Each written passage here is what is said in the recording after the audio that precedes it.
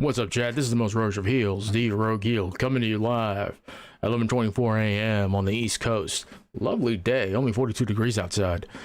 All right, let's get started here. Let me actually get this thing actually professionally ready and whatnot. Okay, there's a bunch of updates, obviously. While it's doing that.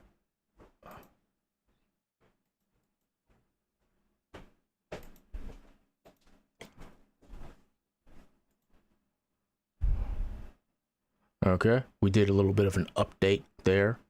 The stream's not showing up. Okay, now it's showing up. Let me do a little bit of this. I should really schedule this ahead of time. That makes it so much easier. I think Destiny's gonna be let's go to news and politics.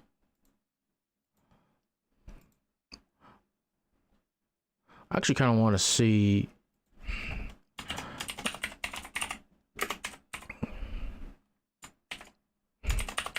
I'll throw in Destiny for the clips.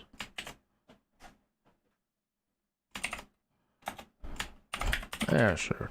Putting radio, why not? Allow all comments, of course. Let's start the show. Is this actually going to start back up? Hold on.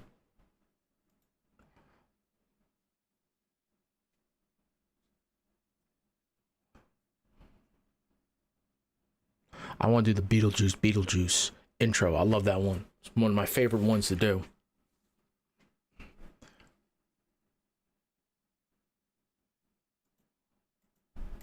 I'm going to watch a little internet today. Oh.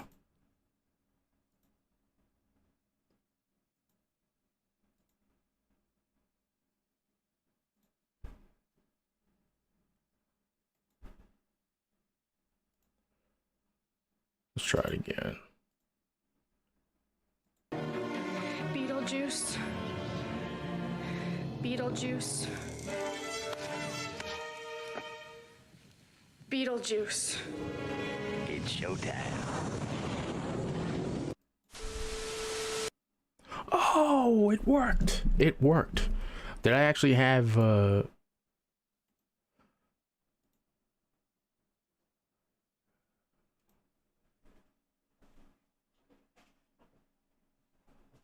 overlay endpoints, themes and colors, commands, alerts.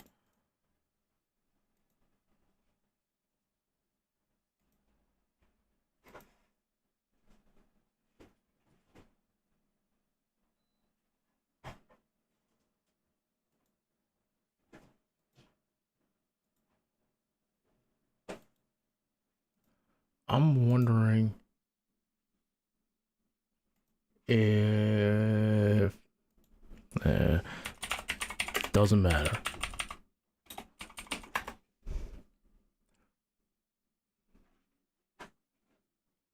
I'm wondering now, is this gonna show up?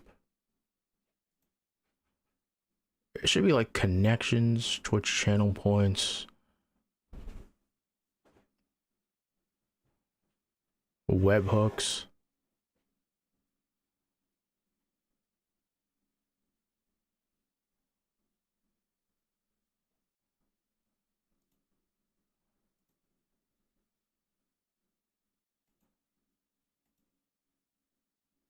Commands. Let's see. Does this show up? You know what you did? I know what you did!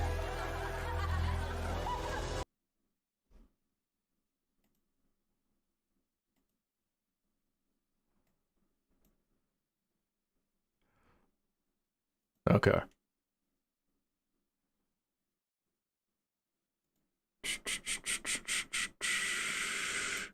So that doesn't really show up here. I'll show you the behind the scenes. Oh my god. It's the behind the scenes. Okay. So that showed up. Okay. But the bot It's not showing up here because it's connected. I don't think this has a YouTube integration. All right, so I gotta find something else. All right, enough of this. Let's get going. XQC leaks his Twitter DMs. What is this? DM leaks. Oh! Yo! Don't nobody move. Alright, well, now there's not my DM. Now there's not my DMs. If I don't have my DMs, we'll. Okay, yep. Well. He's leaked his own DMs. I'm gonna get them. I was talking to I asked Aiden, and I want to see if I could get a pendant done. Tramix TV negotiating terms of meeting I believe Hasan. Hasan will only talk to you if you suck him off. Hey, we can agree to some sort of 69ing action. Although we do need to process dick size, because if Hasan ends up being like a 12.5-inch just beefy man, and let's say I'm only 6.5 inches, like we're gonna have to figure out the math on that.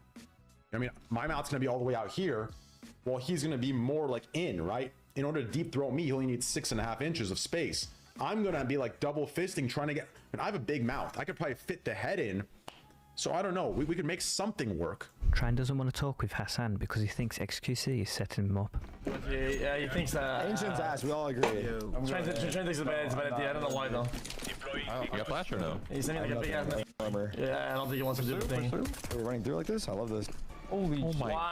Could there be a reunion? Maybe on Hasan's side, I'm trying to like set him up. Bro, look at this thing. Look at this thing.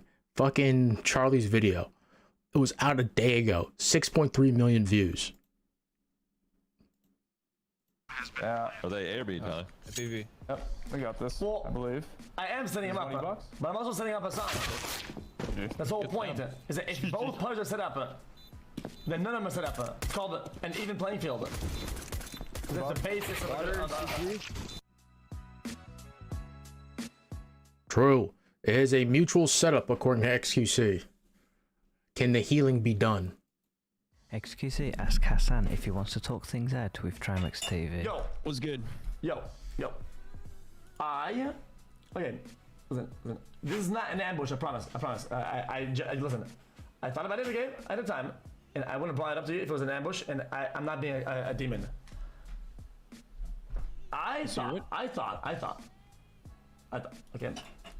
I think Train is not at the same level of the one that we shall not name, and I think I like both you and Train. And I can see the better in everybody, and I wondered, what if you guys sat down and just talked about the main viewpoints and problems, and you had a bit of understanding of each other, so that people stop clipping shit back and forth, and it's a weird drama, and that inflames viewers and commenters to be weird and take things out of context.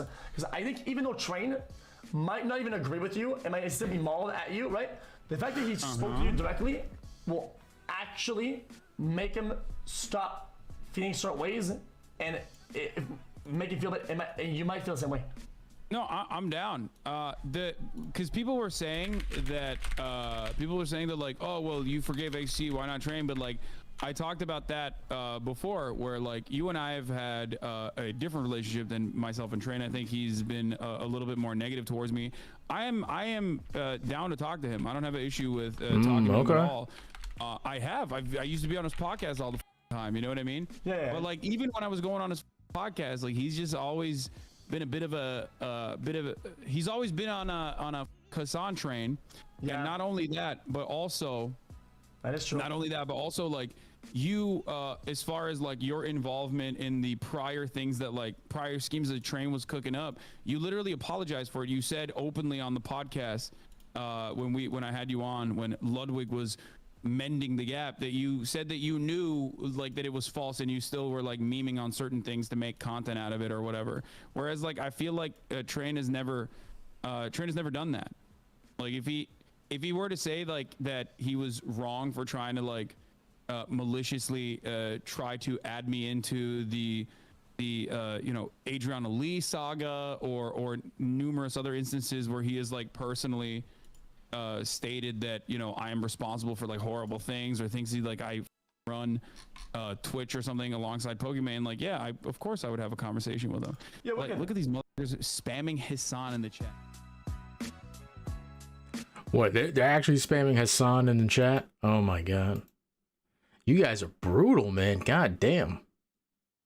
Alright, let's put a little Destiny 2 news. I don't think that's ever going to happen, but, well, actually, unironically, if anyone can get those two to talk, it's probably XQC.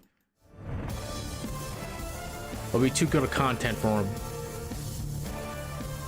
What's up, guys? Houndish here, and today we're going to talk about Season of the I did Deep, not, which is coming to I did not like how this fusion rifle felt. The charge time was like way too long. Destiny 2 in May of 2023. This is going to be the first post-Nightfall season for the game, which no doubt will be an important one, and despite it being a little ways out yet, Bungie have previewed a series of important changes and additions to the game that will arrive with Season 21. And so today we're going to round up new content which has been confirmed, as well as what we know about possible theme for the season, but also the launch date, new activities, rewards, a pretty huge change to crafting weapons, plus new strand upgrades, PvP content and a new map, and much more. So I hope you guys enjoy the video today. Fancy. But before we get into it, guys, are you looking for delicious, fresh, and easy to prepare meals delivered right to your door? If you are, then HelloFresh have some mouth-watering recipes and ingredients. Damn, which make HelloFresh cooking on the at home grind. easy and satisfying. And so HelloFresh deliver ingredients and recipes directly to you, with 40 weekly options to choose from, which help you explore global flavors in your kitchen. And they have options for everyone, including healthy and wholesome foods, to quick, easy meals which suit all tastes. And even better, HelloFresh is less expensive than grocery shopping, and up to 75% less costly than dining in a restaurant or ordering takeouts. So if you're like me and you need a little bit of guidance, luckily, HelloFresh have plenty of step-by-step recipes, with pre-portioned ingredients to cut down on prep time, save on waste, and make the process simple. If you're looking for high-protein meals, then they've got a protein smart tag for meals that have more than 30 grams of protein, which I personally love. But there are loads of other options, including veggie and pescatarian recipes, which help you maintain your goals and eat Joe happy. Brandon So over I totally there. recommend that you check out HelloFresh.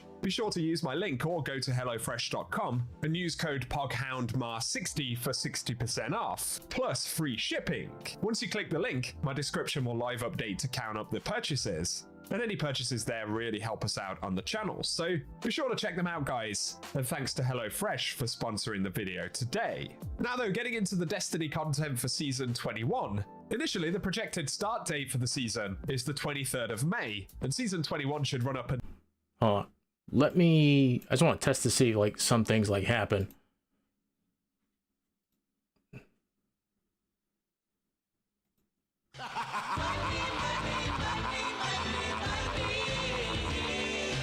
Maddie tipped $10. Do not fear a man that spam.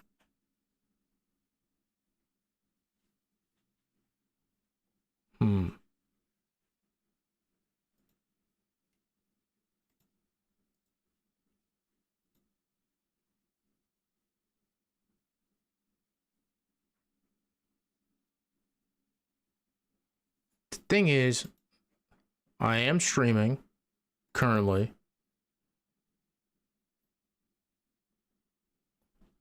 But why isn't that?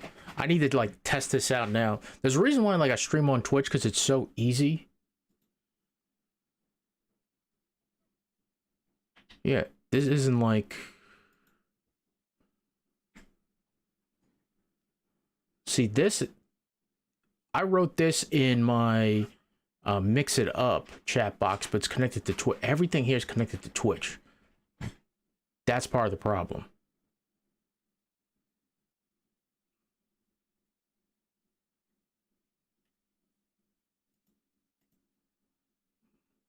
Okay, keep going with this. Until the 22nd of August, according to the API. So we'll be on a very similar schedule to what we had in Year 5 of the game. But in terms of content, one of the major pieces of content for Season 21 will be a new dungeon. Of course, we don't know what we'll find within that dungeon yet, but the dungeon key is available to Lightfall and annual pass owners. And Bungie have confirmed this dungeon will have its own You know what? It is as simple as I think it is. To earn. So that'll be one of the pinnacle activities for the season, but another major content change for Season of the Deep is that Bungie confirmed it will not feature a vendor upgrade paradigm. And they added that the same will be true for the following season. This doesn't mean that players will never see a vendor upgrade system again, but instead means that they want to create a more varied experimental framework, as well as slowly creating a wide array of different systems for players to show their investment into seasonal content.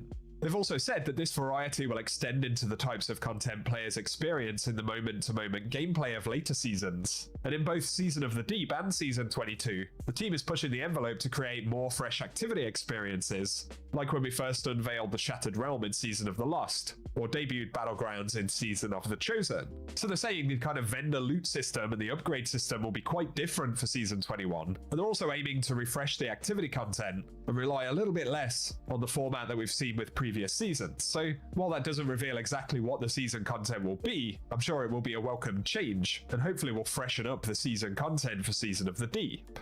As a quick mention of a potentially significant kind of content theme, I suppose, for the season, in Lightfall we did get a tease at the end of the Winterbite quest that suggests the planet Titan from Vanilla Destiny 2 houses a vital enemy of the Witness, and if this target is still alive, preservation will be paramount. And so there's speculation, of course, with the reference to Titan, but also Season of the Deep and Titan being a methane ocean planet, it's certainly possible that we could return to Titan in some capacity for Season of the Deep. Although that is speculation based on lore in the game, and certainly isn't confirmed, however nonetheless it's pretty interesting. Also for Season of the Deep though, Bungie have said that the Lightfall story will essentially continue through that season, so in particular they previewed a new quest that they'll be bringing to Neomuna in Season of the Deep. And throughout this quest they've said that players will explore the city to learn about the nature of the Veil through Osiris's research and newly uncovered Ishtar collective data. This will be a brief pursuit for the season, but will actually be tied to Lightfall itself, so while it launches in Season 21, it will be available to owners of the Lightfall expansion, and is going to take place separately to the events of Season 21. But they've added that as a reward for completing the final step, players will gain access to 3 new Strand aspects, so there'll be 1 per class, and they've said that the Titan will get Fletchered Storm, the Hunters will receive Threaded Spectre, and Warlocks will get the Wanderer. Of course we can only speculate as to what they'll do, but they've added that these new aspects are planned to be earned by completing the quest, rather than requiring additional Strand meditations. And on top of that, the quest will remain available in Neomuna in perpetuity for all Lightfall owners, so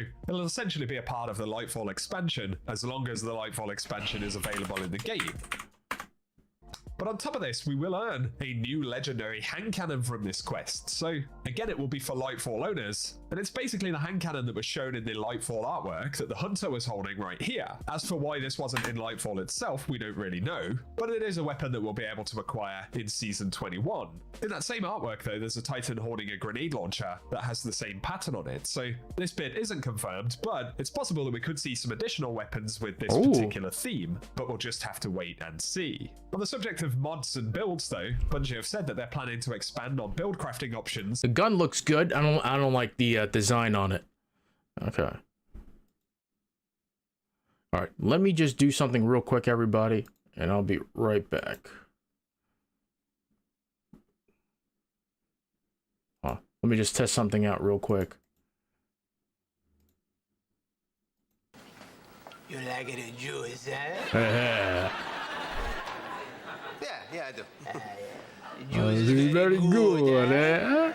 Yeah, no, it is good stuff.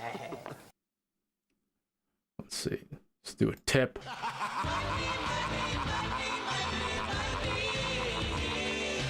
Annalise tipped $10. Howdy, my name is Bill. What is a super chat look like? Super chat's just a good old-fashioned that. Okay.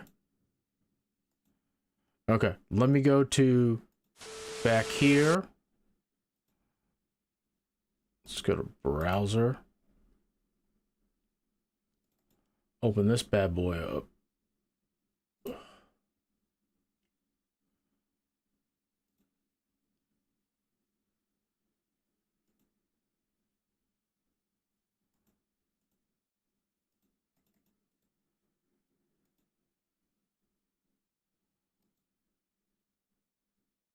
All right. How is this working? Oh, let me just do this.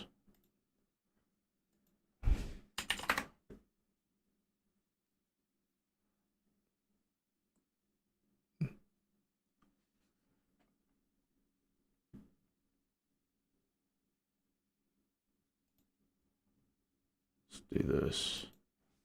Okay. Okay, what about now? Is it live? It's taking like a minute. Okay, it's working. Perfect.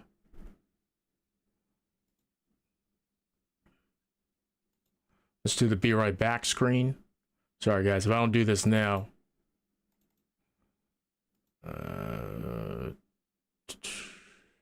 There's really nothing to do.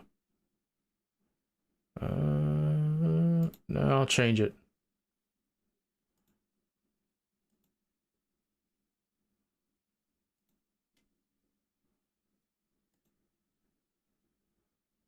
Clipboard.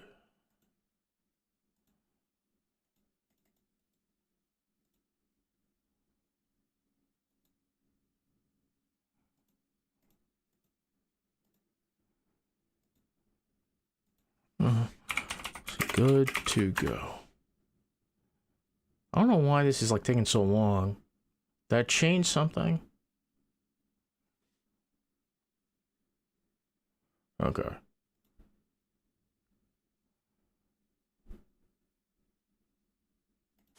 What is this gray scene? Oh. Ooh, that's actually very clean.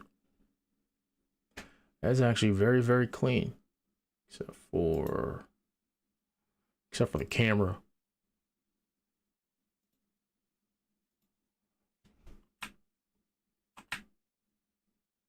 I'm gonna get rid of this.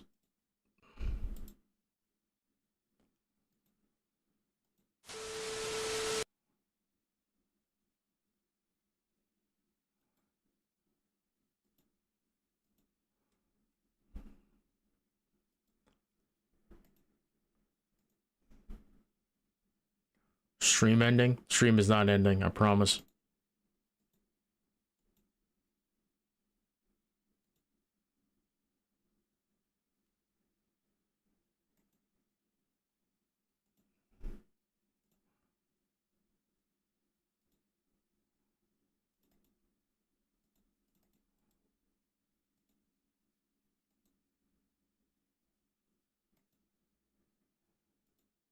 Okay, back to the show. That's season over season. So on top of the new strand aspects, it seems very likely that we'll get some new mods and capabilities inside of builds. And then for weapons, we're going to get a pretty big change to crafting. So for Season 21, Bungie will be introducing what they call manual deep sight. And they say this feature allows you to electively apply deep sight to a weapon that has a pattern available to unlock. And only weapons that have not previously rolled with deep sight are valid for activation. But they add that deep sight can't be activated on the same weapon instance multiple times, and that the ability to manually activate deep sight will be tightly controlled, with some variation in the costs required depending on the weapon. So they say a raid weapon will require additional currencies compared to a seasonal weapon, but it basically means we'll be able to turn a normal seasonal weapon into a red border weapon and then extract the pattern progress. That will have additional crafting costs associated with it, but will no longer be entirely reliant on red border drops of weapons in order to get their patterns.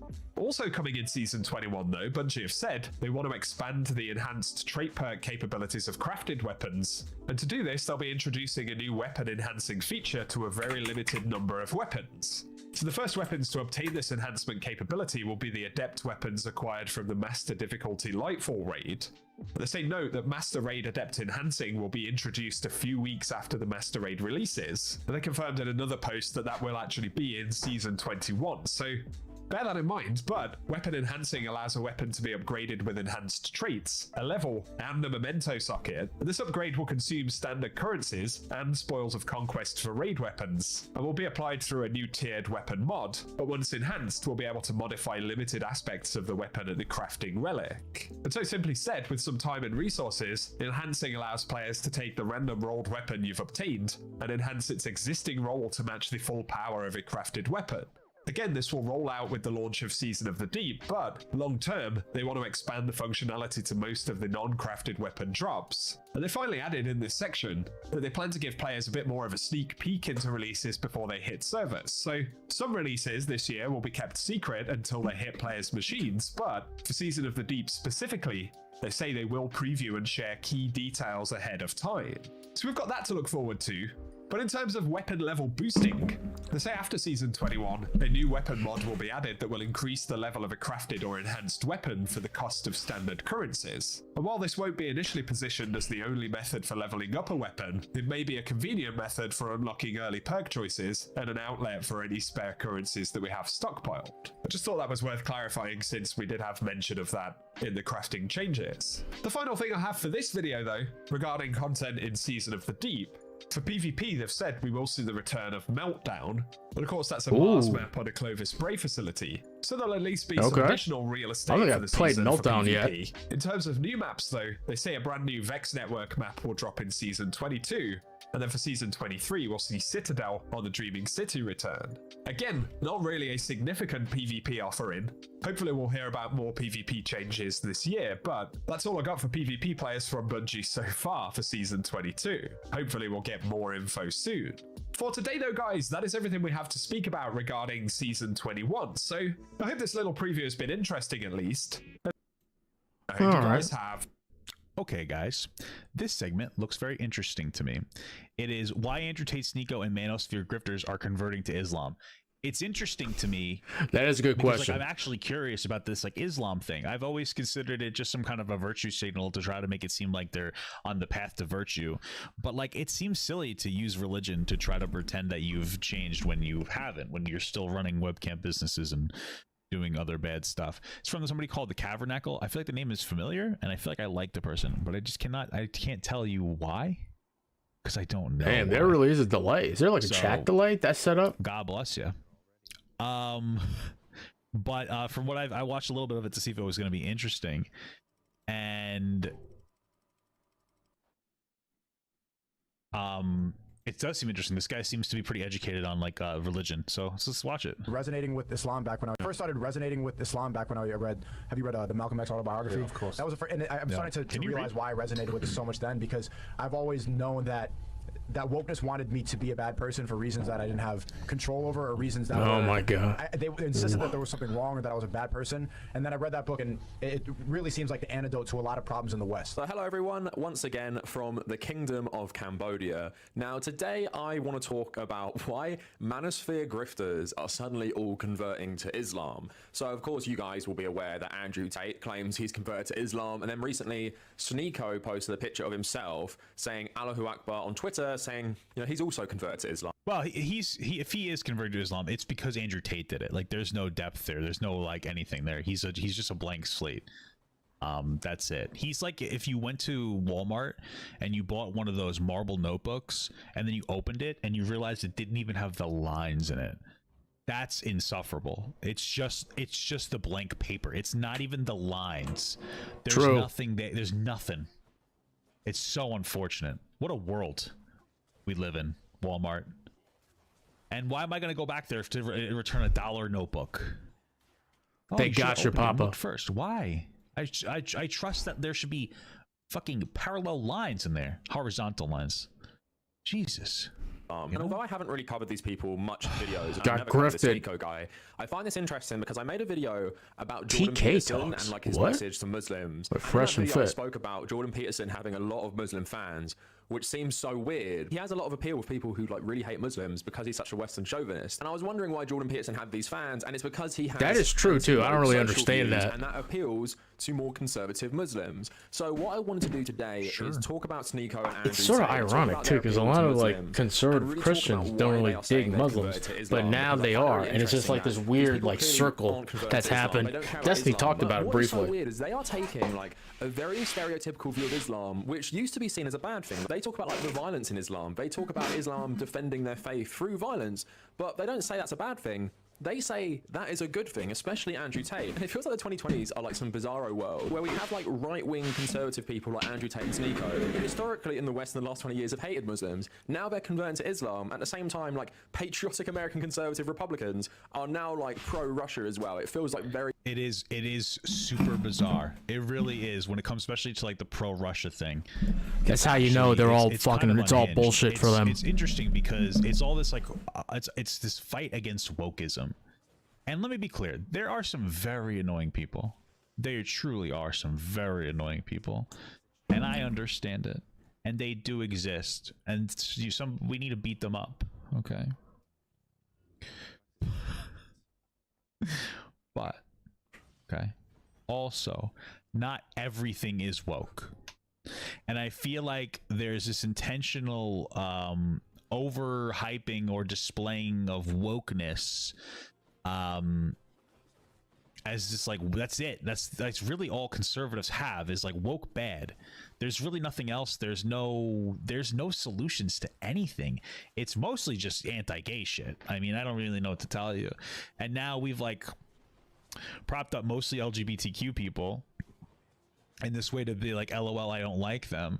And that's the entire Republican or conservative platform, to a point where like now they're identifying with Russia, bro. Like people are like, oh my God, look at this guy. He's riding a bear. He's so cool. That's propaganda, brother. Okay. Which that's is like actually Photoshop, by the way. Technique from Putin to make himself look cool. Okay, he has people Photoshop him on a fucking bear because he thinks it makes him look cool. He makes it so that people think he wins hockey matches against professional hockey players because he thinks it's fucking cool. It's the person that you think is awesome. The only thing that conservatives have in common with Russia is they don't like gay people. That's it. They're not really big fans of gay people. They're against freedom. They literally have rigged elections. Same president for like what, 20 years or some shit. Like they don't have freedom of speech. But I guess we just don't give a shit because like they don't like gay people. LOL, attack on woke. Even like fucking Putin's using the word woke now. Like it's crazy. It's fucking crazy, bro. Very, very weird, but we're going to talk about all of these things today. Also, before we go any further, please like the video. It's frustrating. Sorry, I don't mean to. It's so frustrating because like what? Like I feel like the Republican Party can be a lot more than just fucking nothing. Like listen, be homophobic. I don't even care anymore. Just have another platform as well. Be homophobic and also give a shit about middle class people. You know what I mean? Like there's no platform. That's it. Like I'm not seeing anything. You know? Like it's just like anti-solutions and like for instance, student loan debt relief, right? Like I get why maybe you would be against it. Maybe it takes away accountability, but fucking school is so expensive. Can we figure that out? Can you give me the conservative solution to healthcare? You know, whatever you think it is, not just cutting it, like actually trying to figure out a way to provide it. Give me the conservative solution to fucking gun control. You know, I don't know. And you know what's the conservative solution to gun control is? Actually enforcing current gun laws that take away guns from domestic abusers, which is like there's a huge connection between domestic abuse and fucking gun death. We just took hey guys, hey conservatives, can you implement some laws that help good guys with guns, police officers, take guns away from bad guys with guns, domestic abusers, so that children and women aren't dying as much? Like we're not seeing anything. It's just no's. It's like my fucking wife when it's like, you want to go out to dinner? Oh yeah, where do you want to go? Do you want to go to Texas, State, Brazil? No. Applebee's? No. Sushi? No. Friendly's? No. Chili's? No. No. Give me a fucking solution. You know, I think that from now on, you don't get to say no without having an idea. What do I do with that? You know what I mean? Sorry, I'm just venting. It's just fucking crazy. Social media at The Tabernacle on Twitter. Instagram is a big one for me. It's where I'm posting about all my travels around Southeast Asia. That is all archived in the highlight reels on my actual profile page itself. Also, I've been posting travel content on my Patreon page. Just filmed the video about Thailand with my girlfriend, so that should be going up soon. I want to build up as many $1 to $3 patrons as possible. Oh my God. Getting access to the Discord server and getting access to my Nintendo friend code. Also, check out my second channel. Okay, sorry, Papa. Like, how is this like even allowed? Like they just like blatantly lie like this. Like this has been deep. Like I don't know like what to do. Like they just like fucking lie about this shit, and like it's been debunked over and over again. But they're still talking about this, and they're trying to fit a square peg into a round hole. Oh, the bank went under because of woke. Like, bro, come on. It's such transparent to me. It's like to me and like so many other people, it's transparent, but it's just so fucking stupid, dude. It's like it's so frustrating.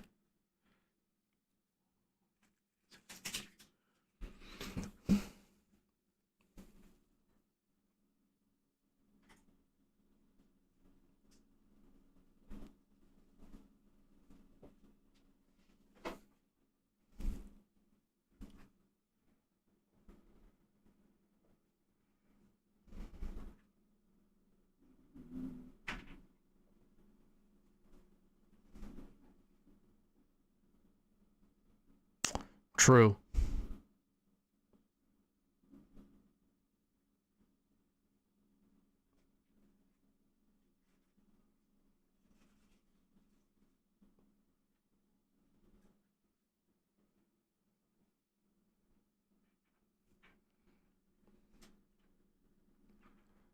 That is true. Like trash pickup, like in the city, is like fucking horrible, dude. It has to be like, it has to be better. There's better ways to do it, and it just takes time, effort, and money. And unfortunately, all three have to be involved, but unfortunately, it just doesn't happen that way.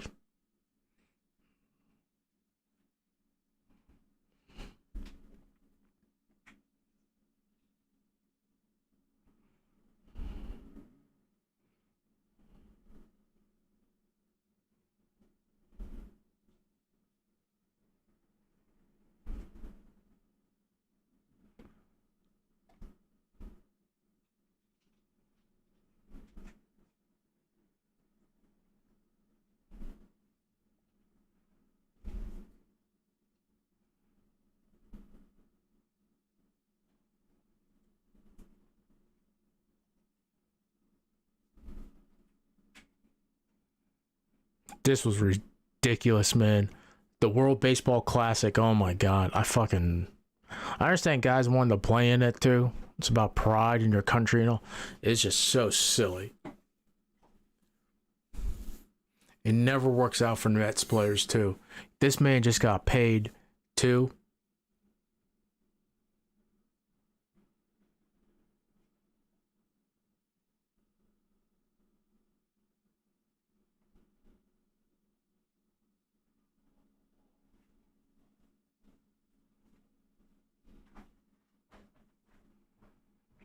Packers are gonna blink first because they don't want to deal with Aaron Rodgers anymore.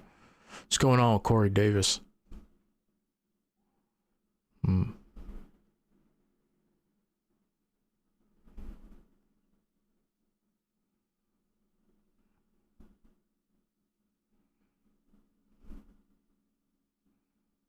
did Corey Davis get drafted though?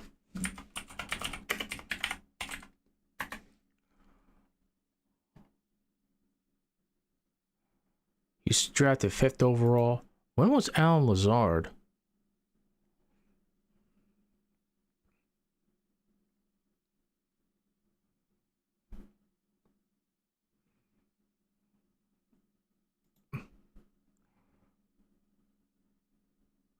Yeah, but Lazard has always been trending up though. He didn't even play in he played in what was that, one game? Then 2019 he started producing 3 touchdowns. All right, down here in 2020. Then 2021, 2022. He was the 5th overall pick in that draft. What are you talking about? Look at these numbers here. They're not that great. No. People just be hating, man. This guy's trending up.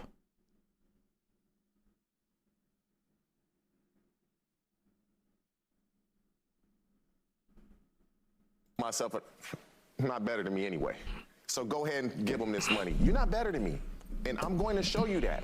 And so, Alan Lazard had 100 targets last year when Aaron Rodgers was a quarterback. 60 catches, 100 targets, just under 800 yards receiving last year. And so he had an opportunity to become a starter and show that I can be that guy. He couldn't do it. The opportunity was there. You got rookie receivers. You're the veteran on that team, and we're going to rely on you. He couldn't do it. And so he's going to go to the New York Jets. It's going to be this. He's not better than Garrett Wilson. He's not better than Corey Davis. And Corey Davis was injured a little bit last year. Elijah Morris, short, but he can play.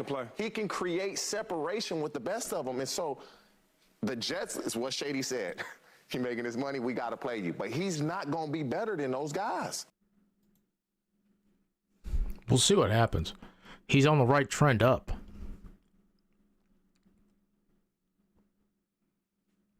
Andy Algo's raised nearly.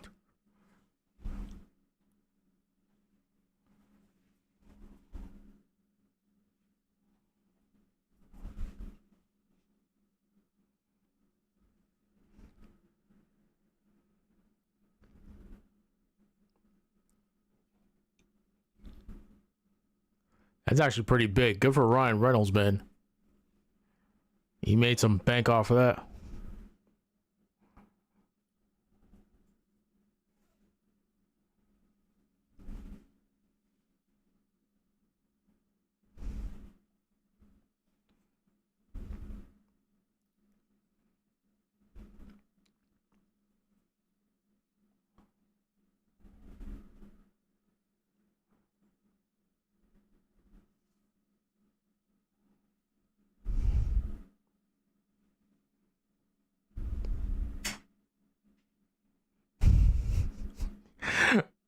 Oh my god. I'll give this like. Whoever's running the Opera GX account, all the big streamers, content creators, it's on them, man. All right, let's get back to Papagut. Oh, that was a spoiler.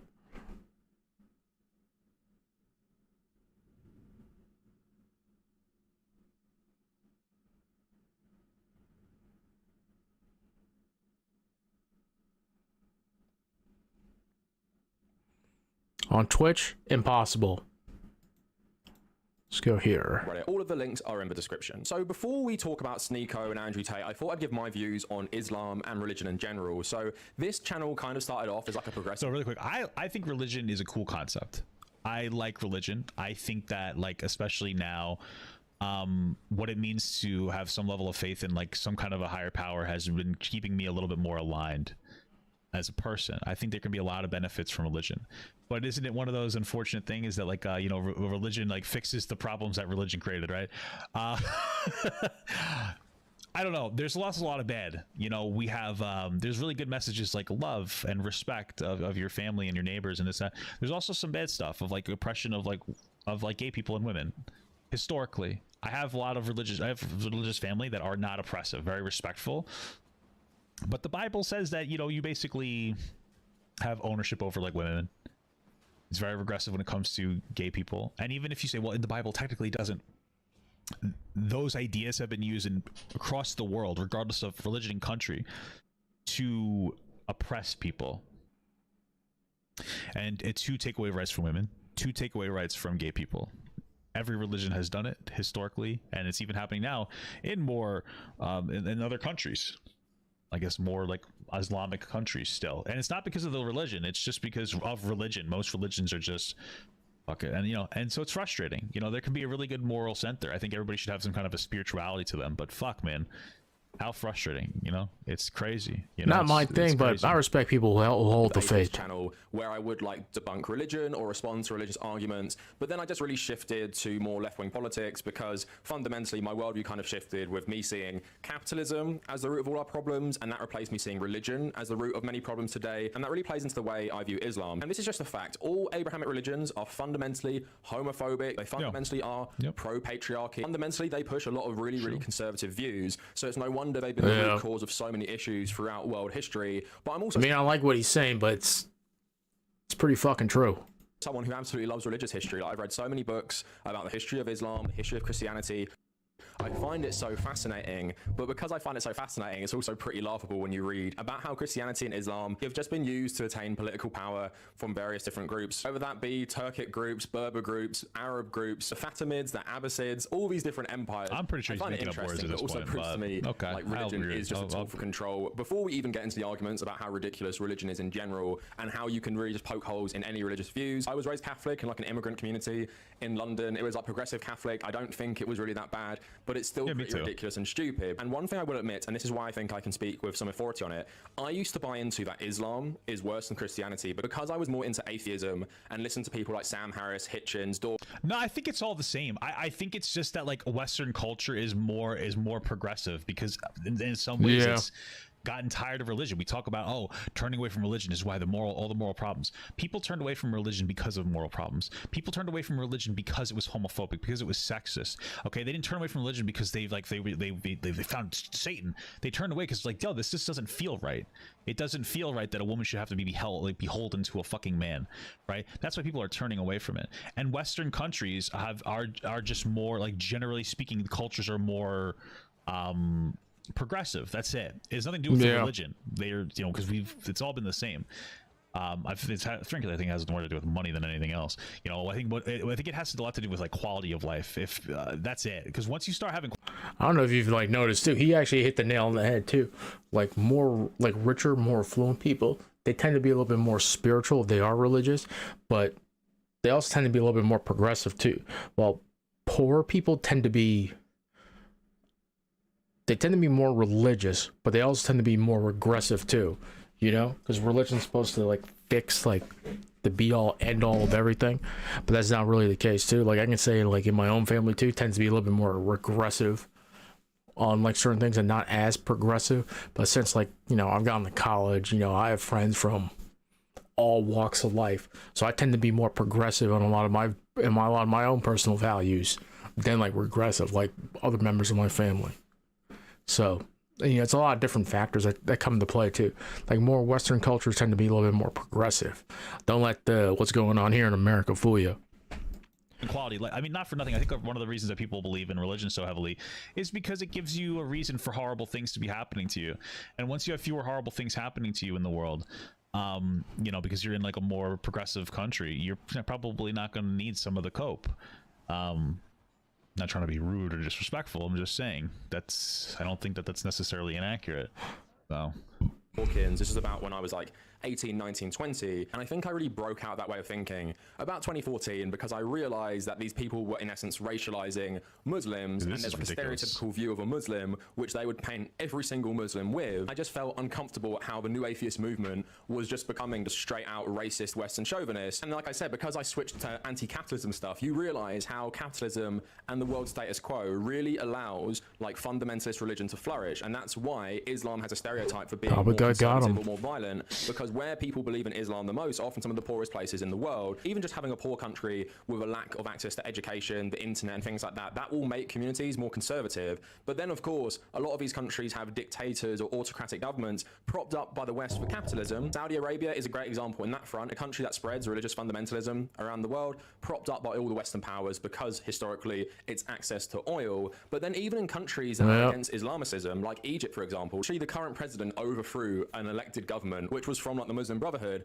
because he doesn't like Islamists. But even in that context, because someone like Sisi is this like really corrupt president who keeps Egypt ignorant and misinformed and keeps it poor, it still allows religious fundamentalism and conservatism to flourish. Because also Egypt doesn't have freedom of speech, so laws against LGBT people or laws empowering women, because it is in essence a dictatorship. Some Arab North African countries are better, Tunisia, Morocco, but they aren't perfect either. I feel a lot of this is to do with their governments and their material needs not being met, but that's because they're often at different stages of development to the West. But even these different countries have different forms of Islam. They're conservative in their... By the way, I'm not anti-capitalist. I probably should just mention that. I mean, I believe in like robust welfare systems and whatnot and better healthcare and stuff, but I think capitalism's a little based, you know what I mean? It's not too bad. It just needs to be a little lighter. You know, the Nordic model seems to be doing well, right? Am I right? their own ways. You know, I've been to Thailand, Cambodia, Vietnam, and when you see Muslims, especially in Thailand, it doesn't feel as conservative as somewhere like Saudi Arabia, for example. Like Thai Muslim communities not necessarily being wealthy. So all of that stuff really plays into it. But in America, for example, Muslims generally are more progressive than hardcore Christians. Yeah, true. And I think that's something because it shows you when you grow up in a certain society that has like freedom of speech, access to the internet, and better economic conditions, I feel like fundamentalist religion thrives less, especially when you're in the minority like Muslims are in the US. And having known like Western Muslims, especially younger generations, have been far more progressive in my experience. I know that's not universal, and it's normally like their immigrant parents and grandparents who are the more conservative ones, but they also had like terrible schooling, grew up in poor countries where they have grown up in richer countries, had a more like secular education,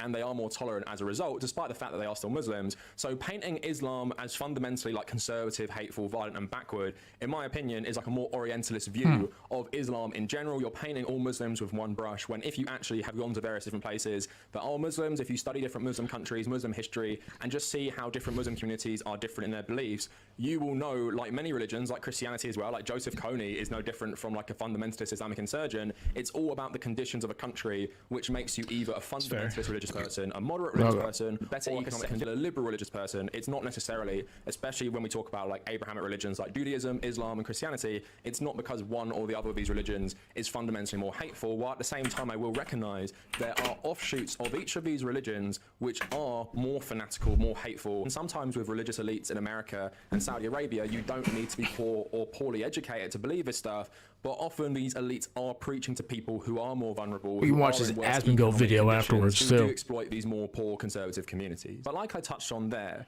is a view of Islam in the West which is about them being more violent, more defensive. They will protect their communities. They won't turn against each other, and it's normally seen as like quite a negative view to have. Like I said, an Orientalist view, often Islamophobic view. But what's, like I said, fuck is an Orientalist view? I thought that was like a derogatory term for fucking. No, it's only a derogatory term people. if it's. I've heard of that term before. I can't remember. Oh. No, Orientalist. Okay.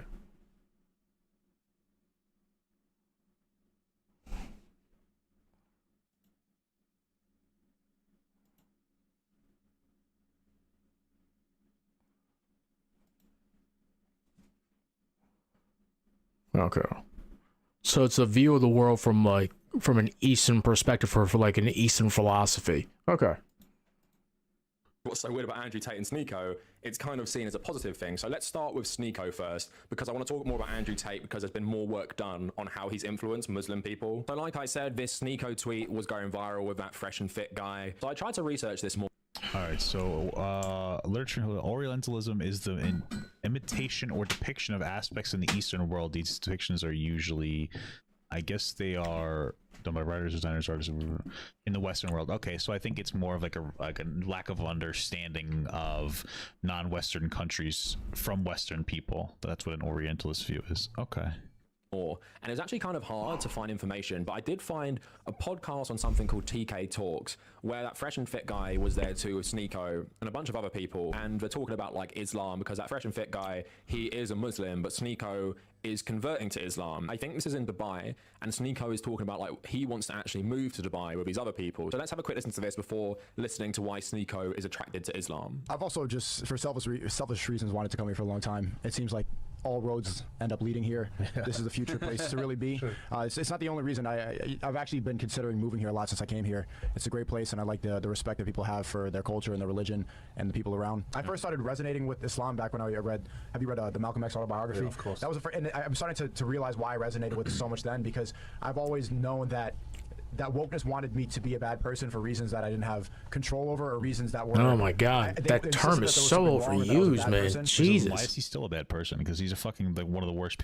He's just a really dumb idiot. He's not even a bad. Well, he's a bad person, but he's just so dumb.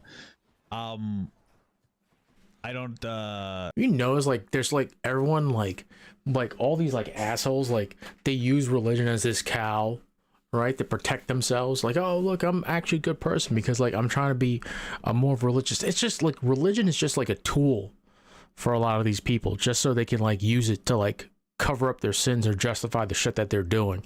And then reality, you know, oh, we're on the path to righteousness. It's all the fucking time, dude. None of them actually believe in this stuff or actually put the work in. Or maybe he is. I'll couch my statement. Maybe he is, but I doubt it. It's all a fugazi at the end of the day. It's all a fugazi. What makes I mean, like, woke people are annoying. I just feel like he's prescribing woke as like anybody who's more progressive leaning. That's what the problem is here.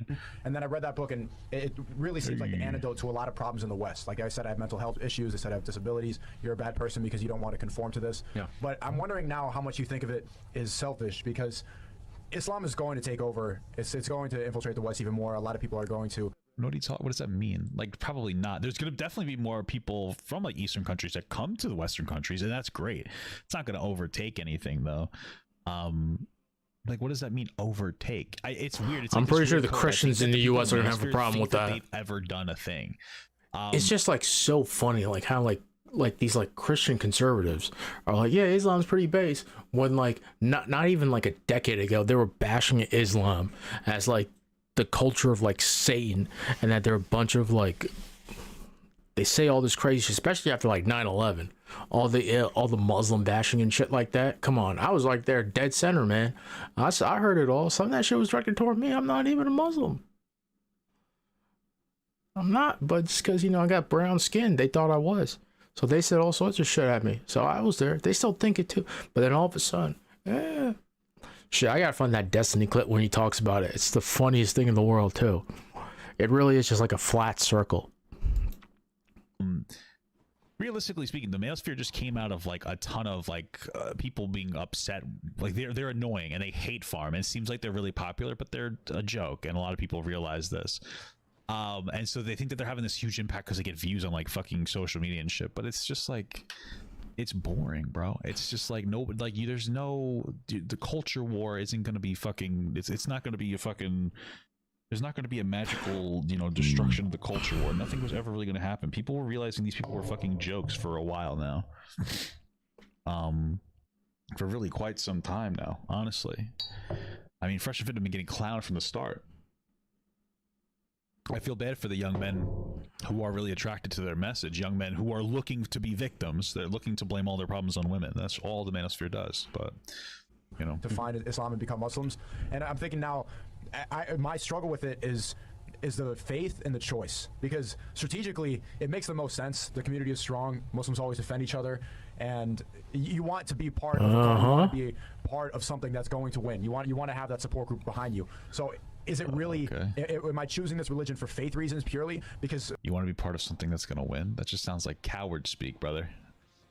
Sounds like you're only trying to change because you want to win. $4.99. FYI, in order for Andrew Tate to be truly Muslim, all the women he raped need to forgive him. He's just grifting emo. I want to feel that every time. Is that a real requirement to be Muslim? You have to, all the women you've raped have to forgive you? Wow. That's incredible. What interesting. I don't know if that's real or you're just fucking being a jokester, but Jesus Christ, this is funny. I pray that this is something I believe in. I wanted to feel. But guys, is it rape though if you take away their passports and you have them come to your country and you promise that you're going to marry them and then you don't marry them and then you won't let them leave the house unless you're convinced that they're in love with you? Is that really sexual assault, guys? Or is that just what a real man does? I take your passport because I'm the powerful one. You guys remember the show Hamtaro? Andrew Tate reminds me of Hamtaro. I don't know why. It's a weird thought I had. Let's continue. I want to be able to thank him and really believe in that, or like sometimes I think like when I'm praying, like am I just full of am I just full of it? Oh, that chat's just what BS. Oh, are you trolling me, dude? He's just being a goofy goober. Doing this because it's strategic, because I want to be on the winning team. Yeah, that's why I'm taking my time. The only thing he might be being honest about is strategically it might be smart to become like a Muslim to be part of the winning team. But I even think there it speaks to like this more orientalist view of Islam, because he's saying like, yeah, Muslims don't fight, Muslims always stand up for each other. Like, dude, do you know anything about the history of Islam? Like, different Islamic groups have literally been fighting against each other like 30 years after Muhammad died. Quickly, the massive empire that Muhammad started literally just descended into like massive civil wars, competing caliphates. And central to some of that disagreement was they fundamentally disagreed about the nature of this religion.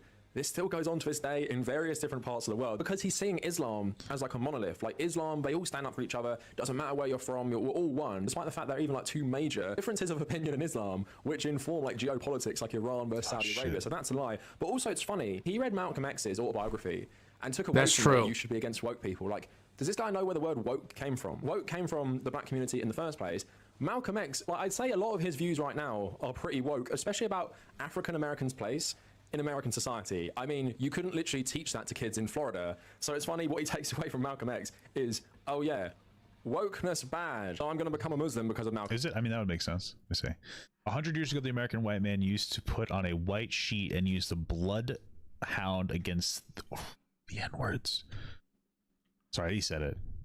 Jesus. Today, they have taken off the white sheet and put on police uniforms and traded the bloodhounds for police dogs, and they're still doing the same. That's a very anti-police take. I'm a little uncomfortable as a white man. Excuse me. In American society, little truth in that, though. Literally teach that to kids in Florida. Actually, a whole lot of truth in that. What he takes away from Malcolm X is, oh yeah, wokeness bad. I'm going to become a Muslim because of Malcolm X. I find that really funny. A lot of these people see Islam as a fundamental rejection of left-wing politics, of wokeness, of liberalism. And for a lot of Muslims, that's true, because a lot of Muslims do believe in this more conservative social ideology, not helped by growing up in poor countries or dictatorships and stuff like that. But it wouldn't be wrong to say that lots of Muslim people do agree with more social conservatism, more so than Western Christians, who although often do have backwards views, it really isn't as socially conservative, including in mainstream churches like the Church of England and their views towards like same-sex relationships, I don't think Pope Francis is a great guy, but even stuff he said is stuff that you wouldn't really hear in like major Muslim communities in like North Africa, Asia, or the Gulf regions. Yes, that makes sense to some extent, but I just find it weird he's using Malcolm X as his like entry point into anti-wokeness, because fundamentally, I don't think this guy knows much about Islam. I don't think he's read the Quran. I don't think, you know, he's done much. So these guys view Islam as a monolith and as like a grifting opportunity, because in their view, all Muslims hate women, all Muslims hate feminism, all Muslims hate liberals, all Muslims hate Christians. So if I become a Muslim, I'm gonna have a bigger audience to appeal to. And like Sneako was saying, it'd be good to be. Well, I don't think they think that all Muslims hate women. Like they do hate women, but they don't realize that they hate women because they're kind of dumb. So what it really is like, oh well, they believe that like I think that they're identifying with the subservience to men from women. I think that that's what they're resonating with more than anything else. Which, by the way, is something that can be found in in Christian religion as well. So, you know, it's just not associated with it anymore because we're more progressive. Even like, you know, most Christians are more progressive, generally speaking. And again, it's just because of material conditions, I think. Wow. I'm about to lose. On the winning side, so I'm going to join, even though the only honest thing he said is that he's questioning, is he actually doing this because he believes in God or he wants to be in the winning group? I think Sneako's conversion is pretty funny, but Andrew Tate also supposedly converted to Islam as well, and there was a podcast he did with this guy called Zuby, where he talks about why he likes Islam and why Islam must be the only true religion compared to something like Christianity. If you have a belief system that nobody will fight to defend, then you don't have beliefs. Just like feminism. If nobody fights to defend it, it goes away. Like Christianity, if nobody stands up for the rules, it goes away. There is one religion on the planet. But people are always fighting. Fighting doesn't have to be fists. They're ideological battles. And trust me, conservatives are fighting hard to take away gay people's rights to exist. Okay. Damn, I'm like chill. I love Joe Biden for codifying gay marriage. Hey, at least he did something. Okay. For the rules. They stick by the rules. They refuse to be mocked, and they refuse to completely throw away their values and belief systems under the guise of tolerance. Because they don't want to be tolerant of everything. They said, no, we're not tolerant of everything, because when you're tolerant of everything, you have no morality. Exactly. If you're tolerant of fucking gay love, if you're tolerant of gay guys loving each other, it's fucking immoral. By the way, guys, Andrew Tate said he would pick a trans woman over a hot trans woman over an ugly cisgendered woman. So I mean, that's Islam would not allow that. Because they fucking hate trans people too. Not okay. Let me just. It's the religion, not the people. All right. Same thing with Christianity. They fucking hate trans people as well. Because you're a moral person. So to be moral, we gotta play some games or something. There's one religion on the planet. Sure. Islam. So if I'm gonna worship God, and I'm gonna worship God in a way which is true to my own personal beliefs, also what I understand about the world, what I understand about strength, what I understand about defending ideals, then there's only one religion on earth I can respect. I can't respect Christians anymore. They set Notre Dame on fire. Imagine that was the other way around. Like, think about it for a second. I say this all the time. They're mocking your God in front of your face, and Christians don't say a word. What does codify mean? Basically, it's like it's become permanent. What do you want, like a fucking holy word? Jesus Christ. Federal protection of gay marriage. So instead of just being protected by like a Supreme Court ruling. They don't say a word. If your interpretation of God and the world was wrong, I don't believe God would allow you to sit there and be Southern Cowboy. That's what I don't believe. I don't think that God would allow you to do that. I think he'd say, no, you need to defend our ideals because our ideals are good for humanity, and Christians fail to defend them. So they fail to defend them, they do not exist. There's only one religion left on the planet. Oh look, It's crazy how much energy talks and like how fucking like just diarrhea pours out of his fucking mouth. I mean, it's crazy, dude. Like really listening to this guy, it's like insufferable. Like he doesn't really say anything of particular value. He just talks confidently, and people are like, whoa. I think Andrew Tate sincerely has converted to Islam. Like, no, I don't. But at the same time, his justification is interesting. It's that, well, if Islam is the religion that shows you, I don't know, the words of the one true God, then you should defend it violently. Like, what does he want people to do in response to Notre Dame burning down? Like holy war or something? And that's why I find this language so interesting, because this is the language that they demonize Muslims with. Muslims are so sensitive. They can't accept satire of Muhammad. They can't accept all of these things, and they're just so instinctively violent against it. But Andrew Tate is spinning this around saying, yeah, this stereotype of Muslim people, that's a good thing. They should be doing all these things. And like, isn't this guy basically justifying like everything Islamic insurgents do? Because they do all this stuff because that is actually hilarious. I never thought of it like that. Like he's praising them for being powerful, but really like that would be considered violence. Isn't that what white liberals do to like black people? You know, like, isn't that kind of like the "I love your hair"? I don't know. Maybe it's not quite the same. Maybe I'm still fleshing that out. It's an interesting concept I never thought about. I love black guys because they're really I never good unlocked basketball players, and they're usually I have not Junker doctors, Queen. I hate that. Like that would be like That would be like that kind of racism, I guess. It's just an interesting concept. They feel like their religion is being attacked. So think about every terrible like act of violence Islamic insurgents have done throughout like recent history. You can basically justify it for this way of thinking because that means their God is real because you'll defend them. While us Christians or people so who these were raised are Christians, we don't care. We won't defend our God. We won't violently attack people because they do something against our religion. But again, aren't we all going to be judged on the final day? So why would we have to do this in the first place? Surely everyone who does those things is going to hell. We're going to heaven for being good people. But again, it's a very, very stereotypical view of Muslims, which has been used to discriminate against Muslims. Yeah, true. And you know what's interesting? If you really don't like gay people and you think they're going to burn in hell, then why do you care what they do in the real world? On Earth, let them rub dicks. They're just gonna go to hell anyway by your logic. So why do you need to be worried about it? God's got you covered, dog. Okay. What if God put them in? What if? Think about this. All gay people are able to go to heaven, which actually makes it hell for homophobic Christian people.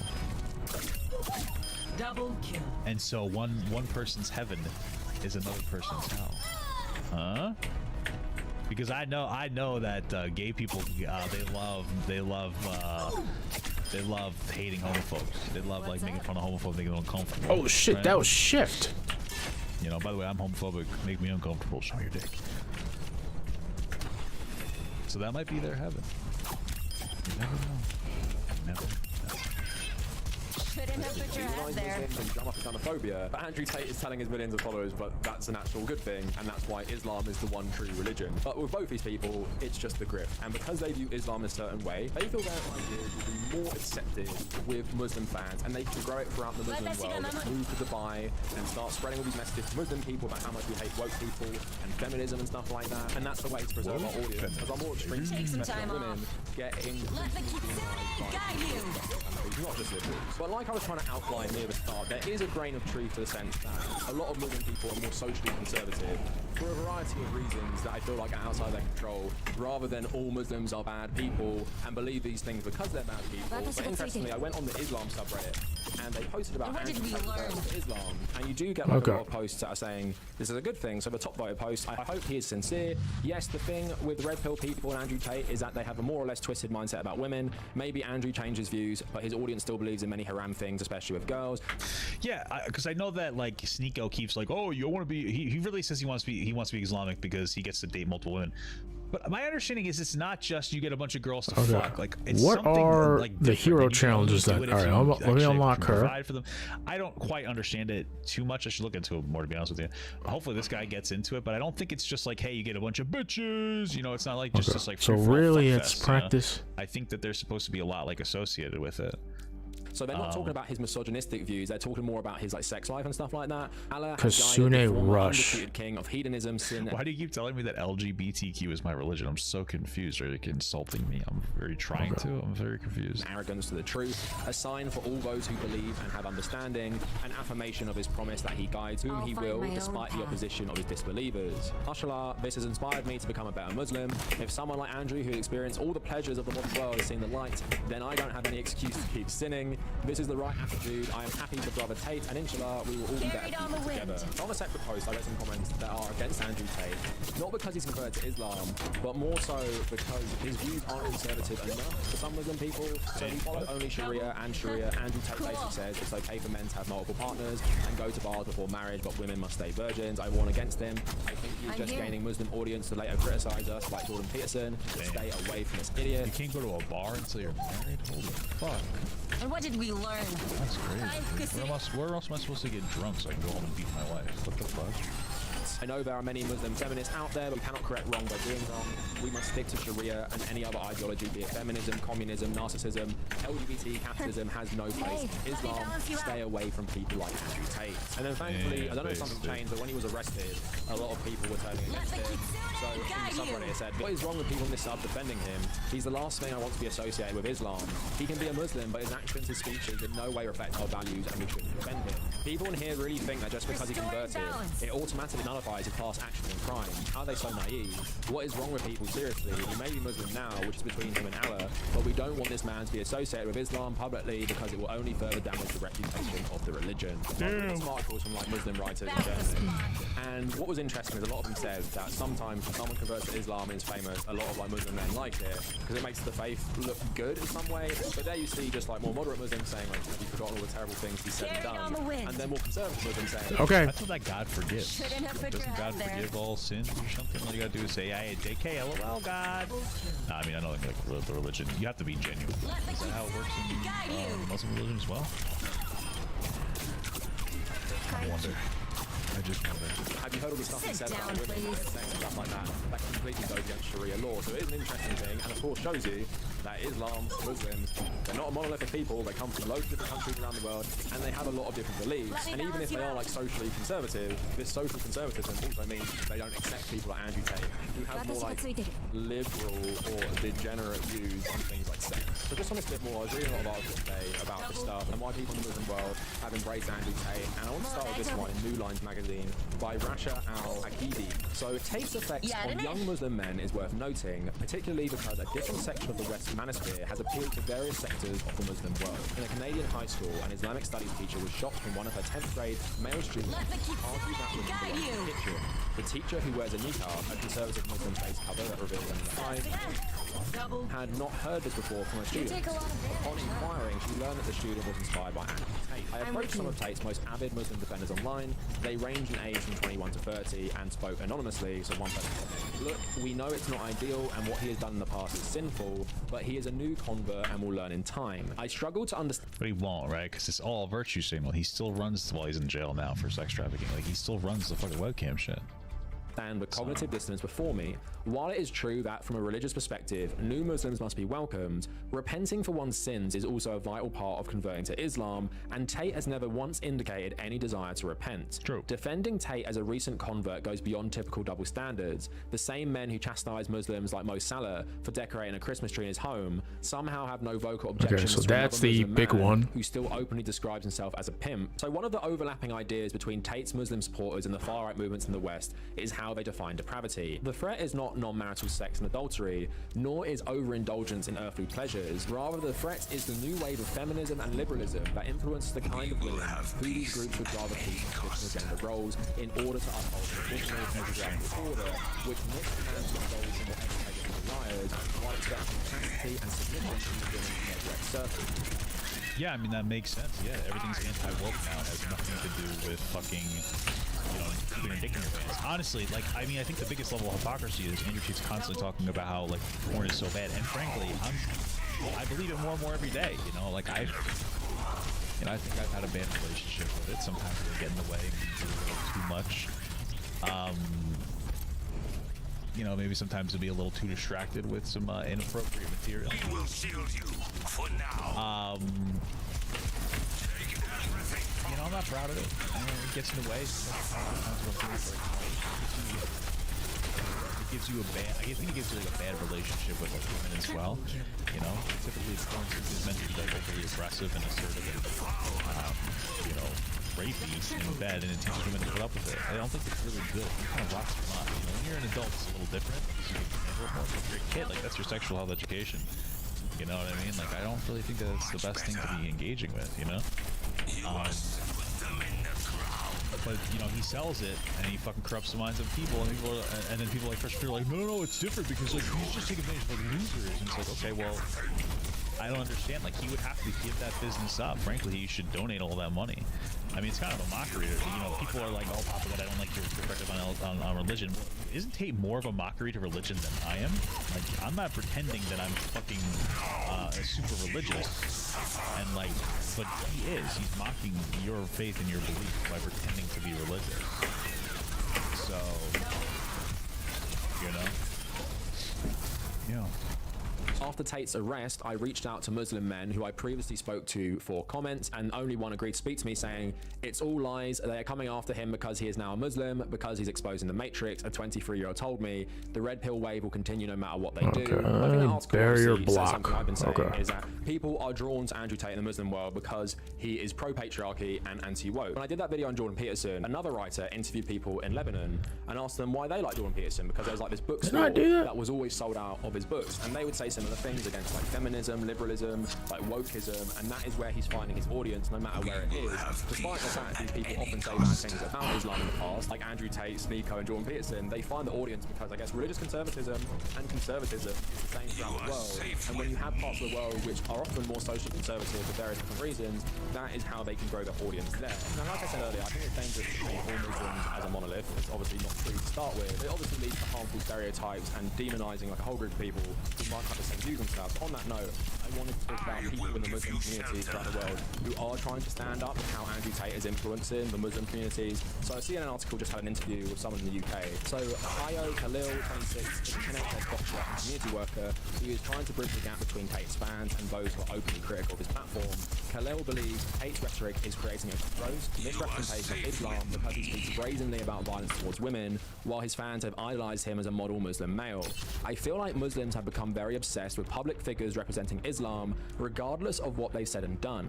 It's such a damaging and uncritical 30 approach. damage. Khalil says he converted to Islam and fell in love with the faith because social justice and spirituality, discipline and submission were embedded in it. Khalil ran an online Block, workshop 30 in January damage. in order to start a critical dialogue about Andrew Tate, violence and Muslim masculinity, after seeing the dismissive way members of his community addressed Andrew Tate's popularity. Men in this case have to take individual responsibility to really push back against the way other men behave towards women. He believes that Iman's community leaders and teachers need to speak out against Tate and help young Muslim men to reevaluate how masculinity is defined within the parameters of the faith, including being in touch with your emotions and showing kindness. So in another article by Yusra Samir, why this Muslim is pushing back against Andrew Tate, she wrote a good article just talking about like going against what he's saying, but also outlines how a lot of people in the Muslim world are like standing up against this kind of rhetoric. Prominent Muslim intellectuals in the West, such as author Khalid Faydoun and Shabana Mir, professor at Chicago's American Islamic College, have also publicly expressed worries about the rise of red pill culture. Bilal Ware, professor I do not understand what I'm doing wrong here. Series of Instagram posts criticizing Dawa influencers. Hey, you might know what I'm doing wrong here. YouTube videos, giving platforms to unrepentant misogynists, whether converts or lifelong believers, sends a clear Absorb message. 30 Abuse is damage. welcome. He also took a stance against masculinity by saying the Muslim manosphere has become a preserve for emasculated, intimidated men to play tough by bullying women. This is Islam. True. The only people that Sneako will say he'll fight are women and people he thinks he can beat in a fight. When it comes to like Brandon Buckingham, we'll beat the fuck out of him. He's like, I'm not gonna fight that because it's gonna. I know I don't want to get emasculated by losing. And it's like, okay, you're not really tough. You're just trying to bully fucking women. That's literally it, bro. What a fuck. And moisture lives woman. So, what's going on, brother? How you doing? Lombard, an associate professor of Quran studies at the Hamid bin Khalifa University in Doha, has been tweeting to challenge the suggestion that by converting to Islam, Tate's reputation is fully rehabilitated. Too many Muslim men are seeking to give him a pass, claiming he has a good opinion. Islam wipes away all sins. These are indeed important Islamic principles that apply in the vast majority of cases, but not when they are employed to excuse violent. Is there like something else here that does like damage? Because it's not continue to promote. So finally, the author also writes this, which I've been saying. So I am both wary and skeptical of Andrew Tate's conversion because I question what it was that attracted him to my faith. Consider his Void videos accelerator. when he reacted to Will Smith's Red Table Talk with Jada Pinkett Smith regarding her infidelity by saying that watching the clip had made him want to convert to Islam because in Muslim countries he would be persecuted. I suspect that it is a What is what? and Orientalist misperceptions of Islam as being a religion that permits violence towards women that are the basis for Tate's conversion, and that's what I was saying at the start. Okay, nemesis Andrew Tate and form. Sneako's view of Islam isn't one that's totally true because they're cherry picking certain elements they like. For example, if you do live in a fundamentalist Muslim country, somewhere more like Saudi Arabia, and maybe like other poorer countries like Afghanistan or whatever, there might be instances where you could get your cheating wife like the death penalty or something like that.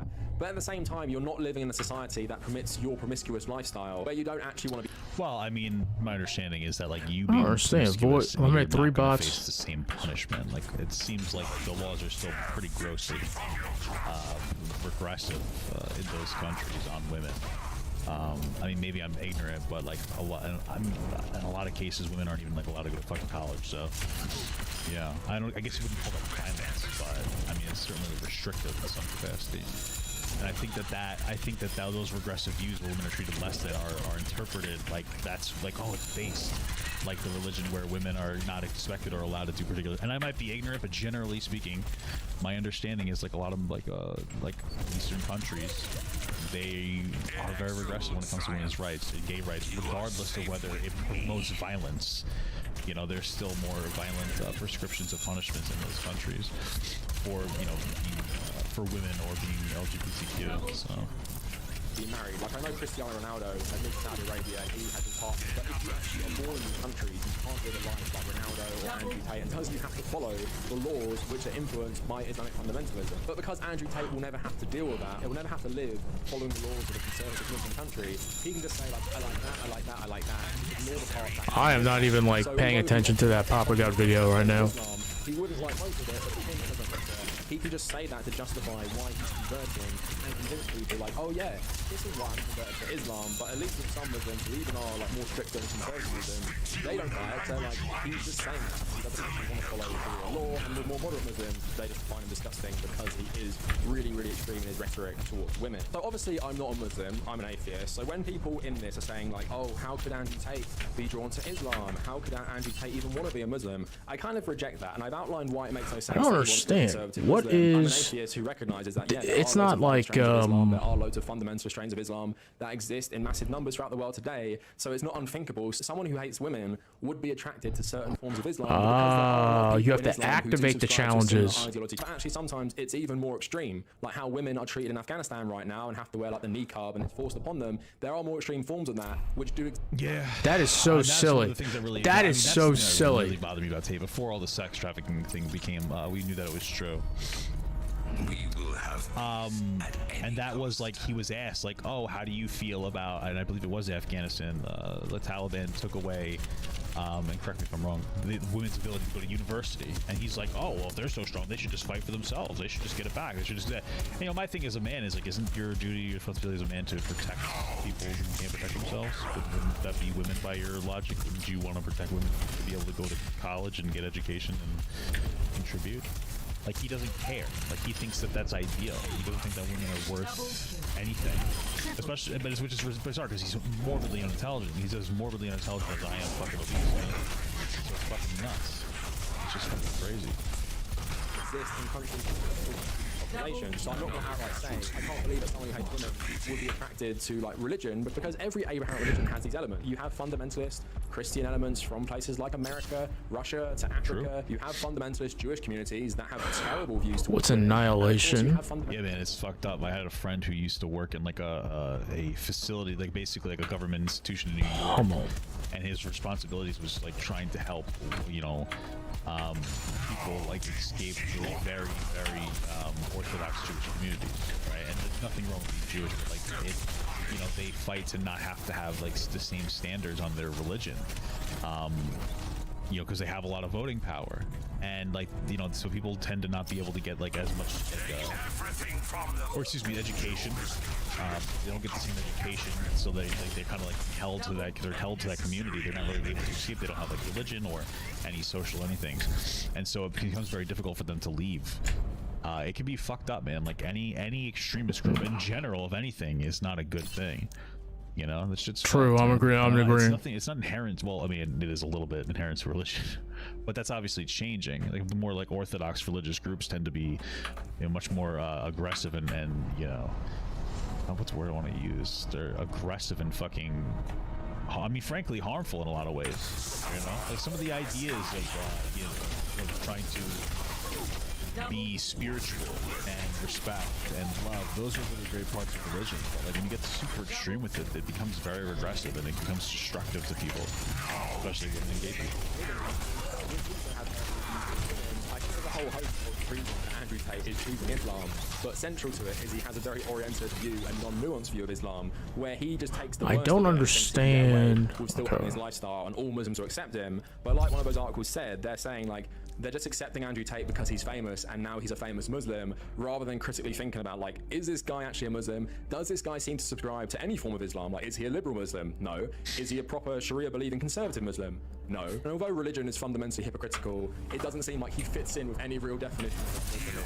So it just seems like Sneako and Andrew Tate have this perception of Islam which they think they can exploit to stay relevant. But anyway, that's it for the video. Let me know what you guys think down in the comments, and if you made it this far, thank you for watching.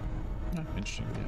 I want Papagut to be on my face, just as a friend. There's nothing weird about that. I want him to pee on my face. God bless you. I'm not gonna lie, whoever like did that song, it's fucking catchy as fuck. Okay, so I apparently did that. Oh no, I didn't practice pummel. So how do you fucking do it then? Let's see. Let me load up that Asmongold video.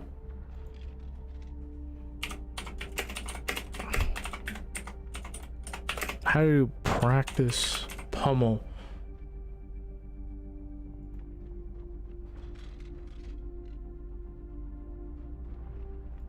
Okay.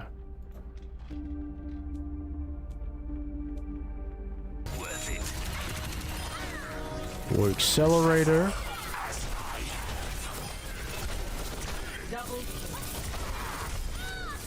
Annihilation.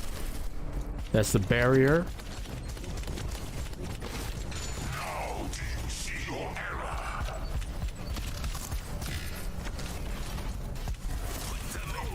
That's Ravenous Vortex.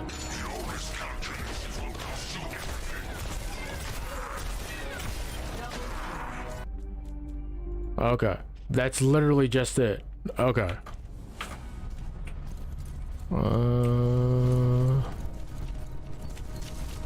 What else? Let's go back up there.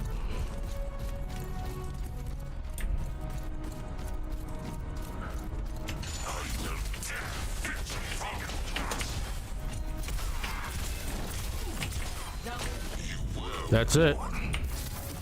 That's so silly that he had to do some stupid shit like that. And then it's just... Yep. Okay. Leave this game.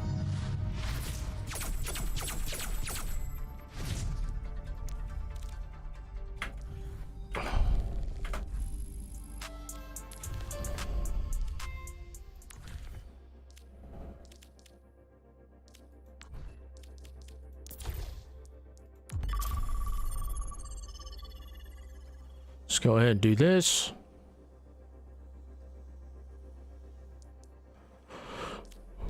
I should tell you how long it's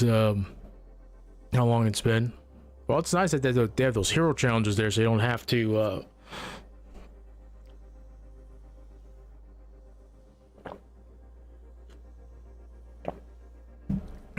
do the battle pass, unless they implemented that recently.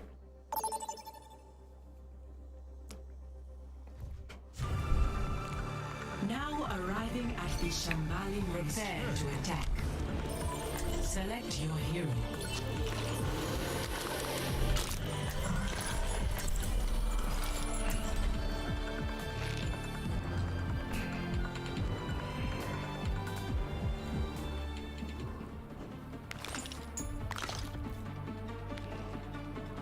His name is Roadhog. Apocalypse ain't Huey. As long as you get into plenty. Yes, ma'am.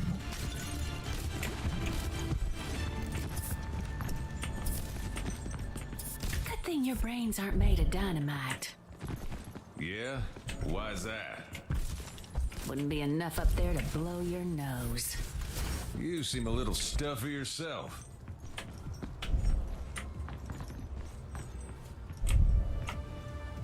I don't even know.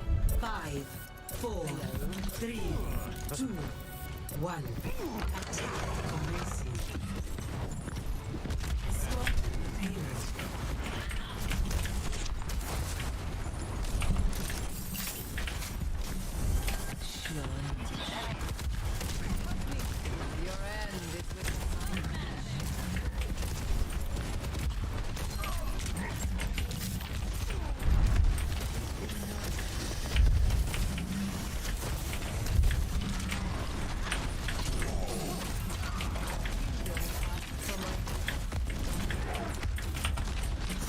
Oh shit, that was such a waste.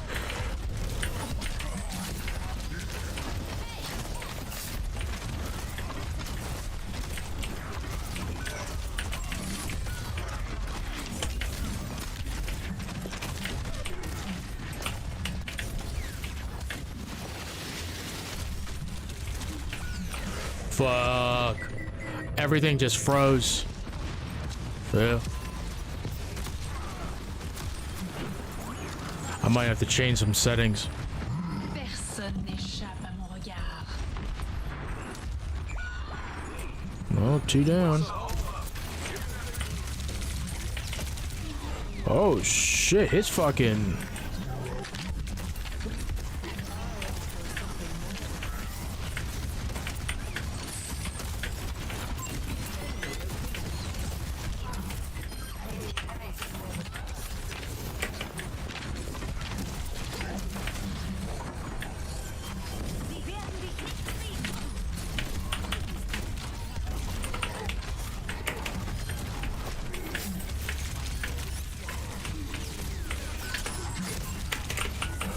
Fuck. It's V, right? It's V for the attack?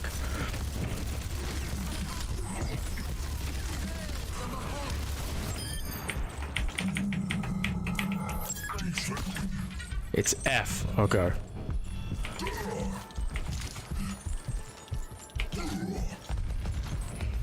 Nano boost discharging. Payload's under my control.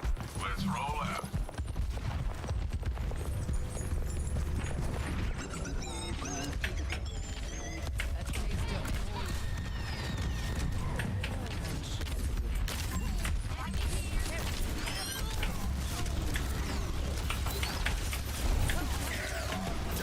Oh, fuck.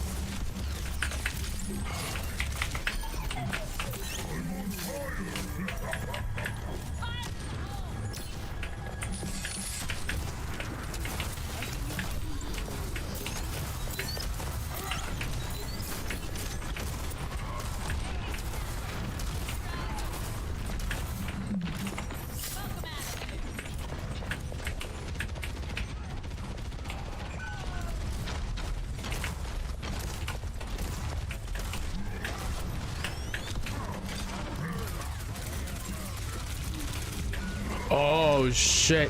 I was trying to take out the tank. On fire, baby! Roadhog is still so OP, dude.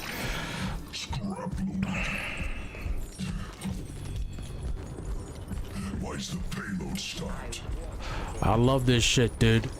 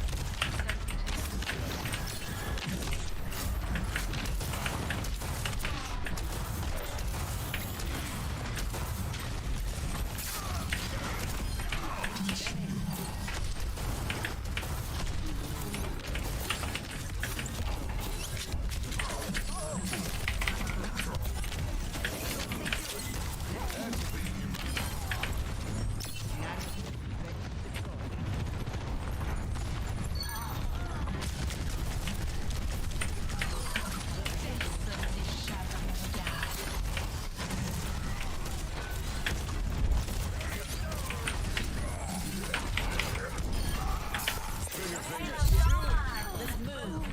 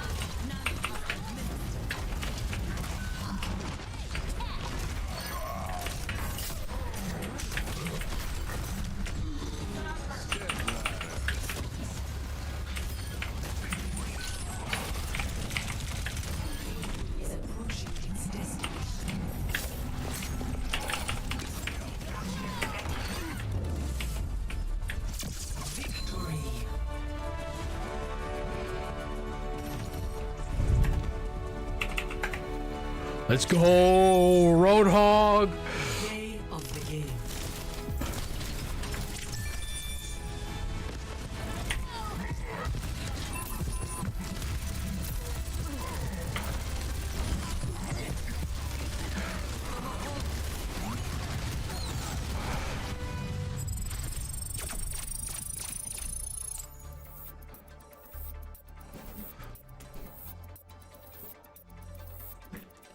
Roadhog gang it done, baby.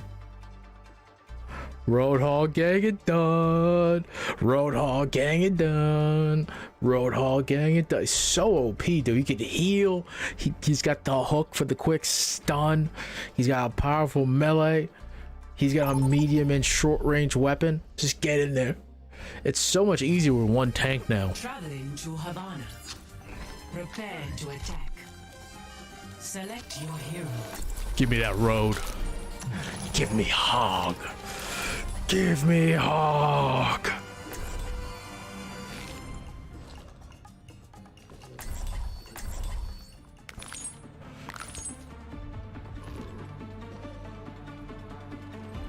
We'll hear what Zizran has to say about Diablo 4 items. This guy played ToE like crazy, so he knows better than anyone. I hate to work on vacation. Here with another video, and today we're going to be talking about Diablo 4. Highly anticipated.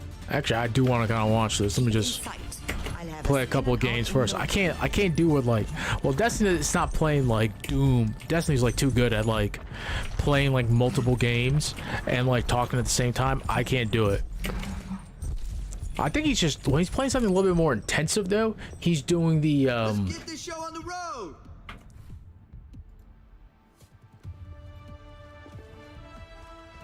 Five, 4, 3, 2, 1. Attack commencing. Enemy contact.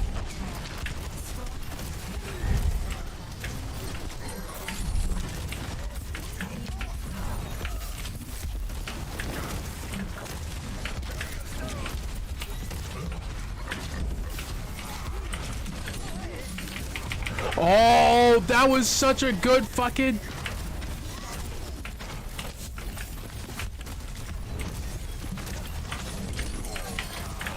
Bye.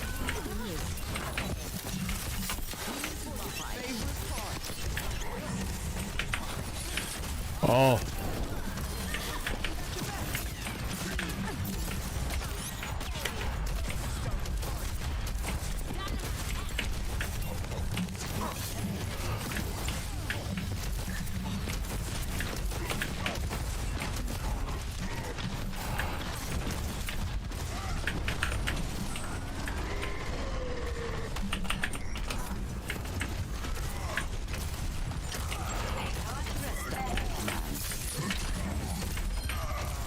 Thank you.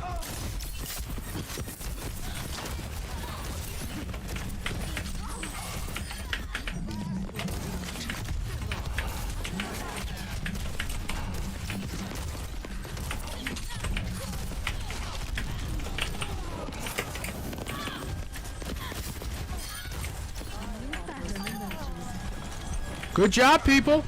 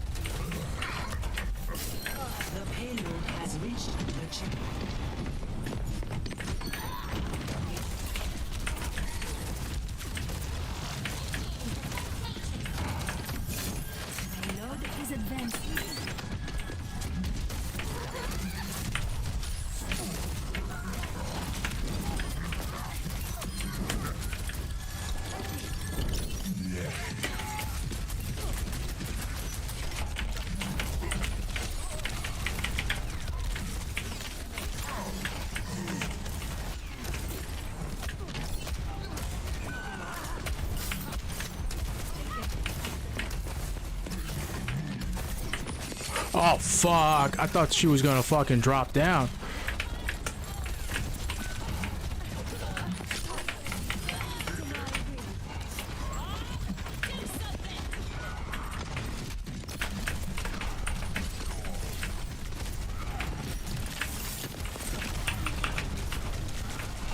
No, finally got me. Finally got me. Ah! Who's the king? Road's the king, baby. Oh, sorry, I just gotta fix this. Road Hog is the motherfucking king. All right, hold on.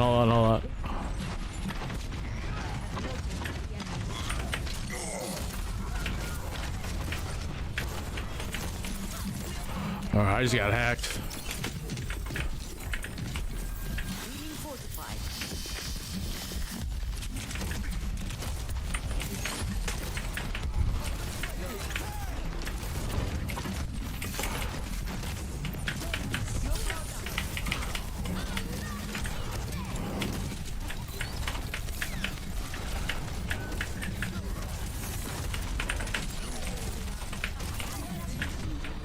Oh shit. I'm dead. Oh, dude. Yeah.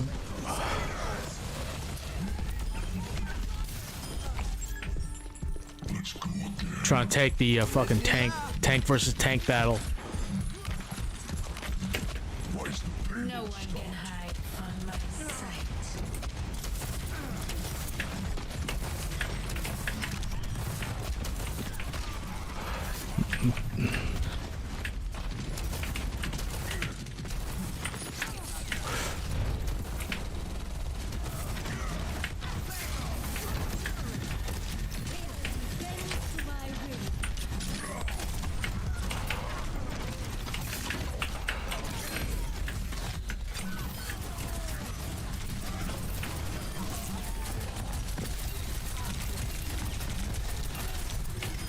For the last time, no is no.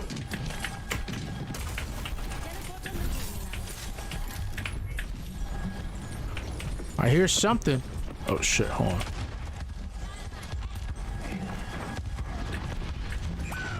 Shit, back, Symmetra.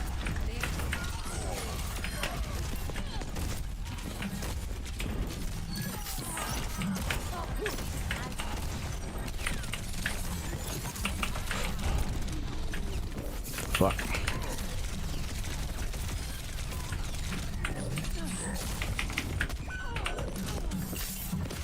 Give me that fucking. Oh shit! I had 2 seconds left. Dude, her reload is so quick. Almost there, boys. Almost there. Almost there. Almost there.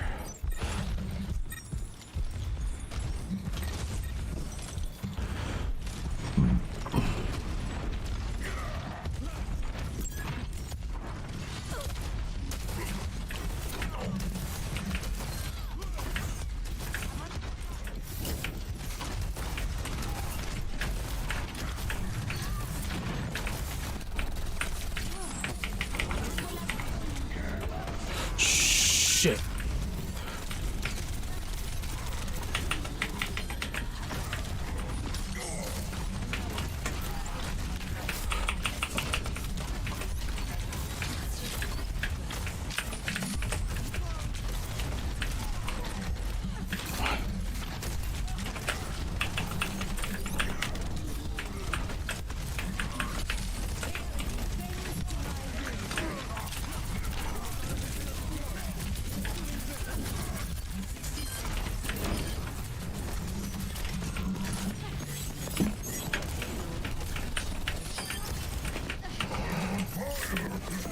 Let's go, boys!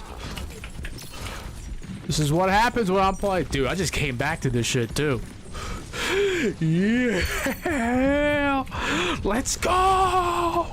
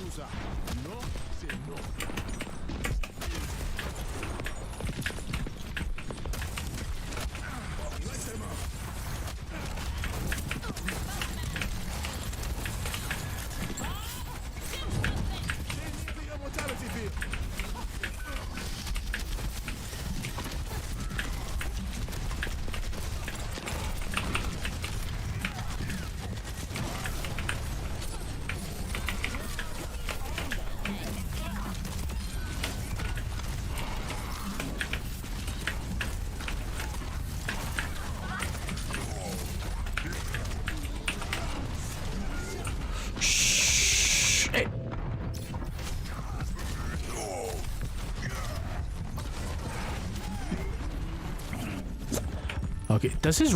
So, I caught him in the middle of a charge. Does he get that charge back if it's interrupted?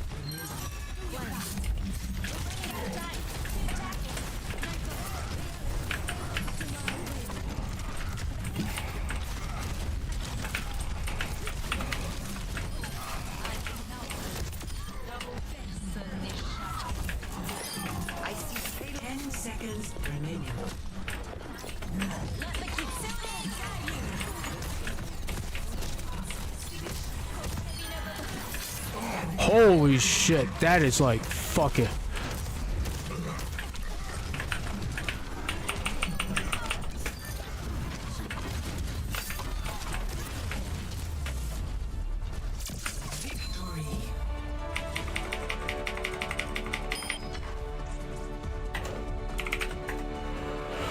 Oh, sorry about that. Caps. Oh, come on! Really?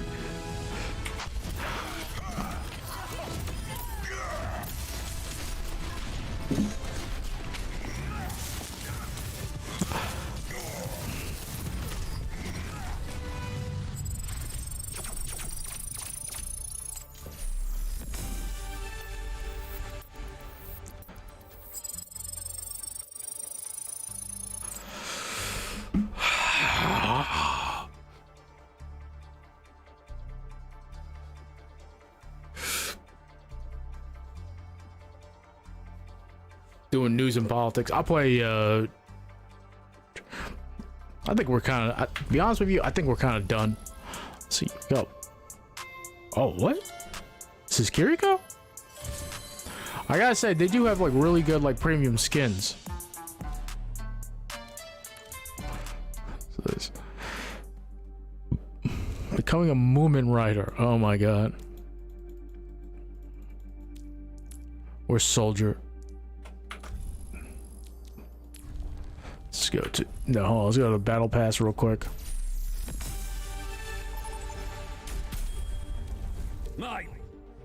Oh. Traveling to repair your defenses. Select your hero. Fuck it. Go road.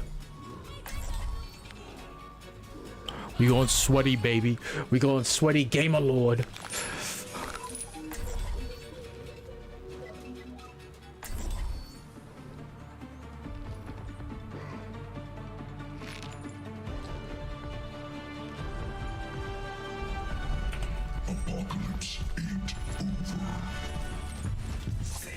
You stole a lot of things that Helix was supposed to protect.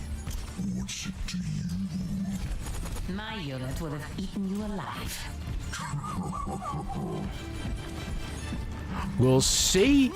We'll see. Oh, this map. It's hard to heal you flighty types. Well, I'm up for a challenge. Let's go, baby. Let's go.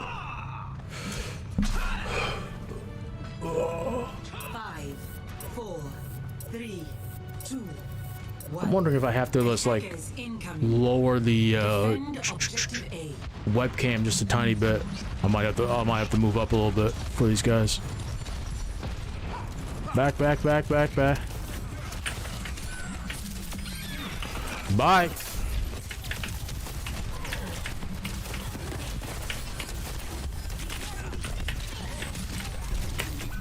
Wow. Oh, he got my revenge. He got revenge on me. I saw the revive. I was like, oh, come on. I should have aimed for the mercy. All right, they're gonna take it. They're gonna take that point. Damn, why'd you guys like go up like so hard like that? Yeah, he's just trolling there. I see you, dude. I see you. I see you.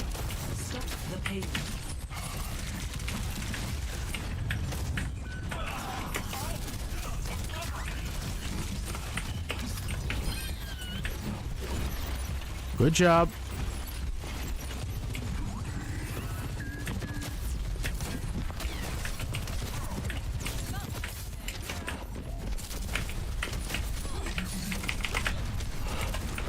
Oh, you are lucky.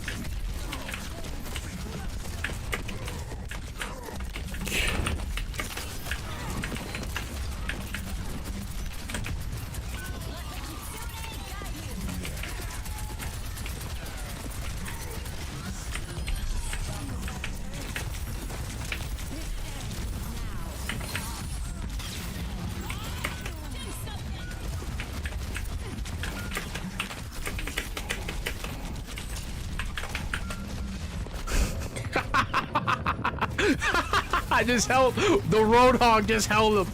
I love it. Love it. I love it. I love it. I love it.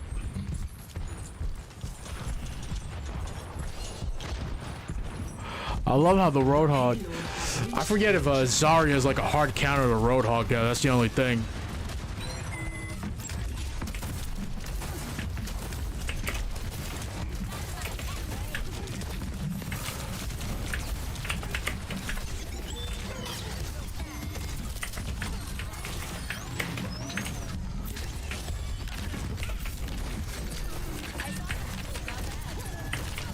Oh.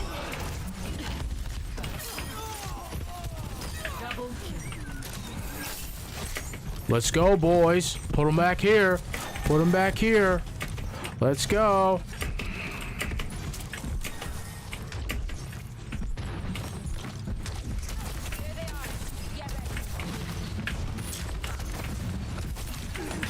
Oh, fuck.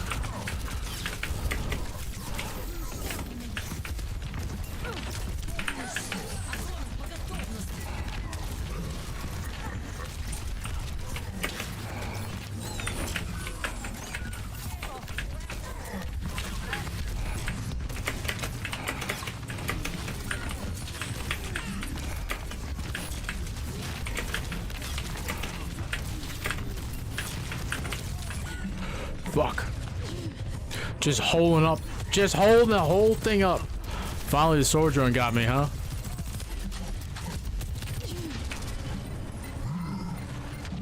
The payload is approaching its destination. This ends now.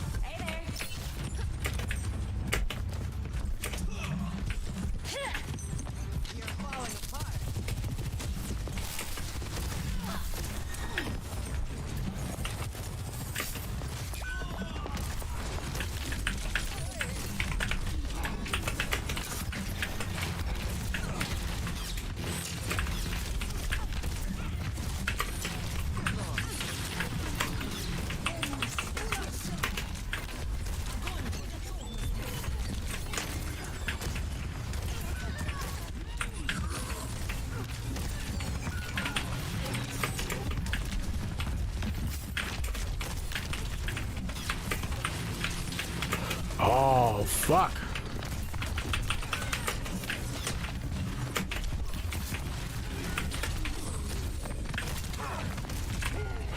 Fuck. First defeat. First defeat. Not bad, not bad. GG, folks. Play of the game. GG to everyone except Kiriko. Fuck that character.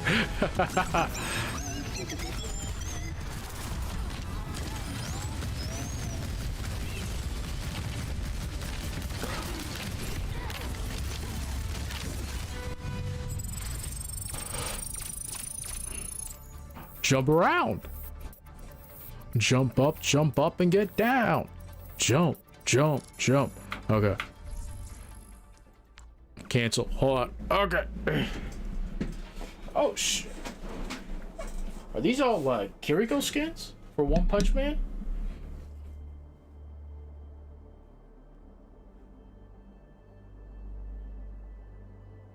She's actually pretty powerful. Okay. So, I think, was it righty tighty, lefty loosey, right? Oh, I don't even know.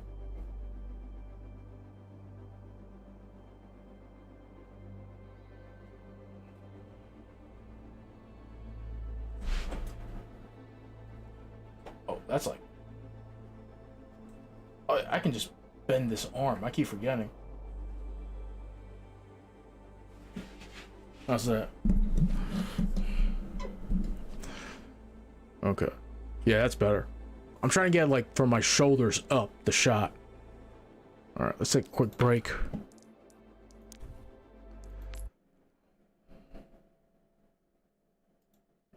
We'll just keep that launcher there. Post this up. I really appreciate whenever content creators they preemptively move their camera away from the bottom left part of the screen, so I don't have to move my camera. It's just it's a very polite thing to do. And now in 2023, is Lilith using a filter? Why do you think Inarius threw the spear at her? Finally going to be able to play it. I've been doing what we call a deep dive. I think I did like 8 hours, 9 hours just watching videos, seeing other people's sum ups, other people's takes, and reading all the information and going through things. So I wanted to cover a lot of things and explain to people in my audience that might not be fully caught up on D4 yet on what's happening, what isn't happening. For example, I didn't really know until yesterday that the rune word system has been temporarily scrapped and wasn't going to be in the launch. It's a good thing. But we'll talk about. I think that's very good too. Don't release a system half baked. You've done that with WoW many times, and it's been good 0 times. Things like that later, and that's what this video is going to be about. And I've seen a lot of people have like very extreme takes, one way or the other. Whether we can want this video's been coming up. Or a hater. There are some things I see that I definitely think I will like or dislike, but. So I'm gonna wait until like the game is out. Yeah, see, I'm trying to. That's actually a really good point, and he's totally right about this. Is that like all this conversation we've been having about like are unique items better, are legendary items better than rare items? Well, I don't know, man. Like, I've heard of like some no jumper. Matter whenever the actual game comes out and people see what it's really like. Always temper my expectations a little bit because I feel like every time I have like super hype expectations. They get shot down and I get disappointed. Yeah. So with that being said, let's talk a little bit about items and progression. And obviously Blizzard does cater more to a casual fan base than people like myself. But it's great that we're gonna have other games like obviously PoE and Last Epoch that has a bit more. Yeah, like Overwatch 2 is like an example. That thing is like very casually friendly now compared to like Overwatch 1. Depth to it. And the items that we see, we're gonna play. I know a lot of people ask me about this. We are gonna play Last Epoch. I'm planning on playing it after the Diablo 4 beta weekends are over, and I figure I'd do it and compare it to Diablo 4. So far, without having played anything, excited. I really am looking forward to it. Something that I'm not a fan of seeing the normal stats on the item. They seem a little shallow. Whereas normal stats, slow weapon, resource generation. Yeah, this seems kind of boring. It seems to be like both on unique items and legendary items, basically a one really cool stat that you care about. And there are some really cool systems there where you can basically pull out a stat and transfer it to other items. But I do think that I kind of wish that they would make gear a little bit more complex. I'm not saying anything near Path of Exile. Path of Exile is daunting. Complex than it is now. That's going to be really interesting. Some were going to be drop only. Some were going to be something that you can unlock at a low tier in your codex and copy to other items later. So there are some really cool systems there, but it seems to be more about that main. But I also want to say that before I get into any more of that, gear in Path of Exile was not always super complex. It was a lot simpler back in the beginning of the game, and it became more complex over time. So I would be fine. Like, I'm fine with how it is now. I just hope that they continue to iterate and make the game more interesting and compelling over time without over designing it to the point to where it's just so impenetrable to a new player that they don't even try to learn it, which is what I think happens with a lot of PoE players now, or potential PoE players. Stat and the other ones are a little bit fillery. Obviously good for casual players that maybe don't care that much about fine-tuning their gear and each gear being really important, and potentially bad for people like me that I do care a lot about those things. Yeah. The uniques especially are powerful affixes that you build around, and the legendaries will be things that change skills. They also seem like they can be fairly build enabling, but less so than uniques. I still am an advocate of the idea of a legendary, ancient legendaries. I am a big advocate of that. I think that having big dick items that everybody knows what they are, super important. Games like Diablo in the past has always had sets. One of my least favorite features of Diablo 3 was how commanding sets were in basically saying, you're playing this skill now, buddy.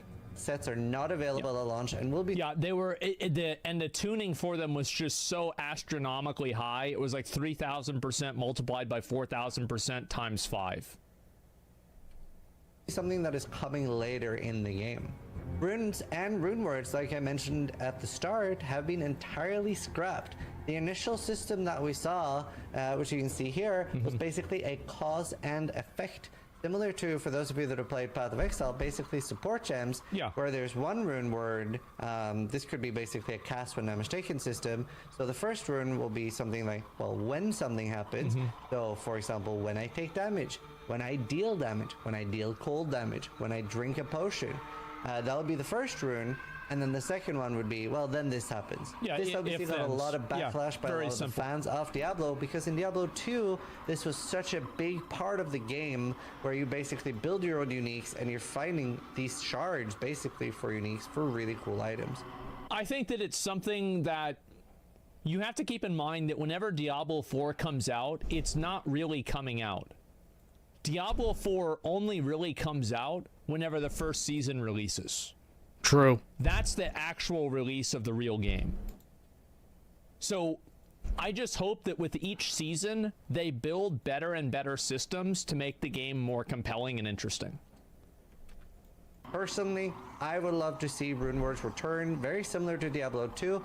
I've never been a big Diablo. I've never been like a big Diablo guy. So like I trust these guys who are like very much invested in Diablo, because I'm liking what I've seen out of Diablo like so far, of Diablo 4 specifically. So I'm a pretty like casual casual gamer, so I'll see what happens. I don't mind if like games like get more casual. That to me is not like a bad thing, so we'll see what happens. Oh, I need to change this as well. Interesting, because as somebody pointed out in my chat, things like Enigma aren't really that exciting at the end of the day. It's a strong, cool, unique, but it's just a unique. Yeah, I feel unique items are kind of boring, except if they're like super fucking rare. Or there's like a super version of them that's rare.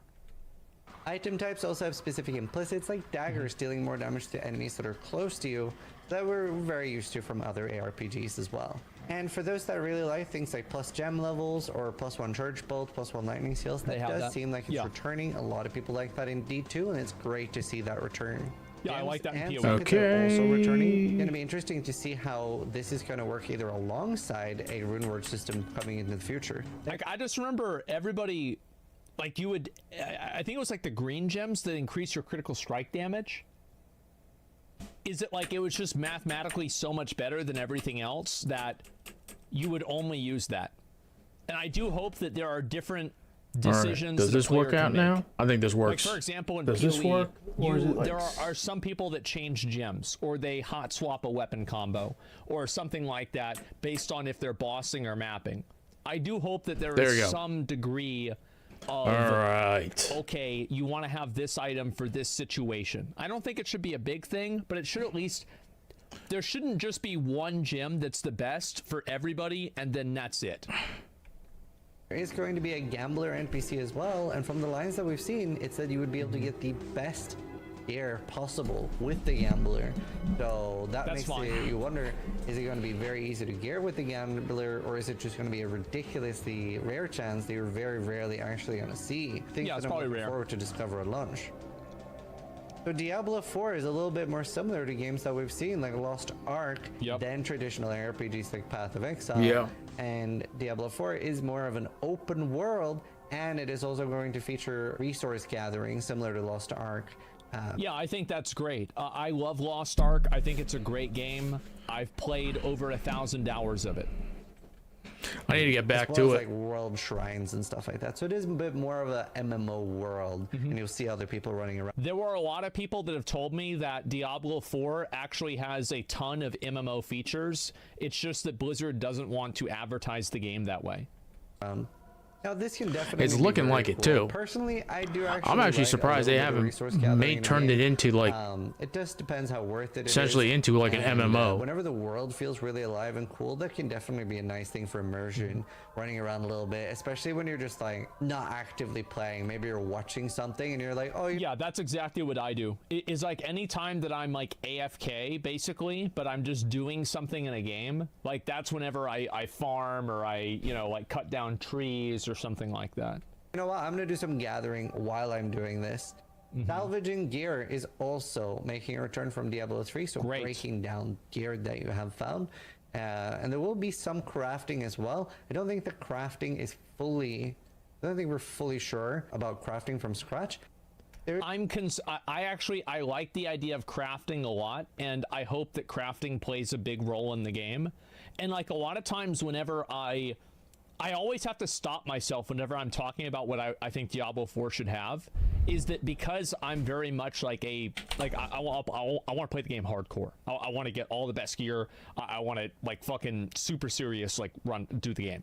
Like same as I play PoE. Like I want to figure out like I'm actually like I'm kind of like a sweaty gamer lord too with a lot of that stuff. Craft it, you have to +3 affix on it, and then you need to have like a fracture craft. You need a certain beast for that, and you have to use this. And it's like I enjoy this, right? This is fun for me. However, I have to restrain myself whenever I say that Diablo 4 should have this, because fundamentally Diablo 4 is not that game. So I do hope that they do have crafting. However, they probably should not make it that complex. There's also upgrading of gear you already have, basically making it stronger and more powerful. And then we have the Occultist, which is basically you're able to add legendary affixes to rare or legendary gear. So if you do find something that's kind of build enabling early or cool, that's something you'll be able to add, and later you'll be able to use like the ones that have actually dropped and not just been added to your codex. The ones that are added to your codex at the end of a dungeon when you discover it is something that it seems you'll be able to do infinitely, but at a low and weak version of this. So that's nice because that gives you a reason to actually grind out something like a high roll of something for your in-game gear. Yeah, because I think that's a really good middle ground, because one thing that happened with Diablo 3, I remember this, like I spent like 2 weeks trying to farm my 6-piece Tal Rasha set, and I knew that, and this is the beginning of the game, like I knew that as soon as I finally got this piece, I could do like the hardest content and it would be no big deal. But it was just this one piece of gear that was holding me back, and I just couldn't get it. So allowing people to get those items and be able to define their build and then make it better it feels really bad knowing that you're just being held back by RNG. It fucking sucked. So I think that it's a very good middle ground where you can get the items early and they're not quite as good, but over time you can get a better version of them, but you don't have to play with the GIMP build. So in terms of progression, there's going to be similar things to tournament level, and we have world tiers. You start out with having 1 and... Ooh. It's not like tournament levels. It's like Diablo Immortal. 2 unlock. Oh, okay. 3, 4, and 5 are available as well. It's something with 5 being something around like level 70. They'll be unlocked by doing certain dungeons. 1 and 2 you can choose as you start. The 1 is, you know, more for beginner players, and 2 is more for veteran players. So if you've already played Diablo in the past, or you're already familiar with this type of game, you're probably okay to start on 2, especially on softcore. That's what I'll do. You'll get better rewards, more loot, more XP. Yep. There's a new system, Renown, apparently fairly unpopular in World of Warcraft, but it's basically like fairly unpopular in World of Warcraft. I I'm not actually that familiar think with that. Renown was unpopular because it was tied to like important rewards. And it was also just like badly implemented. We effectively have the Renown system in Dragonflight and nobody complains about it. Everybody thinks it's great. Or not everybody and nobody, but like I hear very little complaints and I hear a lot of positive feedback. Exploring areas and finding shrines and things like that, and you have to run around the world. Obviously this is very early, as pointed out by a lot of others. I am a very big advocate of adventure journal type content, but the difference between adventure journal type content in Lost Ark versus Diablo 4 is that Lost Ark is not a seasonal game in the same way. So unless this meta level progression persists through multiple seasons, like, okay, if you've completed all of these different tasks, you automatically start the next season with these rewards, then that probably, I guess that would be okay, but then also like it would give people a different unfair advantage in the season. So it's like there's positives and negatives to both ones. Like I don't want to have to do a lot of completionism content on a 4-month cycle. Okay, that's my point. Min-maxed, and you know, you just get a That makes set sense. route that you're just running through very early. They do also have Altars of Lilith, which I haven't played Lost Ark, but I kept seeing people refer to them as Mokoko seeds from Lost Ark. Yes, exactly. Where they're basically things that will give you a permanent upgrade for not just the character you're playing. To be fair, however, Mokoko seeds are one of the only things that are collectibles inside of Lost Ark that provide no tangible advantage or benefit to your character. Omnium stars, masterpieces, let's see, adventure journal items, all give you skill point potions and things like that, but Mokoko seeds actually provide no tangible benefit to your character's functionality. But all future characters who make on your account, which is a great thing for people that don't like making new characters and having it be the same experience as your first one. Maybe they want their second character to be a lot faster to level up and twink out, as we say. So as far as skill trees and things like that, you have like fairly normal, what we're used to in RPGs, skill trees that we've seen before. This is fine. And yeah, they look very similar to a lot of other games where you have, you know, a skill that branches out, etc. And you see what you can pick, but then at the end game you also have the Paragon board that looks very complicated and convoluted. Yeah, I don't know how this is gonna work. I'm very curious to see how this works. And by very curious to see how this works, I'm very curious to go and look up like a website that aggregates effective DPS by different players that play Diablo 4, and then look up the barbarian that does the most damage and then copy his spec exactly. I'm very excited. Basically what I do. I haven't interacted with this at all, so definitely something I'm gonna have to learn as I'm playing and read up on more. But yeah, hopefully I'll be making some highs. Isrin here with a new video talking about the Paragon boards. And yeah, it'll be interesting to see. It's cool to see because obviously the first announcements for Diablo 4, we started out with what people kept calling a skill twig. To see it evolve from that and getting more depth, that is nice. And it's going to be really interesting where Diablo falls on the whole complexity and depth scale, and for how much we're going to be playing it. They've said that they're... And I think that's really what matters, is that how much complexity is Diablo 4 going to actually have? Because the reason why I stopped playing Diablo 4 is because every season felt the same. Every season level up. Never really played any of the Diablo games. Was just, I don't know, I was never resonating with it too. But we'll see how this next Diablo game like does. I like what I'm hearing too. If it's like Lost Ark, and I played a ton of Lost Ark, and then I just kind of like fell off on it. But like, I'm gonna get back to it. Get gear, do greater rifts. Oh, what is? It's myself. Leslie Frazier leaving has to be a big deal, right? I mean, that's a huge ordeal. And the time it came, we're all hoping the absolute best for Leslie. We hope he has a great year off. I hope he gets re-energized. Oh shit, Leslie Frazier left. Tasking to do anything, especially how great and how long, if that's what it was. I don't know what it was, but it was just kind of announced at an awkward time. That's a big deal, right? Is it not? Or yeah. I mean, yeah, Frazier's a guy who's close to my heart. Somebody who when I came in here in Buffalo in 2017, he gave me a lot of confidence in myself to be able to go out there and perform at a high level. And so he's someone that I'll always have on my heart. And he'd also be the first one to tell you that, you never forget that this league is a business. And whatever, I'm sure he's out enjoying his time off and doing what's going to make him happy. But at the same time, this NFL train is just going to keep moving. Whether I'm here, whether y'all are there, the NFL train is going to keep just going. So you got to just be able to continue to adjust. He's right about that. I know Bean and Sean and the staff here. They brought some really good guys and good coaches up here to help us get over that hump. And I definitely will miss Frazier, Coach Frazier. Like I said, he helped my career, and he helped me. All right. Yeah, I meant 3. Yeah, whatever. Yeah, I meant Diablo 3. It's like level up, do rifts, and then that's it. Fuck. Fucking Rich Samiti, look at that. Why would I go and do another season? You see what I'm saying? Like, I already did this before. Why do I want to do it again? I think PoE breaks that mold, and I still feel that way sometimes with PoE too. That's why I don't play every single season, but I come back. I think Diablo 4 really has to make sure that they have a good end game, because I think that's where Diablo 3 just completely fell apart.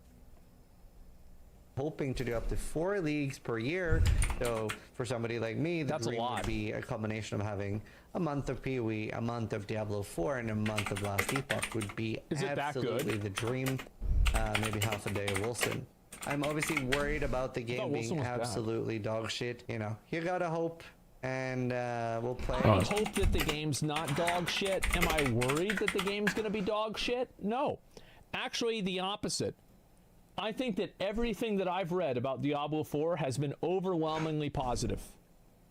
I am very excited for it. By ear. So we'll see how it goes, and call it out if it's not good. So hope you guys enjoy this video, and I will make some other videos. It's like the full what I've liked from what I've seen and what I haven't liked from what I've seen. So check that out, and either way, thanks for watching. Sub if you liked the video, but more importantly, ride or die less than I do. Well, it won't matter in Diablo 4. All after a celebration, I bro. guess it will have hardcore, actually. Yeah, never mind. Yeah, holy shit. I forgot about the Zizba's reasonable on the internet. Yeah, I think this is a very reasonable and fair video. Nothing crazy. No, Diablo 4 is going to be the best game ever, and nobody's ever going to play anything else besides this. I think it was pretty fair, man. I'm not playing it. I hope it's good, but it doesn't look interesting enough to me. That's fair. Yeah, there's a lot of people that are going to feel that way. I think it'll be fun, and most people are disappointed that are wanting a game that they can play forever and never stop having fun. Yeah, I do think that a lot of people are still trying to look for that forever game. They're trying to find that game that filled the void that Halo 2 or Halo 3 left, where it's like you would come home and you would play Halo 2, and that was your game that you played. You didn't play the new releases, you played Halo 2 or Halo 3.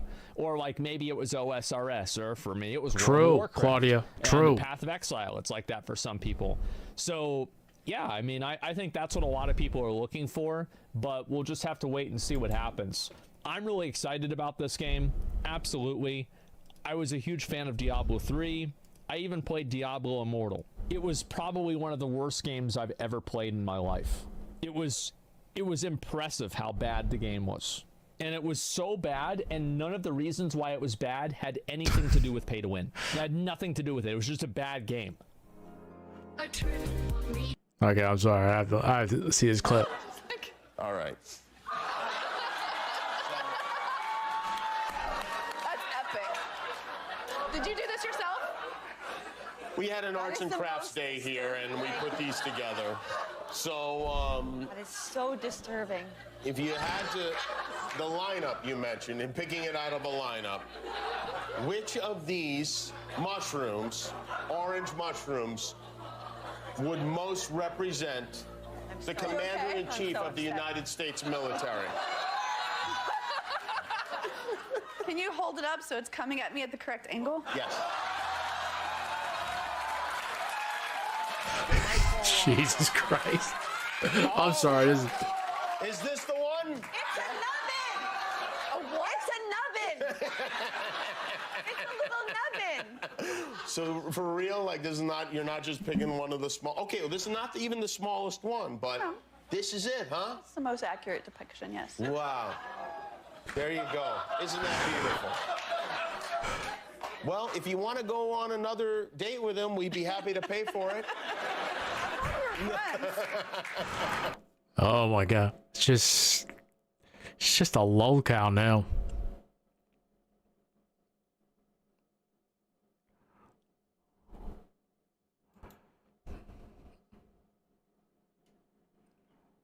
Okay. From Stevie Gelbs. Epler says Diaz is going to have surgery this afternoon on his patella tendon. General timeline for a surgery like this is about 8 months. Epler hasn't given an exact time. Yeah.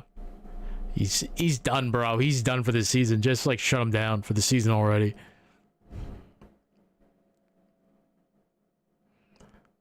Oh, what's this? Pretty simple. Oh yeah, I saw. This actually looks interesting. Here and just splash it onto there.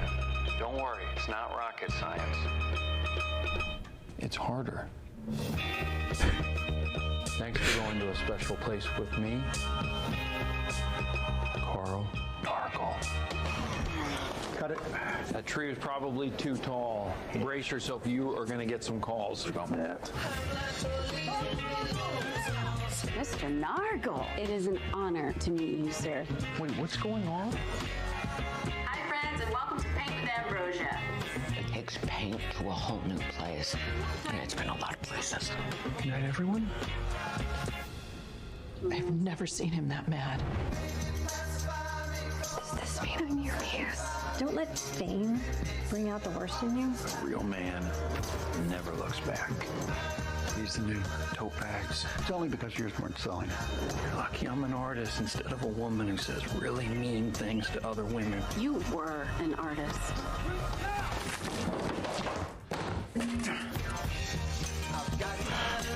A real artist follows his heart. My Uber is here. I don't know what that is. It's goodbye. Oh. How's everything going? Awesome. What's the image tucked away in your brain that makes your heart ache and your soul feel like it's going to burst?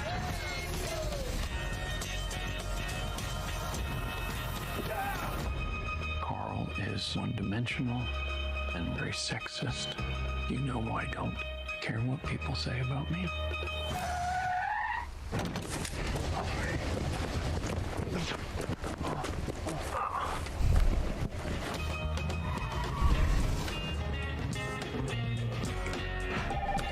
PBS Burlington. Carl stole my newspaper. Yes, we're aware that Carl is stealing newspapers. Please hold.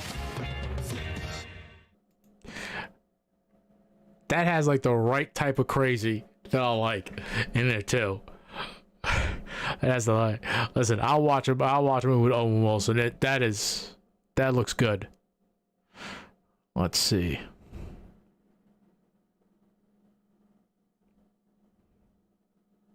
I did not realize this. We're closing down Rikers in 2027. So where are all those prisoners getting transferred to then?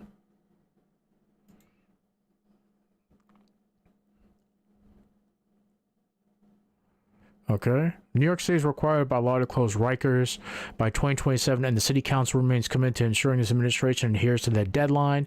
We know there's been significant progress in the procurement of contracts for borough-based jails, and physical work began at each site in early 2022. Any borough-based jail contract must align with the 2027 mandate for Rikers closure. The inconsistent statements from the administration over the past days have unacceptably created questions where there should be none. Rikers must close, and we cannot allow across our city. Last year, 19 people died in our jail system, making it the deadliest year in a decade. 19 people. What was the circumstances behind those deaths? Were they caused by other prisoners? Lack of security? Were they medical-related deaths? That's what I would want to know. The city's failed to effectively address the mental health crisis, allowed Rikers to become a de facto mental health facility without the appropriate services. Half of its population has a mental health diagnosis, too often worsened by cycling through the criminal legal system. The staff and New Yorkers detained there are subjected to continuing levels of violence and trauma that perpetuate the cycles of harm that cannot continue. So would each borough then have their own jail? The evidence is clear on programs that reduce recidivism and improve public safety, but a passive approach that fails to deepen the city's use of them will lead to failure in less safe city. The administration and all stakeholders must commit to solutions that prevent crime, reduce the excessive jail population, and make our jails safer, and stop the revolving door. Among these are increased interventions that divert people to effective mental health treatment, as well as reentry programs that provide job opportunities, supportive housing, stability for people to return successfully to communities. I mean, I agree with all this too, but until these things are implemented, what are you going to do with the people who are in those jails now, though? That's the only thing. Ford is continuing towards the closure of Rikers by 2027. Investing like that serves our city. Okay. So what? I just need to know, like, what are you gonna do with all those, like, people in jail? Are you gonna release them? Or are you gonna, like, some of the worst offenders? I don't know, like, the specific demographics in that prison in terms of, like, who did, like, what crime, you know? Oh my god.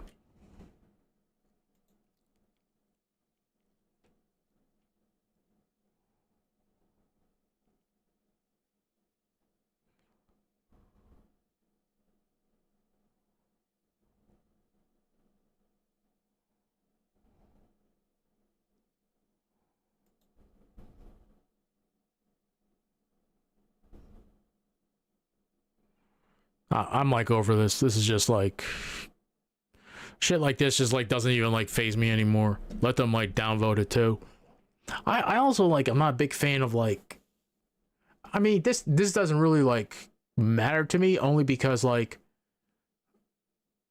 original like characters that are black, Indian, Asian, you know, Hispanic, like those, like Hollywood's so like risk averse with stuff like that. They rather have like an established property. So I would rather have like someone at the lower end create like established like characters that are black, Hispanic, Asian, etc., and then get that popularized and then force Hollywood to acknowledge that and then bring up those characters.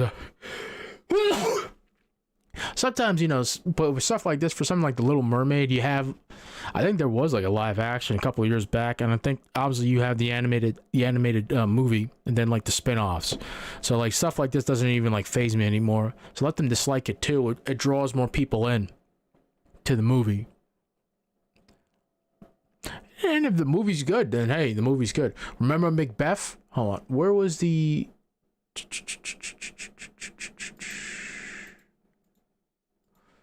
Remember this? I remember this. This was like a hot minute. Macbeth trailer.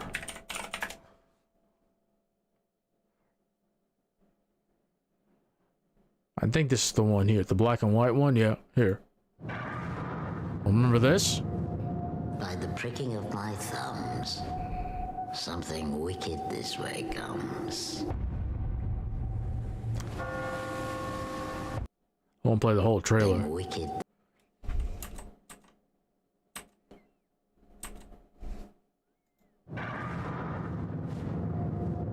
By the pricking of my thumbs. Denzel Washington as Macbeth. Like some people had like, this was, they said this as a, they were basically saying the same thing like they were saying with The Little Mermaid.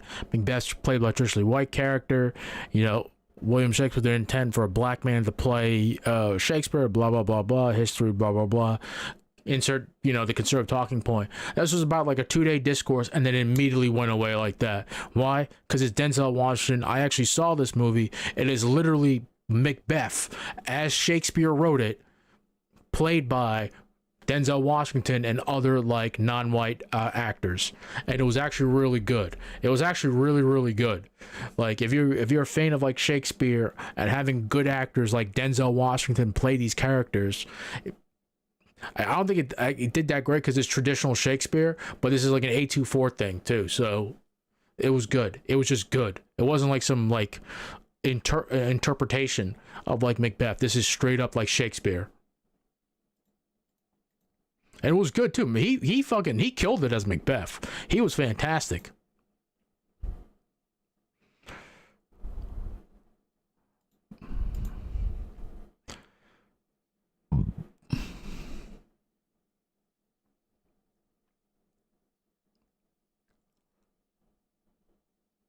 Okay.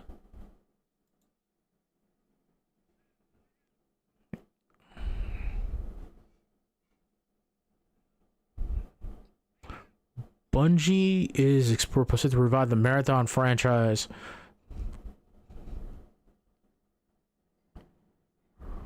Free to play live, sir.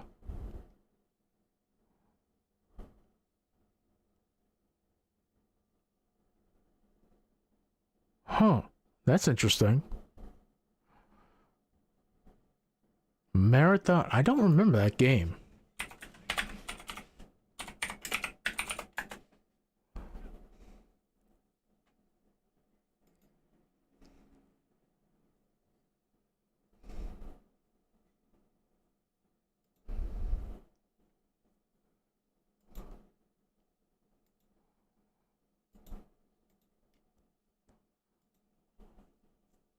So he says here from Destiny Bulletin, very Tarkov-like, minimal load queue times, likely free-to-play live service, highly customizable characters, authentic Bungie FPS, so...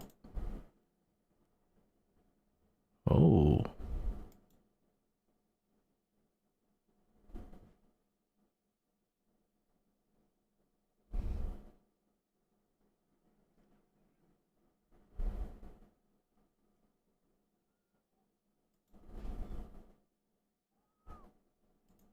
That looks interesting. Give me the PC. Oh shit, look at that thing.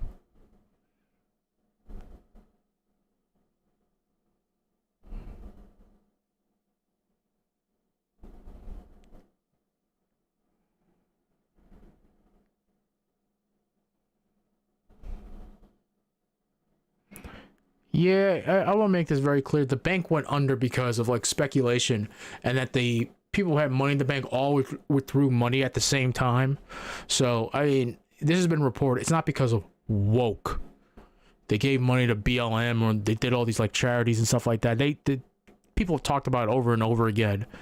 It's just fucking bullshit culture war crap.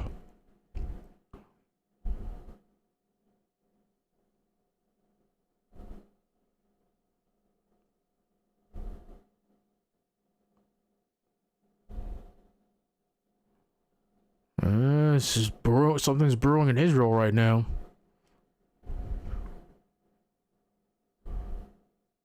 Questions that cops ask when you get pulled over and how to answer them. Number one, do you know how fast you were going? I wasn't speeding. Never admit to anything at all. Number two, do you know why I pulled you over? This should always be a no. The second you pipe up and admit guilt, it's over. Number three, can I search your car? I do not consent to a search. The only way they can search without consent is if they have probable cause or they have a search warrant. Number four, where are you coming from and where are you going? Respectfully tell them you don't feel comfortable sharing that information. You don't have to tell them. It's really none of their business. Remember, you'll hear them say, Kev's got you covered. Godspeed, man. Godspeed. He's not wrong, by the way, about any of that stuff. Don't give him any like information. Give him as little information as possible.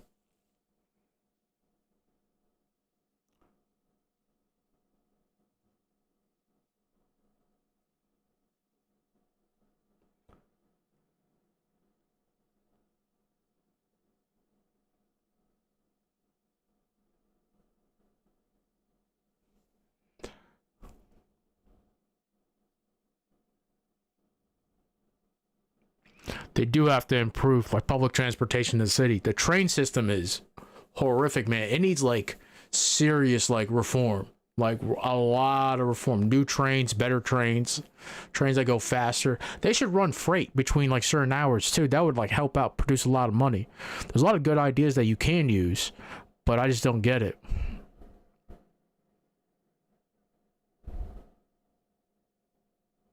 Jesus Christ. Yeah, I remember this was blowing up on Twitter. I got nothing to say, man. I don't know what to tell you.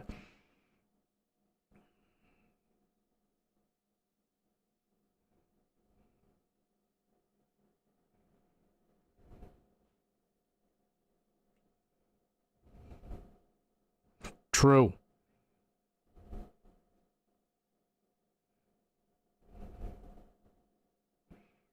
Dude, this is like Jordan Peterson, man. I think he's slowly losing his mind. This is kids. This is your mind on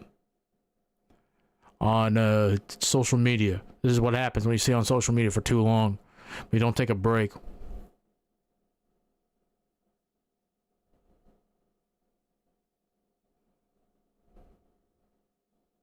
That's true.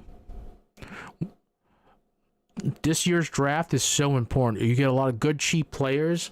Well, you get Aaron Rodgers. Watch this all be a play, and at this, while like everyone's concentrating on the Jets and Aaron Rodgers, the Jets are secretly talking to like fucking Lamar Jackson and his mom. Listen, Lamar, we got a good young team here. We got some good receivers for you. We're rebuilding our offensive line. We got a great running back. We're gonna have the guy who consistently gives Derrick Henry like 1,000-yard seasons. He's our run game coordinator. I know Nathaniel Hackett didn't hack it as a head coach, but he does know how to run a pro style offense. We're going to get you throwing the ball. Maybe you do some RPOs here and there, but you're going to be basically a pocket passer that can go to his left and go to his right or run down the middle when he has to. And then they secretly sign fucking Lamar Jackson.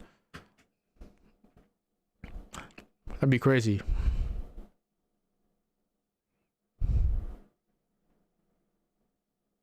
Oh, that's lovely.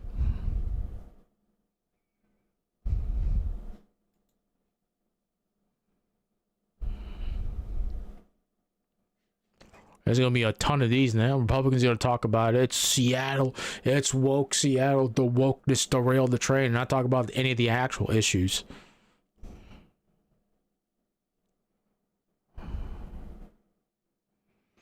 Yes, if we had like a different president in office when it happened, Jesus.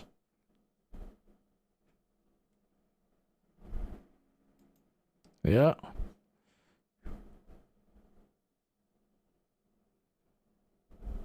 Oh.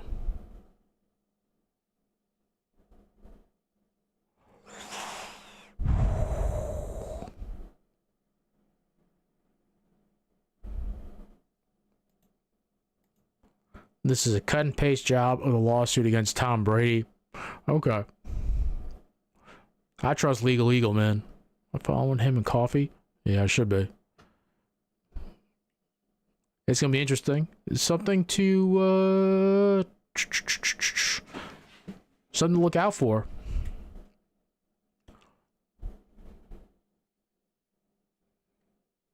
Looks like...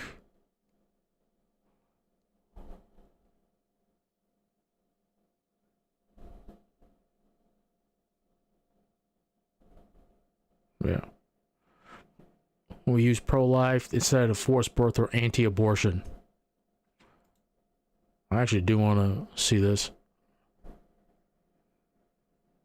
The art of forcing your opponents to use your language.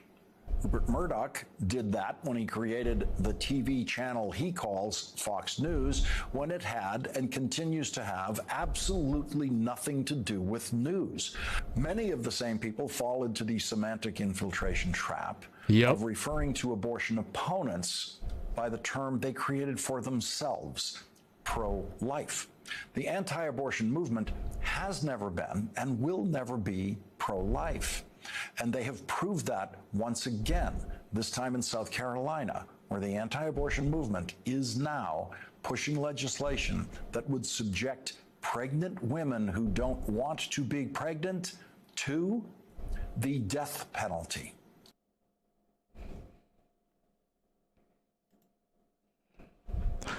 I advocate that all women move to either California or New York. If you're on the East Coast, easily move up to New York.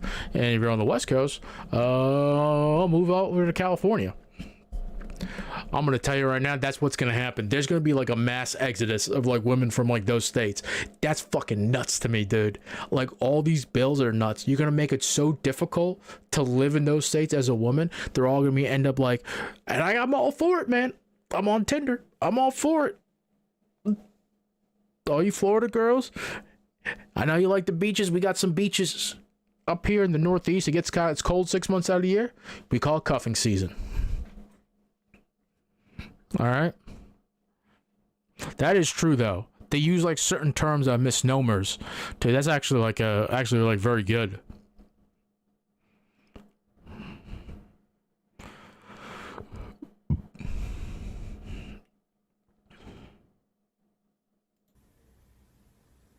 So that's the question. That's the challenge of our time. That is the question, Nicole, that I think every policymaker, every elected official from local city council on up, everyone needs to ask that question. What are you doing at this time when democracy is at stake? What are you doing when you have a systematic effort to weaken our free and fair elections, to subvert the outcome of those elections? What are you doing? And where is the urgency? You know, it was almost 2 years ago that we saw corporate America issue an open letter about how much they cared about democracy after Georgia passed its voter suppression law. We just saw them reawake about this bank. And like I said, God bless that they did if they saved the banking system. But where is everyone in trying to make sure that we don't see a run on democracy and ultimately a collapse?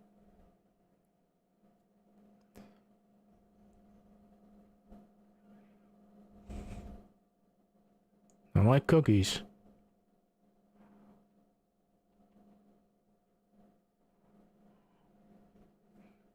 Oh, what's that? Okay.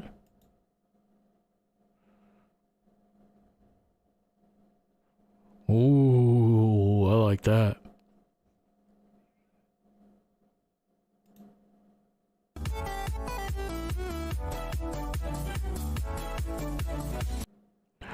I'm kind of old school. Of course, the Firewire.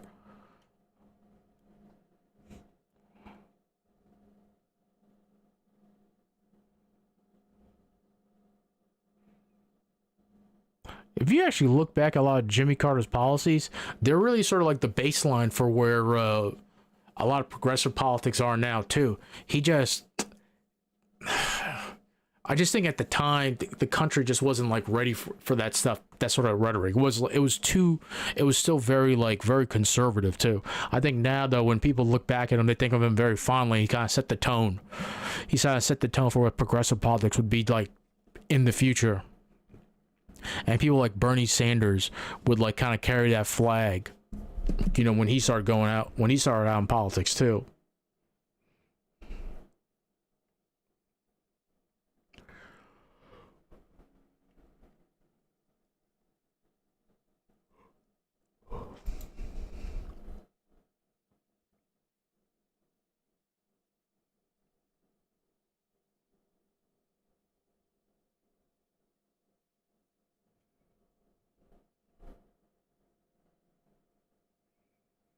That's because no other team wanted you, and Green Bay didn't want you too. I'm realistic about shit like that, man. I know for a fact he doesn't want. No other team wanted him. So it is what it is, my guy.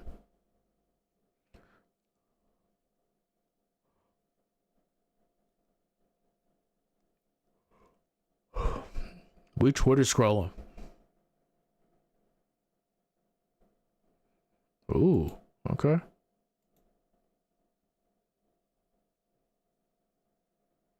I agree with this tweet.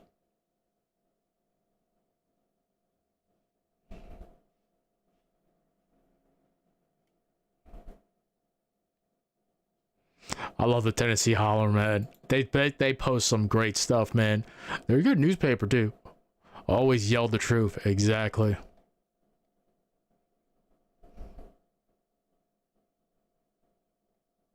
Damn.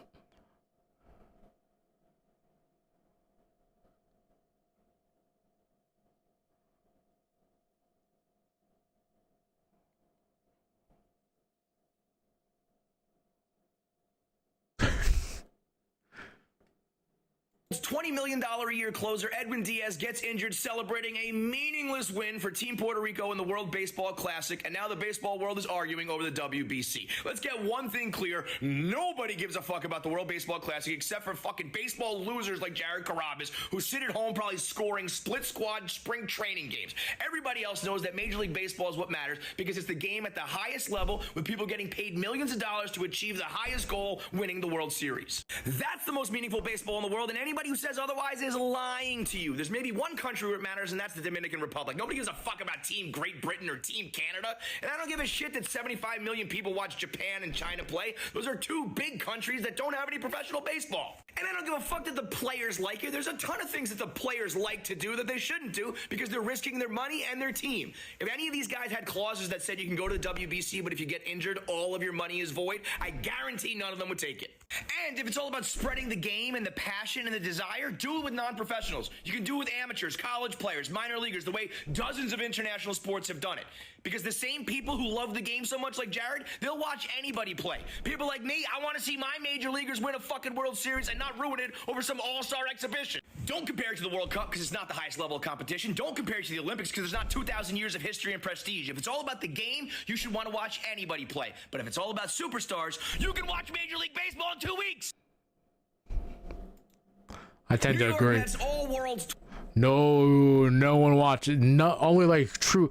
I'm a baseball nerd too. I was watching like here and there, some clips here and there, but overall, like I don't watch like the World Baseball Classic. I don't care. I don't care. I want to watch Major League Baseball. Dude, I'm like so fucking upset about that too. The guy they were celebrating and it's a torn patella. I cannot believe it, man. Damn, man. He's staying in the division though, like. We're the three best friends that anyone could have. We're the three.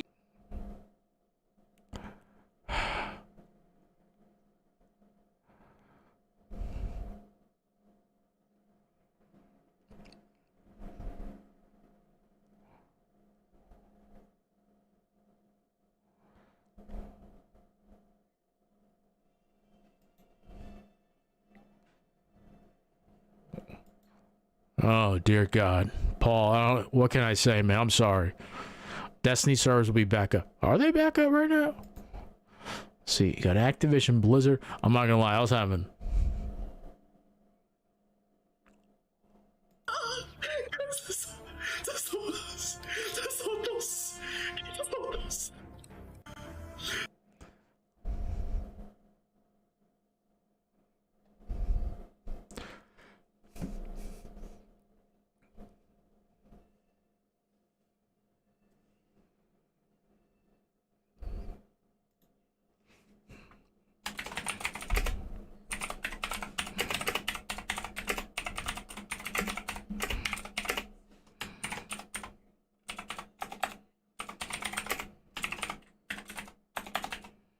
It's in the crowded grass pond.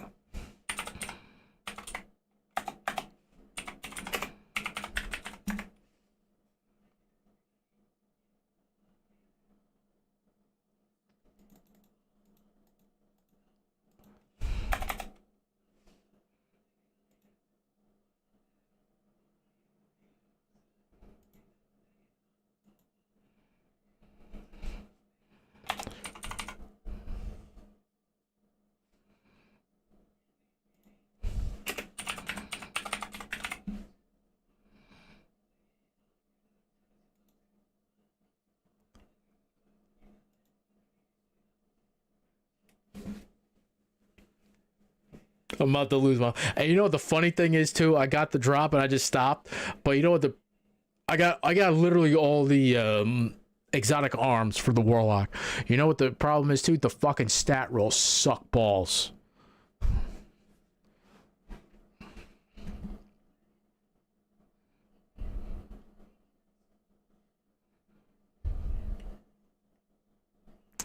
Why not you just release all of them?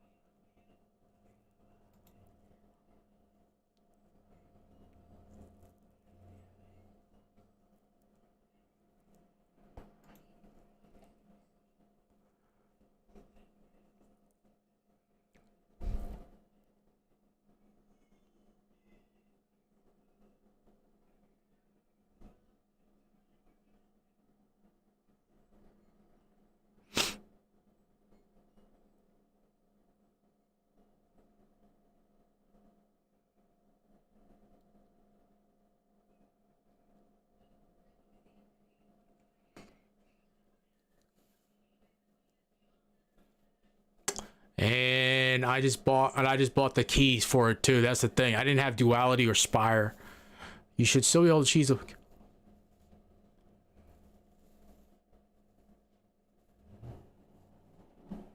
Let's see.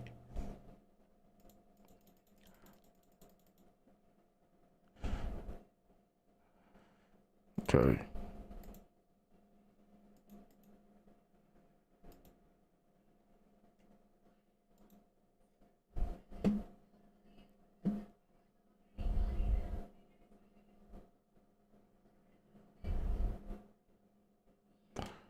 You log in 12 p.m. and 1 p.m. So in like 2 more hours.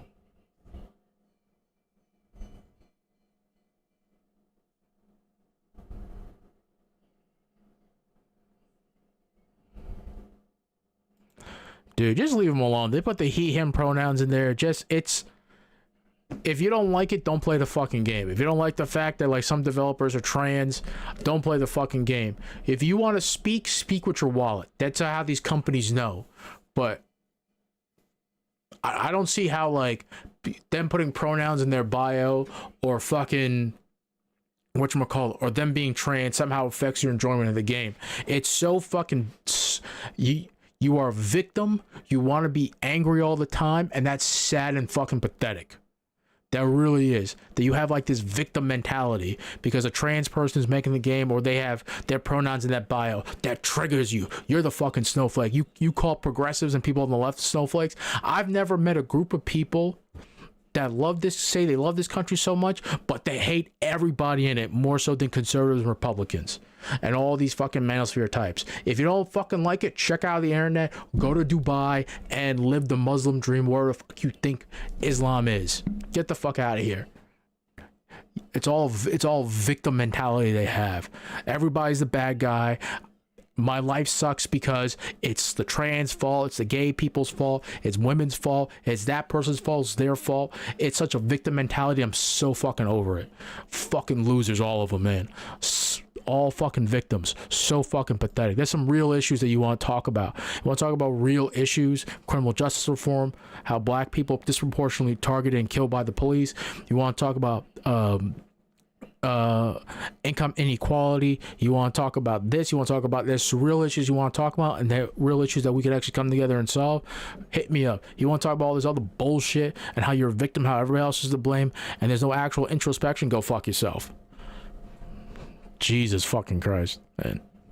So sick and tired of like all this fucking bullshit. It's a waste of everybody's fucking time too. And everything, if the bank collapses, they donated money to like these so-called progressive causes. M&Ms, they're too woke, don't buy M&Ms. They want to turn on your kid trans. Get the fuck out of here, dude. You have no real solutions to any real problems out there in the world. It's always someone else's fault. What a fucking victim. What a victim. Like, yeah, I hear shit all the time. What a victim. I hate that shit. You weak-minded cuck motherfuckers.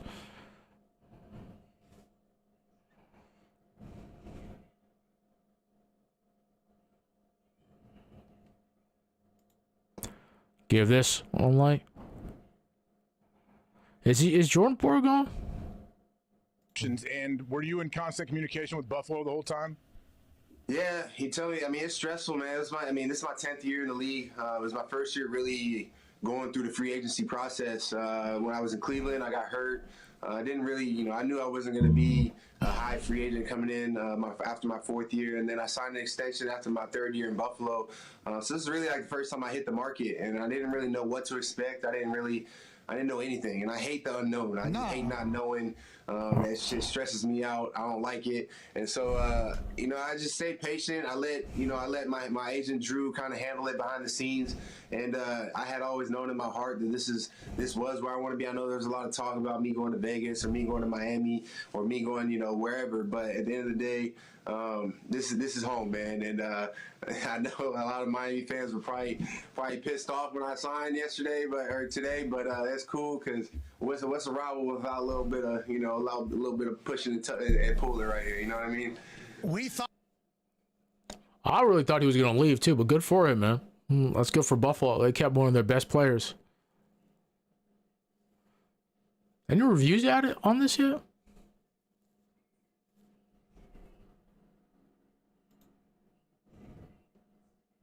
Oh, stop showing that. It's like so.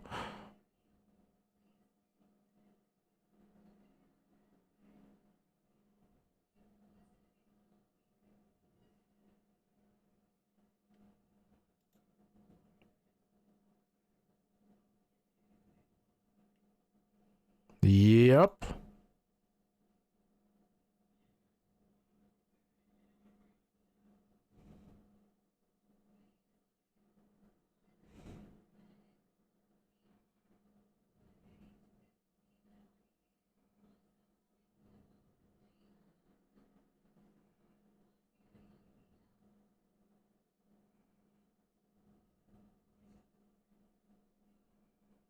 No, there's some real like issues with like Jalen Carr. I'm beginning to slowly think I don't think he's gonna end up going in the first round. To be honest with you, he has alt. There's a lot of things going on too, and like those red flag. Look at that. It does not look good, man. He has all the talent in the world, but like you have the off the field issues too. If you don't know what those are, just Google his name and we'll come up too. And there's like some real questions there too. The pro day wasn't looking good too, and now all this, New York is definitely not touching him with a 10-foot pole. I don't know. I would need some real clarity about like what's going on with them too. So now I think that safety's being talked about quite a bit. If we can somehow sign like Jeremy Bates, I think we're going offensive line. But I think the feeling is that Mekhi Becton's going to come back. Dwayne Brown's coming back, which is good for the Jets. And Mekhi Becton's coming back. It looks like he's healthy. He's lost weight. He's going to be in shape by the start of training camp. And then we'll see what happens.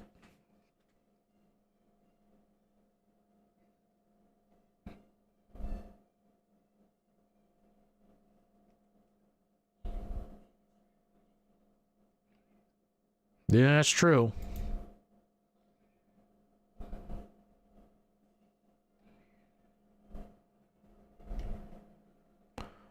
Good for Botez and Kier there. Okay.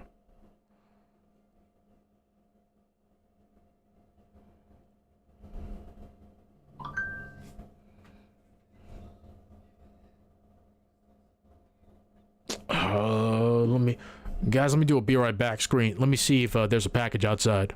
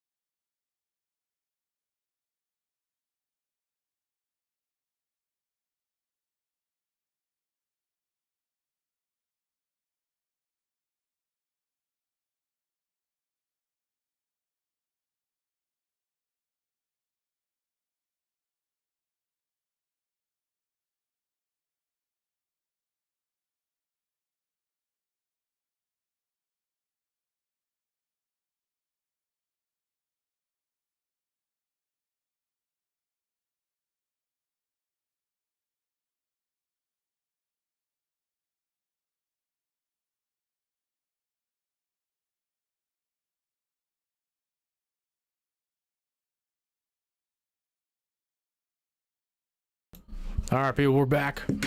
Sorry, I just had to get that package and put that stuff away real quick. Let me just respond back to this text.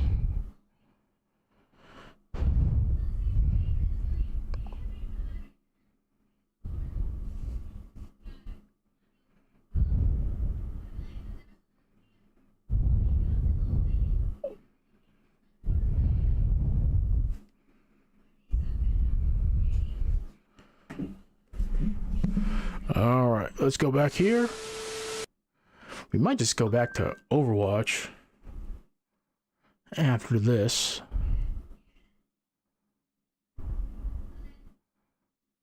Oh, look at that boy.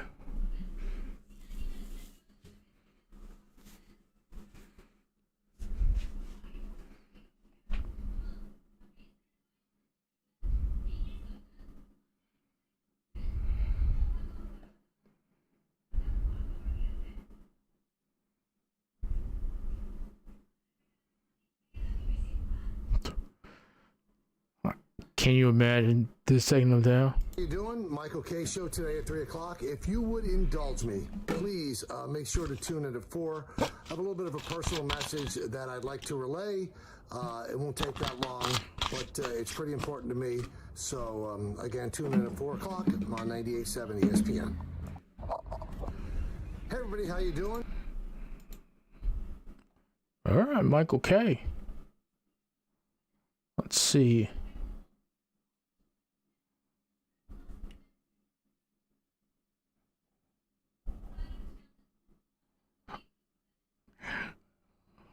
Barrios is the cap hit. That's what happens.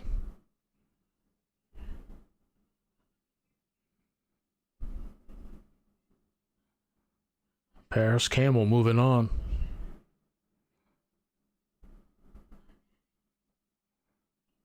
Let's see. Oh my God. Keep that up. All right, let's go here, folks. Yeah. Nah. Yeah. Oh no. Oh no. He's not an employee. Part of the company that I could have that conversation. You thought he was more than me? He really like. I got. Oh no! None of you even know what any of that means. Guilty is associated with the show. I talked to him quite a bit, but the dude is a little bit. There's some plausibility to that. There's some things I have to reveal about. Reveal that. Uh oh. He should show these texts if this is true. I think, right? Guilty fancies himself a Nazi and a disciple of Hitler. I don't know if Guilty is trolling me when he says this, but yeah, he's saying all the time that he's like, I'm a National Socialist. I don't know if he's trolling. The Guilty dude is hella weird. I'm not saying anything that people don't already know. I mean, a lot of y'all probably don't know that. I don't know if AD knows that his homeboy is a Nazi, but hey, now he does. In this case, trying to get secretive no jumper information out. Lush, you lied to me. What? You lied to me, Lush. About what? What I just tried to talk to you about in the hall? Nah. Yeah. Nah. Oh, shit. Yeah. Oh no. Oh no, what happened? Well, I got confirmation from a bunch of different people. Nah, fool. Yeah. Nah. Yeah. And it looks funnier the more you lie. I really like when? I mean, how many people do I need to have confirm it before it's like... What happened? Like crazy shit. Like, bro, I've talked to you about talking in the Discord and saying crazy shit, but I never knew that you were this loony with it, bro. Oh no! No shit. Like, bro, I've talked baseball. You're what? You're sorry? Nah, like I don't like what I didn't say anything. No, you said a lot of shit. Like direct quotes of shit that I said only to you because I trusted you. Oh shit!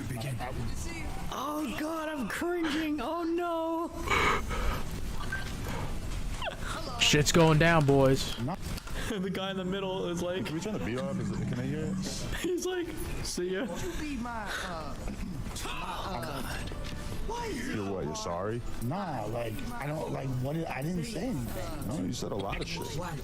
Like direct quotes of shit that I said only to you because I fucking. Wait, what did he do? I don't know. You look so worried. What the f? This weekend.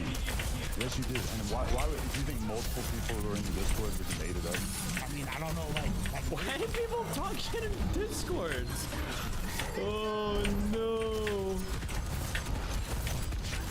I talked about it in the Discord, but I didn't. Oh, he talked shit about Adam. Yeah, that's what it sounds like with Adam Corpus.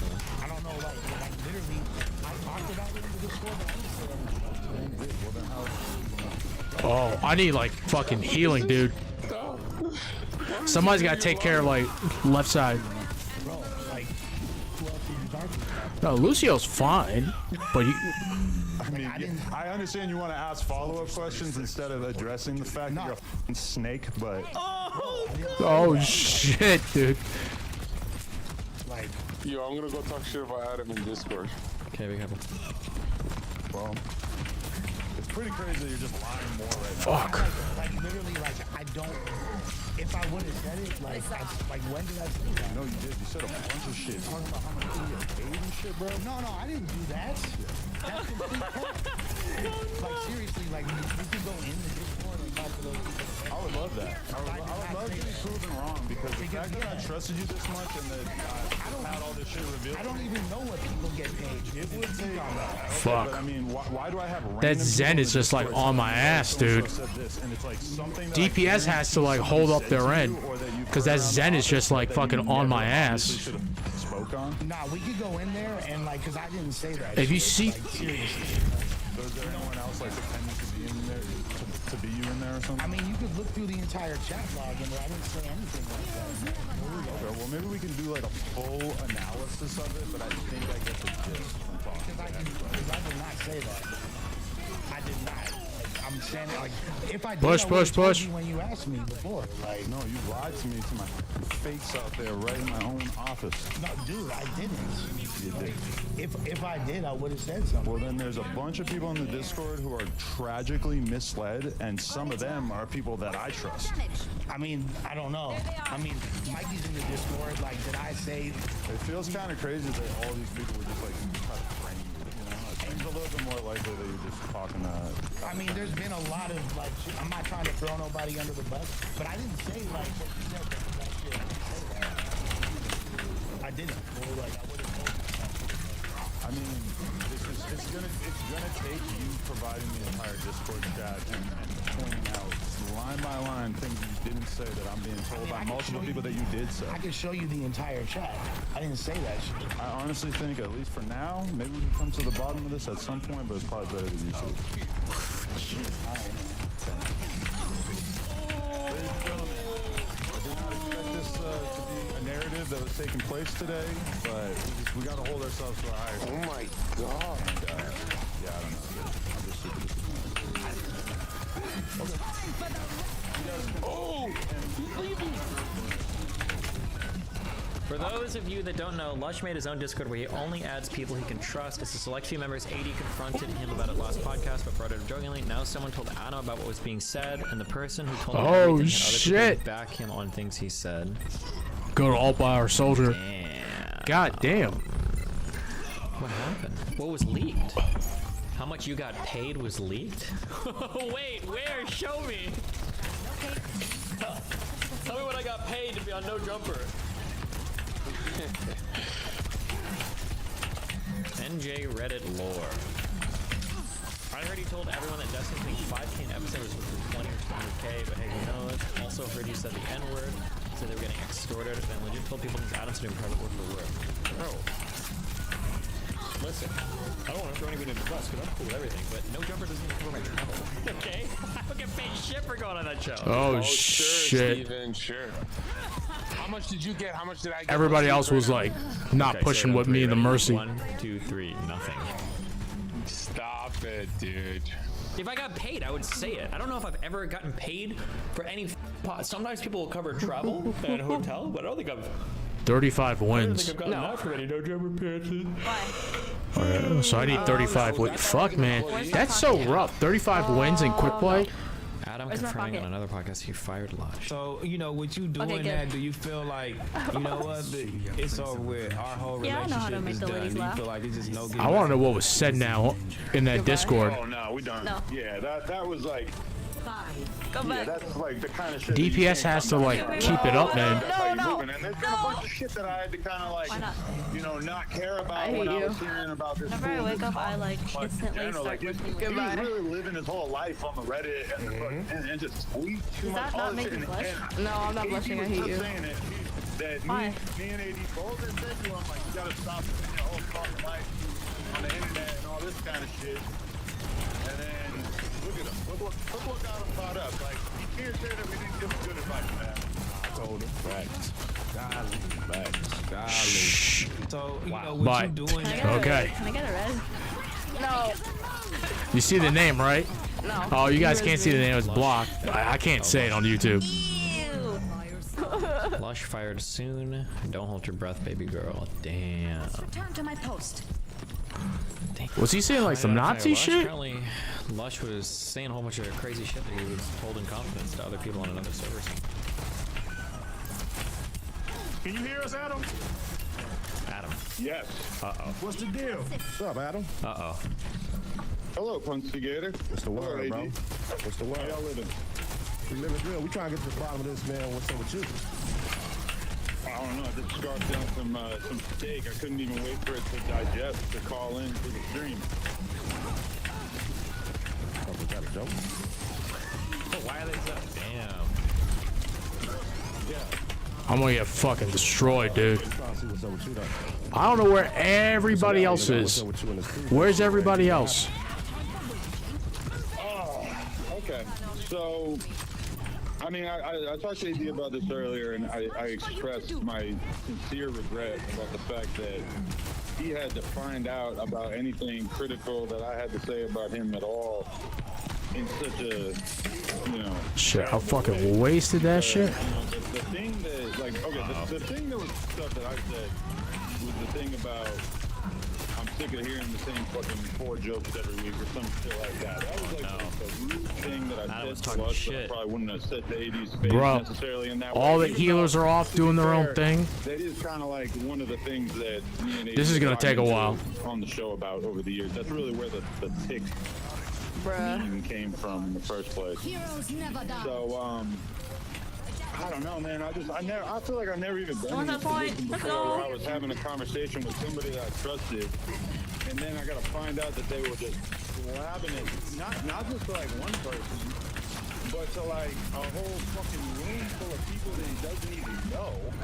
Like, I don't know, man. It's just. All right, look, Adam, that shit cool. That shit cool, right? Playing victim and shit. But you know, everybody know that watch the show. Fuck that victim shit. Nigga, you was talking about the nigga behind his back, bro. Why'd you even go to Lush? Why don't you just go to your mans? It's your mans, homie. Why doesn't it go to your mans and tell them how you felt? Why'd you go to Lush? I mean, you're framing it as. I'm not framing it as nothing, bro. I'm back. That's what you was doing. You talking shit about? You don't tell me what to do. Ooh. I see it as you talking behind Cuz back with one of the co-hosts. I was having a conversation with one of the co-hosts about something that was, you know, obviously a very big decision that I was. God damn, man. Fucking these guys are just fucking crazy, dude. Why didn't talk to AD? I mean, I was talking to Lush about it before I had the conversation with AD because Wins I grant double progress. Having the conversation with AD for so long, and I thought that Lush was somebody that I could, you know, have the conversation about while I was contemplating this big decision. You know, I thought that I was talking to somebody that would never fucking repeat that shit to anybody. I'm sorry, Mercy just doesn't like cut it. Everyone's right. Mercy has to be able either be taken out the game or get completely like reworked. AD with it. That's all I'm saying. That's your man. That nigga, he stuck it out with you in the mud during quarantine. All that shit. Why doesn't it go to him direct, bro? Junker Queen. That's all I'm asking. Why didn't it go to him direct? The fact that I consider AD a friend and the fact that I have loyalty to him as well, and that I still wanted to continue to work with him on at the end of the day shit, on the We Hungry shit, etc. That's why I even felt the need to try to find. All right, let's get this thing done, folks. To have the conversation with Lush about the fact that I was considering making this very big decision. You know? Think you can keep up? I don't know, man. I'm just trying to figure out why you just go to your mans. You know what I'm saying? So if I got a problem with AD, if I got a problem with AD, I'm not gonna go to Sneako. I'm not gonna go to the same type of way. Me and you supposed to be way better than that. That's all. We just trying to figure out why you didn't go to him. Way better than that. That's your man's, bro. You can talk to your man. Like, nigga, I'm prepping for your wedding right now. Let me just say this. So when you guys canned the other guys, Crazy Cut and the other dude off the show, did you guys have a conversation about that? We had a real conversation. Hell yeah. That's why they was canned. Okay, so that's what I thought I was doing when I was talking to Lush. It turned out I was talking to Lush and the whole Discord chat, but I thought I was just talking to Lush. Yeah, but we didn't go to nobody. We went to them direct. You feel me? We didn't go by. But you guys had a conversation about it before you went to them, right? That's what it was. We had an internal decision. No, we had a conversation on the spot. Adam is. I don't think Adam can ever look good in this, but I mean, like, they're probably lying, and that's probably true. Of course, you're probably going to talk to somebody else first to get like feedback or feeling, or like that's probably pretty normal. But I mean, like, I was just getting that Lucio healing. right? Like if I was thinking about, like, I was like, nobody was like taking care of the fucking. Probably Junker Queen's not like exactly like the best. You're probably going to talk to people first, but it's probably just going to happen. I guess soliciting advice from people is bad. Yeah, like if that leaks, I'm going to look like a horrible person, you know? August to RTBA, when he's like, well, I mean, like, bro, what do you mean? I'm like, he's just not what he used to be. He's old and used up.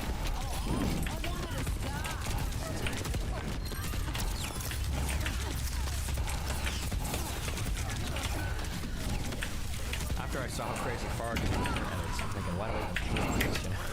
True. We had a conversation on the spot. Shit talking when I asked Josh what he thought about it behind the scenes.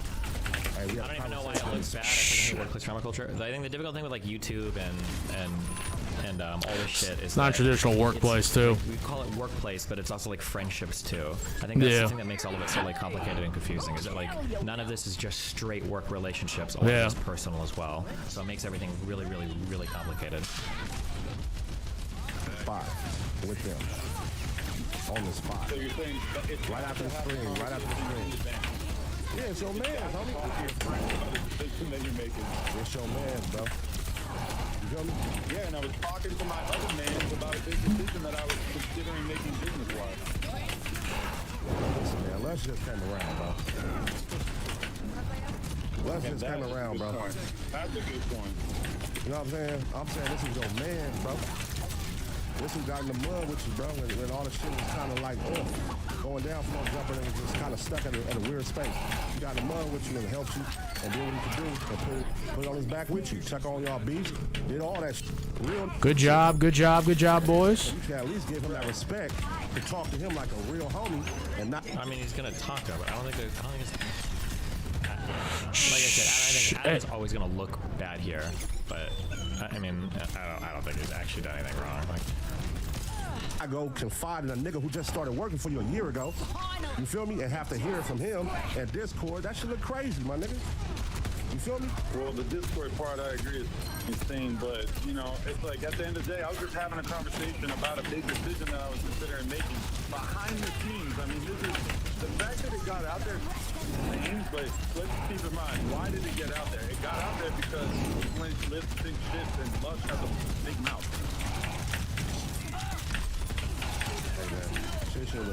Oh wow! I got melted. Nigga, you know how that nigga, my mama heard that shit too, nigga. That shit foul as fuck, Adam. Yep. I'm gangster with you, bro. Nigga, I would never ever in my life do that or do if I ever had I know AD has probably talked to his friends or other people in the space about what he thinks about Adam, and it probably hasn't all been the nicest shit. That's absolutely no shot. There's no shot otherwise. I don't believe it. problem with you, I come to you all the time. I tell you this, bro. I always do that, bro. Bro, the fact that I have so much love for you is why Nigga, if you had love, if you had oh damn, like that, bro, you would have came to me like a man and said, AD, I ain't feeling your performance right now. Nigga, step it up or we gonna replace you. Keep it gangster. Let you know saying. We ain't never had that conversation, bro. You have never had that conversation. You ain't never had that conversation with me, bro. You ain't never had that. You and Lush in the office. Me, you and Lush were in my office a couple of months ago. Or maybe I didn't realize like she altered. I'm trying to like pay attention to like the video. Other shit. You was threatening to cancel all the shows. That had nothing to do with AD. No, we had a meeting where we tried to have a conversation about the quality of the podcast, and I'm going to be real with you, you weren't terribly receptive. What do you mean? I mean, you just seemed to think that it was all good, and I was suggesting that I felt like we had to work on shit, and I just felt like I wasn't really getting like a real conversation about how we were going to do so. So at a certain point, I kind of, and let me be real too, it's like the whole thing was that I had somebody else that I wanted to bring onto the show, and I wasn't, you know, I didn't feel comfortable adding a fifth mic, and that's why I was going through it in terms of like being just stressed about even having that conversation. Let's go. Let's go. Let's go. Hold on. What you see now, you was finna, well, you got rid of your mans and you was gonna keep a snake. These is your words, you gonna snake. You got rid of your mans and you gonna keep a snake? Hey, that's a fun one. I agree. That's exactly how I feel. Hey, man. And I'm gonna keep it real. And I told you this earlier. Since day one, you never wanted me on a Tuesday show. Let's keep it real. You said, hey, you're temporary. Listen, you said temporarily until y'all find a replacement for Cam Girl, AD can stay. Then later on, shit started going good. Then it was talks. It was like, well, maybe we should go another direction since you got Wednesdays and it's being successful. Then it's like, nigga, once again, it's like, you never really wanted me there at the beginning of the first place. And I'm all I feel like we gave it a shot for 3 years, and then I wanted to try something else. Nigga, you don't think I brought nothing to the table or brought viewers and niggas is me on the Tuesday show? No, I'm acknowledging your contribution. I'm just saying that I wanted to try something else. And, well, okay, and all you had to say was, hey, man, we gonna try something else. But, nigga, try to kick me out and keep my mans on there? Right. I obviously I don't know all the slang in the lingo, but I've only ever heard my mans. That's your mans. I've only ever heard that used in like a romantic setting. I didn't know people use that casually. But I also didn't know until there was some Kanye song. I didn't know that shorty could refer to like a short guy either. I thought shorty always meant like your girlfriend too. So I don't know.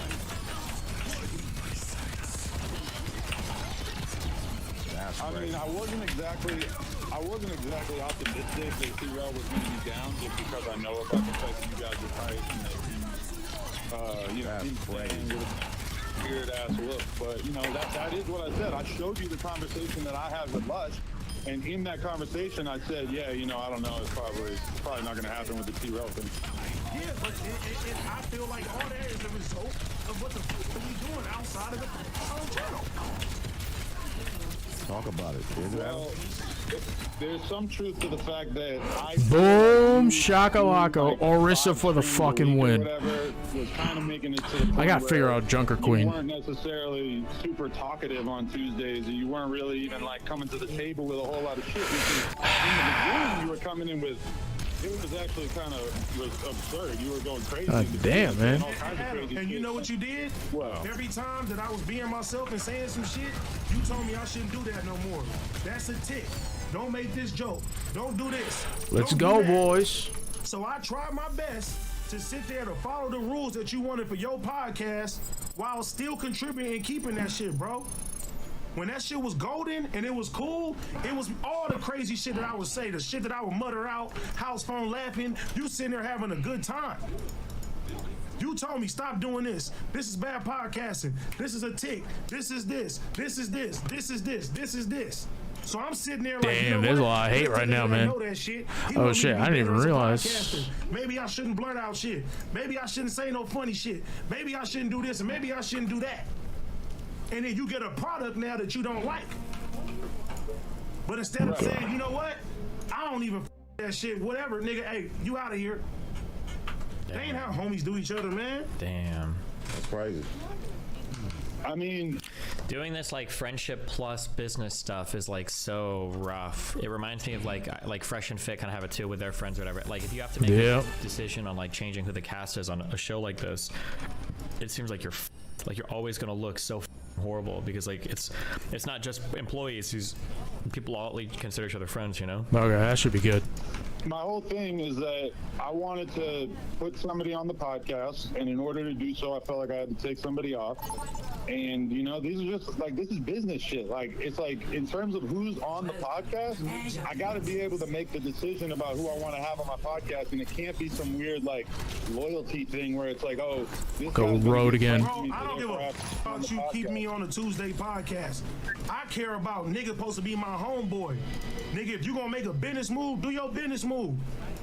Do what you gotta do. But don't talk behind my back and don't talk to a nigga you just met and don't have motherfuckers sitting there saying that shit. That make me look crazy. That make it look like everything. That make it look like everything that I did. And you know, anytime some get cracking, listen. Every time some get cracking in that office, who the nigga that go outside and do this shit and ready for whatever? Is it you, Adam? This matter resolved. Right. So no, I'm asking. Is it you, Adam? I'm asking about some real shit. How can you fault me for trying to have a conversation with one of the other co-hosts behind the scenes about something that I was me and your relationship like me and his relationship? I like to think that me and you are deeper than all these niggas. No, but he's one of the other people who's on the podcast, so I was having a conversation with him about it that was supposed to be private.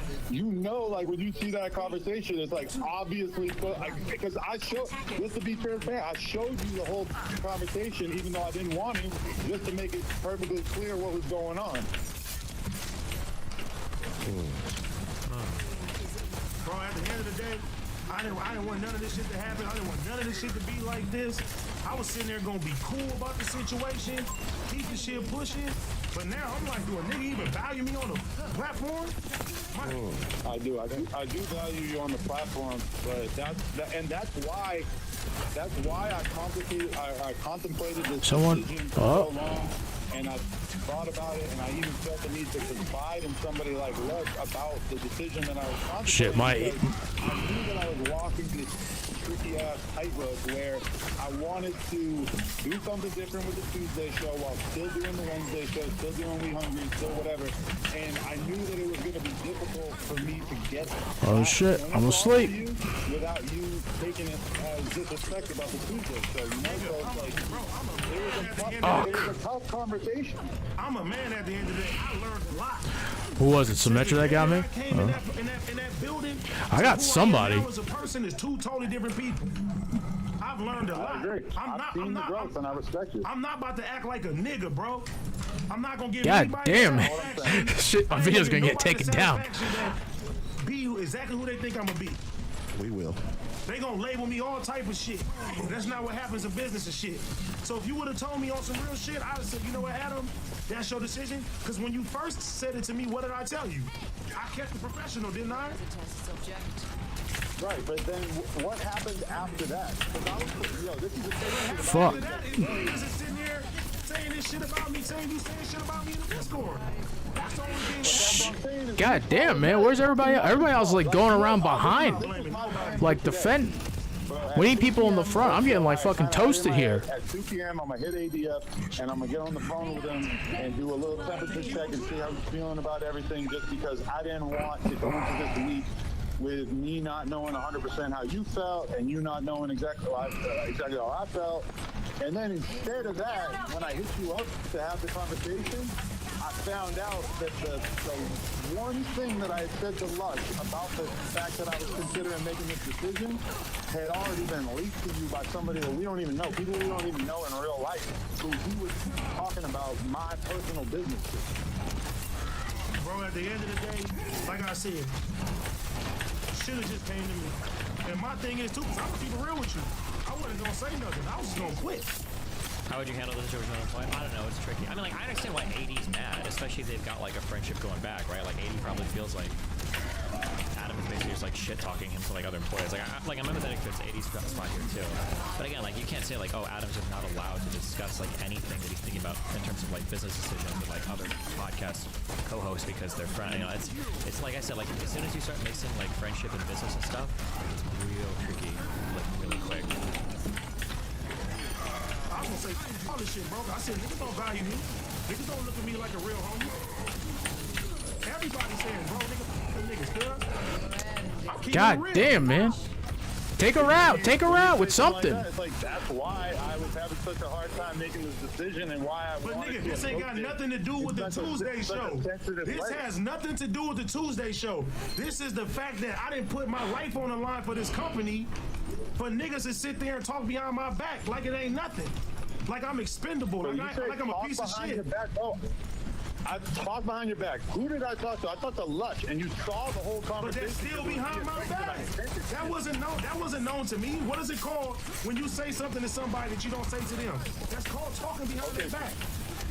So I'm Regardless if you say it or not, you talked behind my back with Lush.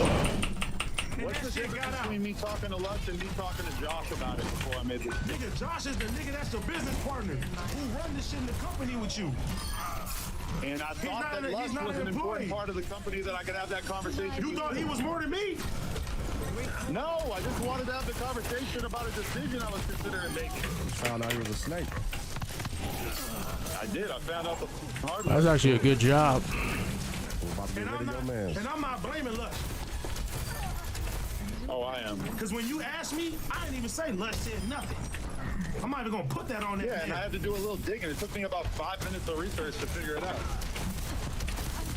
But nigga, no disrespect to Lush, but how the f you gonna put me and Lush in the same bracket when it comes to a nigga how I you versus how you Shit, that was a waste. Fuck. That sound crazy, good.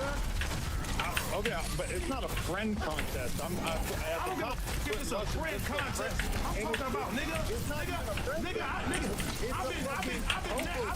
I've been next to you. I've been next to you, you know, in life or death situations. Have I not?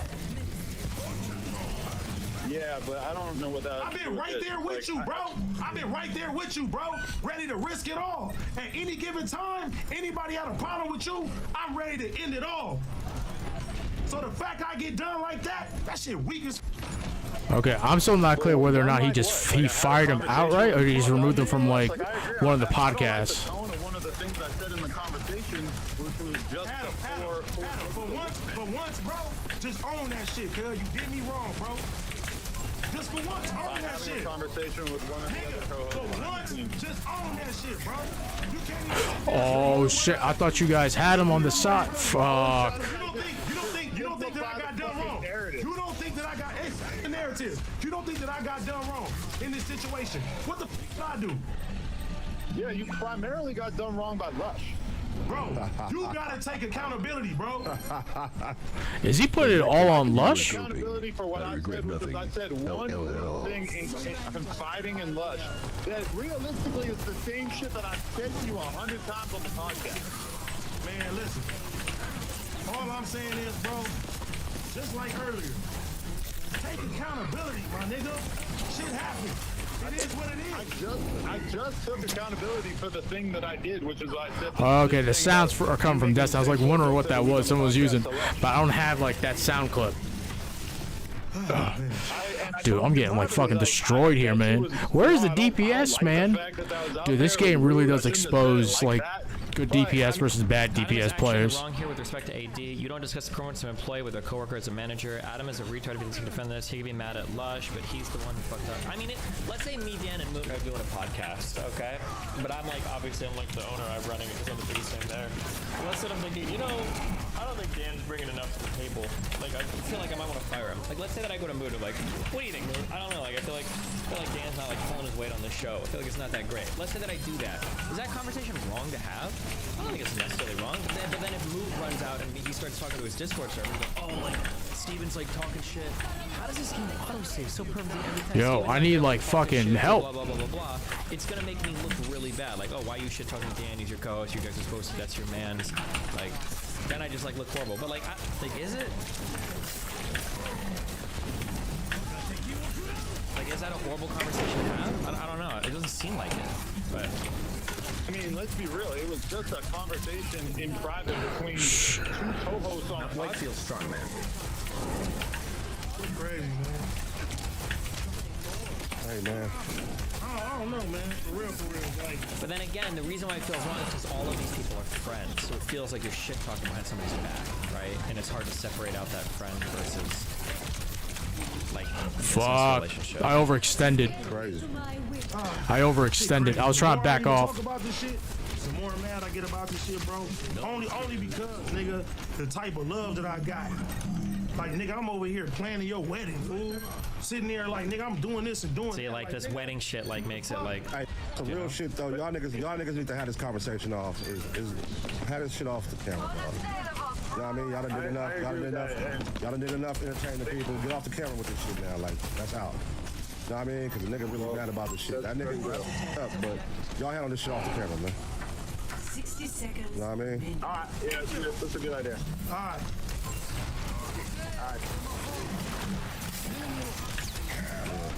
That shit was finna get dark.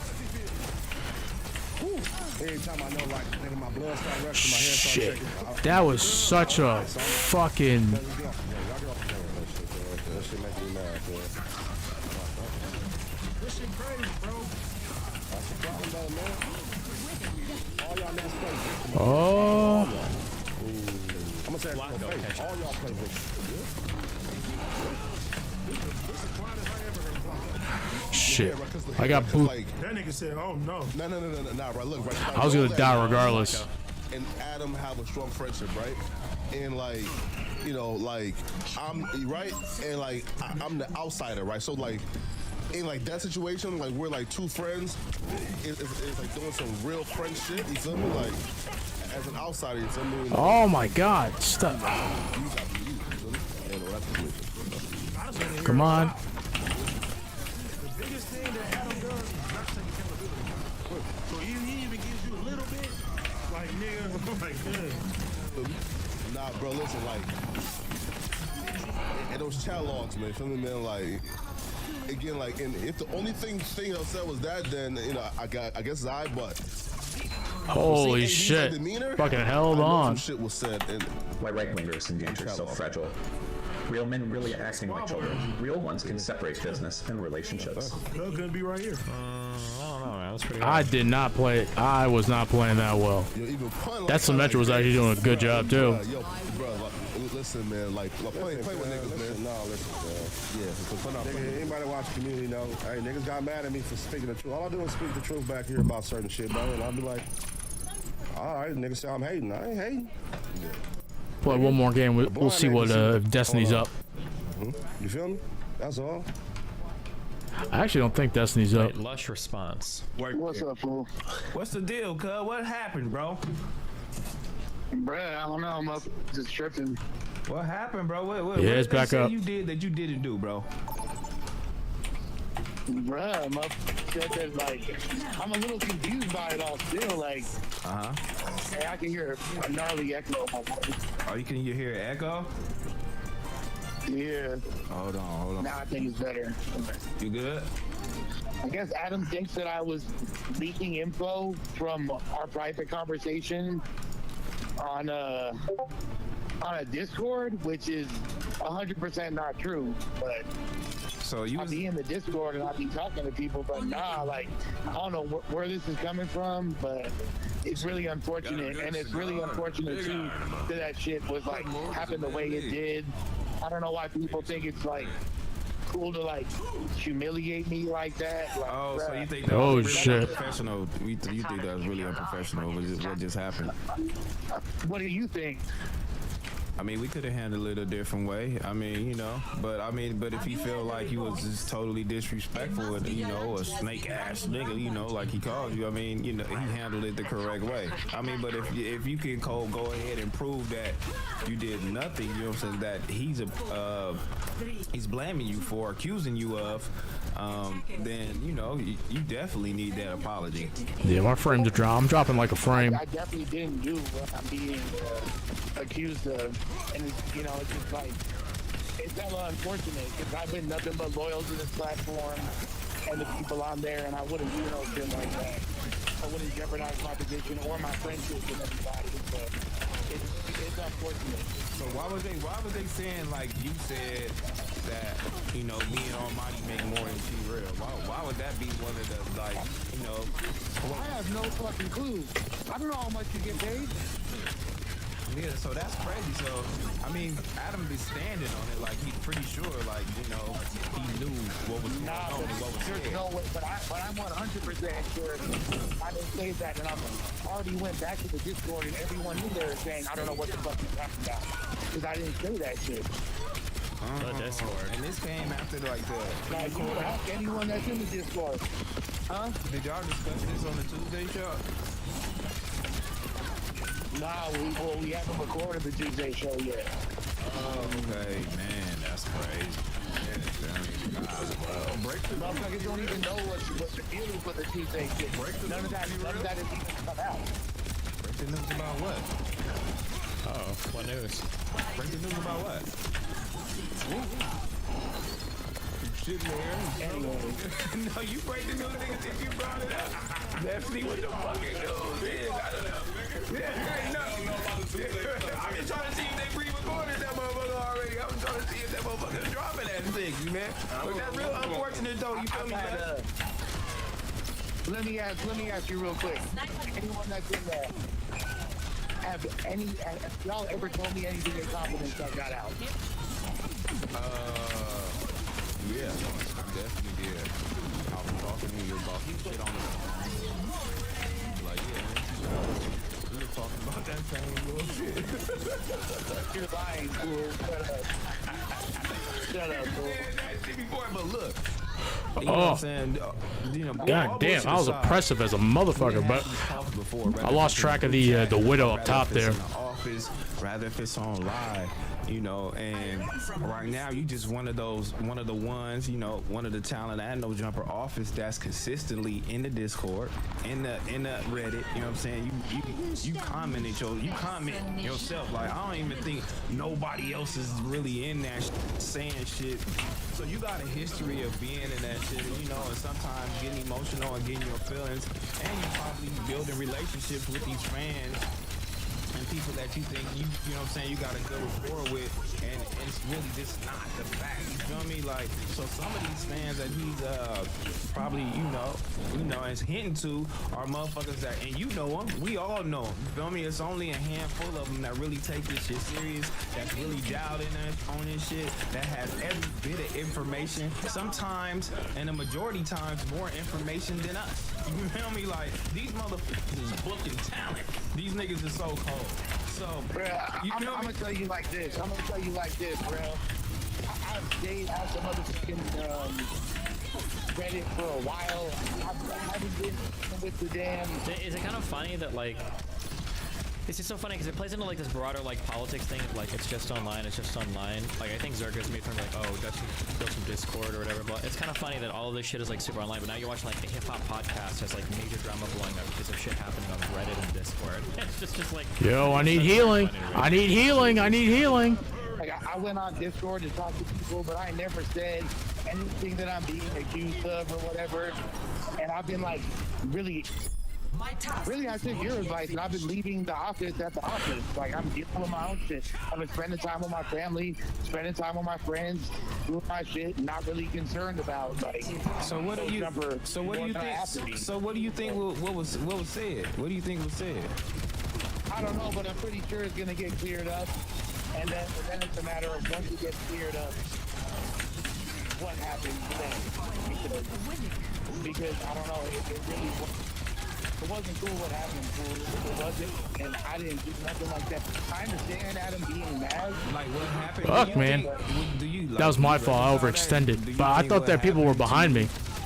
Just now, do you think that deserves more than an apology? I mean, I don't know, fool. It's just like it's too fresh in my mind for me to make a definitive statement about that. Like, what would you feel if you was in my position? You know what I'm saying? Me and you are totally two different people. Yeah, so what was... I'm just, but I'm just a realist. You know, so at that point, we take things different, you know, pause. But if I'm sitting in that chair and you telling me that shit, where's the man, I ain't do shit. I'd have been like, bitch, pull it up now. Who the fuck you? Nigga, you over here sitting on the couch, all you doing all the whole, you better get out with me or what you doing? Like, I ain't do shit. Like, nigga, what you talking about, nigga? That's kind of how I feel. Like, I feel like if I get caught on some dumb shit, it's like that's kind of what you're like, well, what do you mean? I would never do that, blah, blah, blah, blah, blah. But if somebody's like accusing me of something where it's like, I didn't do that, I'm like, bro, like pull up the log. You talking about like, show me, like, no way, right? Because, but I think that the most incriminating thing, this is why I don't want to say I cited against Lusher, but it was the thing that made me wonder if Lush knew we fucked up. It was when Lush, he said one thing, what was it? That's good He was tracking. sitting on the couch. Oh, it was when he was sitting on the couch and Adam said he'd heard different, and Lush was like, oh, well, who'd you hear it from? And when somebody says that, I'm thinking like, oh, you want to know what he knows so you know what you can lie about, is what it sounds like, you know?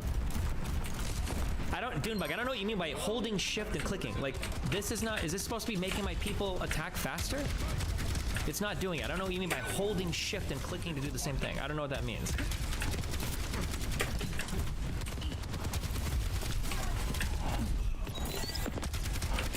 Dude, I need like hardcore healing. Everybody in this fans, all that shit, the Discord, pull the Discord. Hold shift and click enemies. Discord up live. Like click all of them, or it's just making my people like glitch them out. I'm holding shift and click. It doesn't look like it's doing anything. You know what I mean? You like, hey, look, check this out, pause. But you like, I do that shit. Both of y'all was really standing y'all ground, so right now I really gotta see the proof. I want to see what's going on. Over 60 seconds. He was really actually saying in the Discord, and I hope, you know, that shit just ain't true. You know what I mean? But not saying that you don't know it's true, but I just hope you know you wasn't repeating anything in the Discord or Reddit, you know, that we be saying in the group chat. Nah, fool, like literally the shit that he thinks. Oh, you're not talking about killing him. You know I never said anything to whoever said it. Just to clarify that for the Nah, you ain't never told me no shit. Like, you ain't never got nothing out there that we kept everything personal, man. You good with me. Yeah, I've never done nothing like that. I know Almighty can say the same thing. I don't know if Smack in there too, but whoever in there, I would never tell that to nobody. That's not in my nature. Yeah, because these niggas like, Damn, man, where were you guys? These niggas keep disrespecting you. You know what I'm saying? Like, especially. And nobody like took care of the soldier up top too. He loved clowning and disrespecting you. And they got it. We just had 60 seconds to I hold. ain't gonna lie. Look, Les, you have did this to me. We are outnumbered. Uh-oh. Careful. Let's get to that. You have did that to me. The conversation I had with me and you about the Sharp shit, Sharp definitely called me and said, what Les gotta do with this? Ooh, Malcolm X. Wait, what? Okay. I can't sit up there and lie. That's cap. Okay. I might need Yo. Yeah, we gonna hit you back though, Lush, man. Think about it, man. I'm pretty sure a lot of other people gonna hit you, man. I'm pretty sure. You know what I'm saying? I only took the call because it's you, but I feel like I shouldn't even taken this call. I don't think you did anything that, you know, that would tarnish anything that you got going on. I'm not even gonna get into it with Almighty, but like that's crazy, fool. Like that's absolutely crazy. Yeah, cause why you and Almighty be always getting into it? Because I feel like you and that nigga just was, you know, like you call him your nephew, your cousin, all the whole little shit. And y'all stay getting into it, man. I need healing. I need healing. For sure, bro. All right, bro. Shit. You know what I'm saying? Healing. I need healing. Then Laven calls ADR for overreacting after the call with Adam, and they backtrack. Here's proof the Lush want to talk about it first. We keeping it real. I'm gonna be honest. He knows how to mind. He knows how to mind the club. This is what happens. So, Lush is like, okay, this is what happened. Lush comes in, guilty already feels like, something's gonna happen with the Tuesday show, right? So Lush is like, oh, so you already know. This is what I think. I think guilty played like he knew and kind of like mindfucked Lush. And so Lush thinking that he really knows something. I think that's how yeah, Lush baby. ended up saying, huh? He literally started off the conversation by saying, like, I talked to Adam. He was like going all over the place. He really like. Oh no, no, none of you even know what any of that means, but getting baited by Guilty is probably one of the funniest things in the world that could ever happen. Guilty is, he's like associated with the show. I talk to him quite a bit, but the dude is a little bit crazy, and I could totally see that happening, where, because sometimes he says some like, do you really know anything about this? But I feel like he's just talking sometimes. But it sounded like Guilty was talking he knew something, and then Lush got baited into it, and then Lush was like, yeah, AD is going off the show, and but Guilty didn't actually know shit. Oh no. Damn, that's not even fucking. He really did, so to get her, I have and to. then that's when he was like, yeah, he said that it's because of the 4 jokes. Who said that? So, Who said that? Who said that, Mo? He said that. 30 more. No, let Mo talk. Mo, who said that? You said, and then he. Who said it, Mo? What happened? Who said it's because of the 4 jokes? Who said which one? About 4 jokes? Yeah, who said it? So after Guilty was like, yeah, he's going, AD is gonna be leaving the Tuesday show. Then Lesh was like, yeah, Adam. The reason Adam said is because of the 4 jokes. Oh, there it is. Man, there it is. There it is. There it is. I told you. Wait, what? I got to the bottom. Hold on. Then he. Who said it, Mo? What happened? Who said it's because of the 4 jokes? Who said which one? About 4 jokes? Yeah, who said it? God damn. So after Guilty was like, yeah, he's going, AD is gonna be leaving the Tuesday show. Then Lesh was like, yeah, Adam. The reason Adam said is because of the 4 jokes. Oh, there it is. Man, there it is. There it is. There it is. I told you. I got to the bottom of this shit. No. There it is. Yo, oh, yeah, that's your motherfucking. That's your witness. Played you, Lush. Guilty That's your played witness, you, bro. What? Nah. It's Ain't no shit. No. It's over with. I did not Damn, say man. that. I did not say that. That's your witness, bro. You both. It's over. That's how that shit work in the court system. This your Hold on, witness. are you sure? Megan Hold on, are you Kelsey right sure? here, bro. This shit crazy. This your witness, bro. Listen, I'm just gonna be honest, because if Adam's saying what he said that he didn't talk to nobody, this is what happened. Guilty, he's on there, he's like, yeah. Guilty said he talked to AD, but I don't know if that's a lie or not. But Guilty was like, yeah, I talked to AD. AD's gonna be leaving the show, because Guilty makes it seem like him and AD are like best friends, right? And so like he's like, yeah, he's gonna be leaving the show. Adam's really mad at him about the Richard Spencer, blah blah blah, right? So then that's when A Nazi. Lush was like, what happened? A Nazi. Guilty a Nazi too. No, I'm talking about the. Keep it going. Who's a Nazi?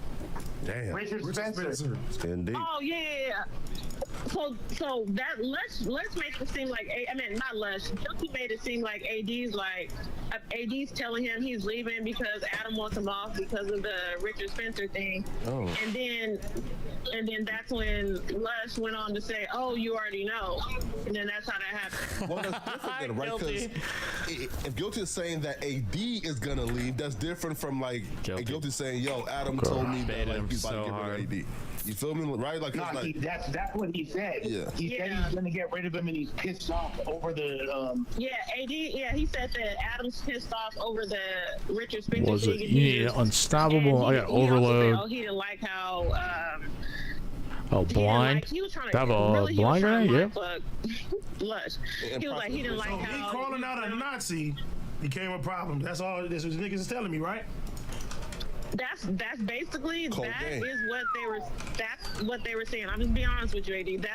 They made it seem like it was a Richard Spencer thing, and you going on the news. I don't know. That's what. And he said that he was mad. He said Adam was mad at me about that too. But how did Guilty know? Yeah, because that's the thing. He said Adam told him. I don't know. This shit is so messy. This shit messy as. But we're gonna get to the bottom of it. Look at all these guys that are 8 already. Don't trust. Listen, man. That's true. Don't trust Guilty, Adam. You feel me? Like he's a rap bastard, bro. You feel me? Jesus. Man. I did not bring up any information that was already. I did not bring up 4 jokes or anything like that until Guilty said he knew. He said it first. What was saying that's not true though? Yo, witness just said otherwise, bro. That was crazy. Nah, like what it seems like is that people was fishing for information, and then you volunteered this shit because you thought they knew more than they already did. Yep, that's exactly what happened. Yep, that's what it sounds like. Bruh, he literally. I mean, okay, but he literally. I'm saying, can we admit that? I mean, there's some plausibility to that for sure. Yo! And you can ask Adam if I'm lying about this. Is there someone else that Adam told that isn't being mentioned? Who? I'm not saying. That's beyond my point. Listen, right now, bro, like you're in court. I just cracked the code. The code was. You guilty with my. Lush got mine, and he told shit that he shouldn't have said. It confirmed it, and motherfuckers ran with that shit. And they turned around. Spilled the beans. That's what happened. That's all niggas gotta say. And they turned around, and right after you told them, and went back. Hold on, let me add Duno on this. Hey, let me get someone Pringles. Duno, I'm about to add you live. We live. Hey, AD got me. Duno, you live right now. You live. I don't know who said it, but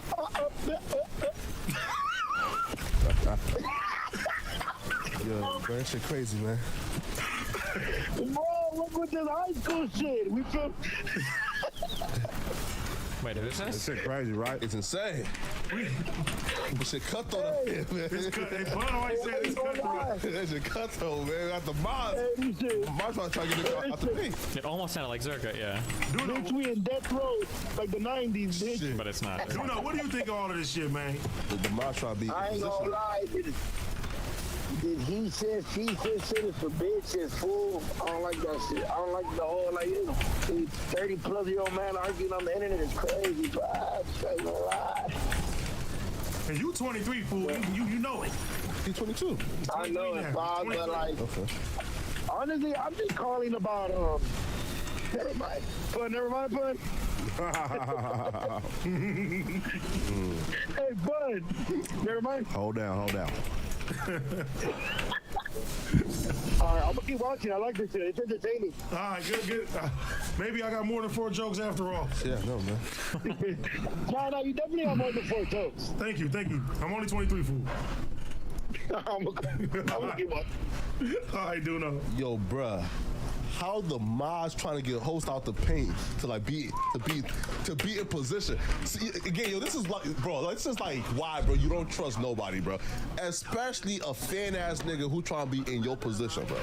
You feel me? Right? Like, cause let's trust the niggas, man. You feel me? You know, let's trust them. You know, and it's just, man, this shit is sad, bro. I thought that it wasn't anything that people didn't already know. He made it seem like, I mean, he said, how the fuck was he? The problem with Lush's story now, though, is that Lush is like, oh yeah, see, I did say all these things, but it's because he was already saying it. But then why didn't you just say that in the first place? Why didn't you say initially, oh yeah, like I did say those things, but it's because I thought people already knew. I thought you were like, that makes me feel like Lush is still kind of hiding stuff, right? Otherwise, Lush would have just owned it immediately. Like, oh yeah, I did say it, but like Guilty already knew. Adam was already talking shit to all sorts of people, right? Yeah, so you got manipulated, Lush. You got manipulated. Nah, fool. How did he knew already? How am I supposed to? How would anybody know? So if he knew, then Adam told him. So you think Adam told him? Let's just cut to the chase. Wait, yeah. So I don't fucking know who told him, bro. Just say it. Yeah, you're saying that. I don't know who told him. So is it Adam or is it you? Say Adam told him then. If that's what you thinking. Hey, is Adam defending Nazis? Woo-hoo! Is that what's going on? Is that what I'm getting from this? All I know is y'all keep saying this Richard Spencer nigga. Y'all keep saying this Richard Spencer nigga kicked all this shit off. So is that what's going on? He defending Nazis? He don't like people talking about his white power people? Jesus. Is that what's going on? Let me know. Where Adam at? Get that nigga on the phone. Let's talk about it. He ain't answering. Okay, we're done with this. Is this about Richard Spencer? I get a text message from Adam, and he essentially said, I've already spoken to AD. I spoke to AD, and he is, let him know that he's no longer going to be a part of the Tuesday show. Jesus. I want to move forward with you, T-Rail, and Court. I don't know if T-Rail's going to be down or not, but I'm pretty sure he might be. And my response was like, ooh, like, damn, that sucks. I really with AD, and I have a loyalty to AD because AD is the reason why I wound up being on more podcasts than just the my initial God Tier podcast. Diz was in Lebanon. I had filmed 3 episodes of God Tier one day, and then the following week I filmed 3 more as I'm getting ready to leave. I see AD and Adam sitting down to do the pod. I say, what's up? AD invites me and pushes for me to be a part of that podcast, where I wound up getting a lot of love from the fans. I'm not really sure that Adam really even would have continued to put me on there, but the fans, y'all were a loud voice, and y'all were vocal about the fact that y'all really enjoyed me on there and wanted to see me more. Then I had a series of other appearances that went well, and then boom, all of a sudden I have a permanent spot on the podcast. The fact that it was replacing House Phone originally was not my intention and really sucked, because Phone is a dude that I always admired and enjoyed watching on there and was always cool to me in our This is fucking... AD, if it wasn't for him pushing for me that initial time, it never would have happened with me being on there. I'm gonna get into, there's some things I have to reveal about. I fucked up. We're behind this whole thing getting out. So I got some nuggets for y'all. All y'all fucking gossip fiends, I got some shit for y'all. Oh yeah, we're fiending hard over here. Let's go. I don't really care that much. I think No Jumper every once in a while is like fun. I don't watch it like all the fucking time. Yeah, you can remove. Yeah, Destiny, thank you for modding. Destiny? So yeah, I'm loyal to AD. Adam hits me up and was like, yeah, I'm gonna remove AD from the pod. And I said, you know, I don't think that's a good idea. I believe that's going to cause a lot of division in the No Jumper community. I definitely don't think that T-Rail and Duno and all those other guys are going to keep rocking with it. He should show these texts if this is true, I think, right? And Adam essentially was like, I was like, but I support you, regardless of what your decision, like, I rock with you, but I don't think this is a good idea, and I wish there was a way that you would reconsider, or we could change this. I'm still not clear, like, what was said like, that look, got, you know, that got him removed from No Jumper. Sacrifice people being mad at me and going against me for the long-term goal. And he said multiple times that he kind of wants to pivot and shift the direction away from No Jumper. This isn't a secret. He said this publicly. He's said publicly multiple times he's no longer really interested in hip-hop culture. He does do a lot of interviews with rappers still, which is cool. And I think it's great that a lot of these talented young artists are getting the platform that they deserve. So I want No Jumper to continue to exist in that capacity. However, a lot of people don't fuck with No Jumper for whatever reason. And I understand why he doesn't, you know, that's his prerogative. He wants to pivot the direction. He's more into podcasts than he is hip-hop. He's more into political discourse and conversations, which, you know, I'm quite capable of doing. And I think he knows that. He's aware of my intellectual capacity. He's seen me in that format on multiple occasions, seen me be successful. Cool.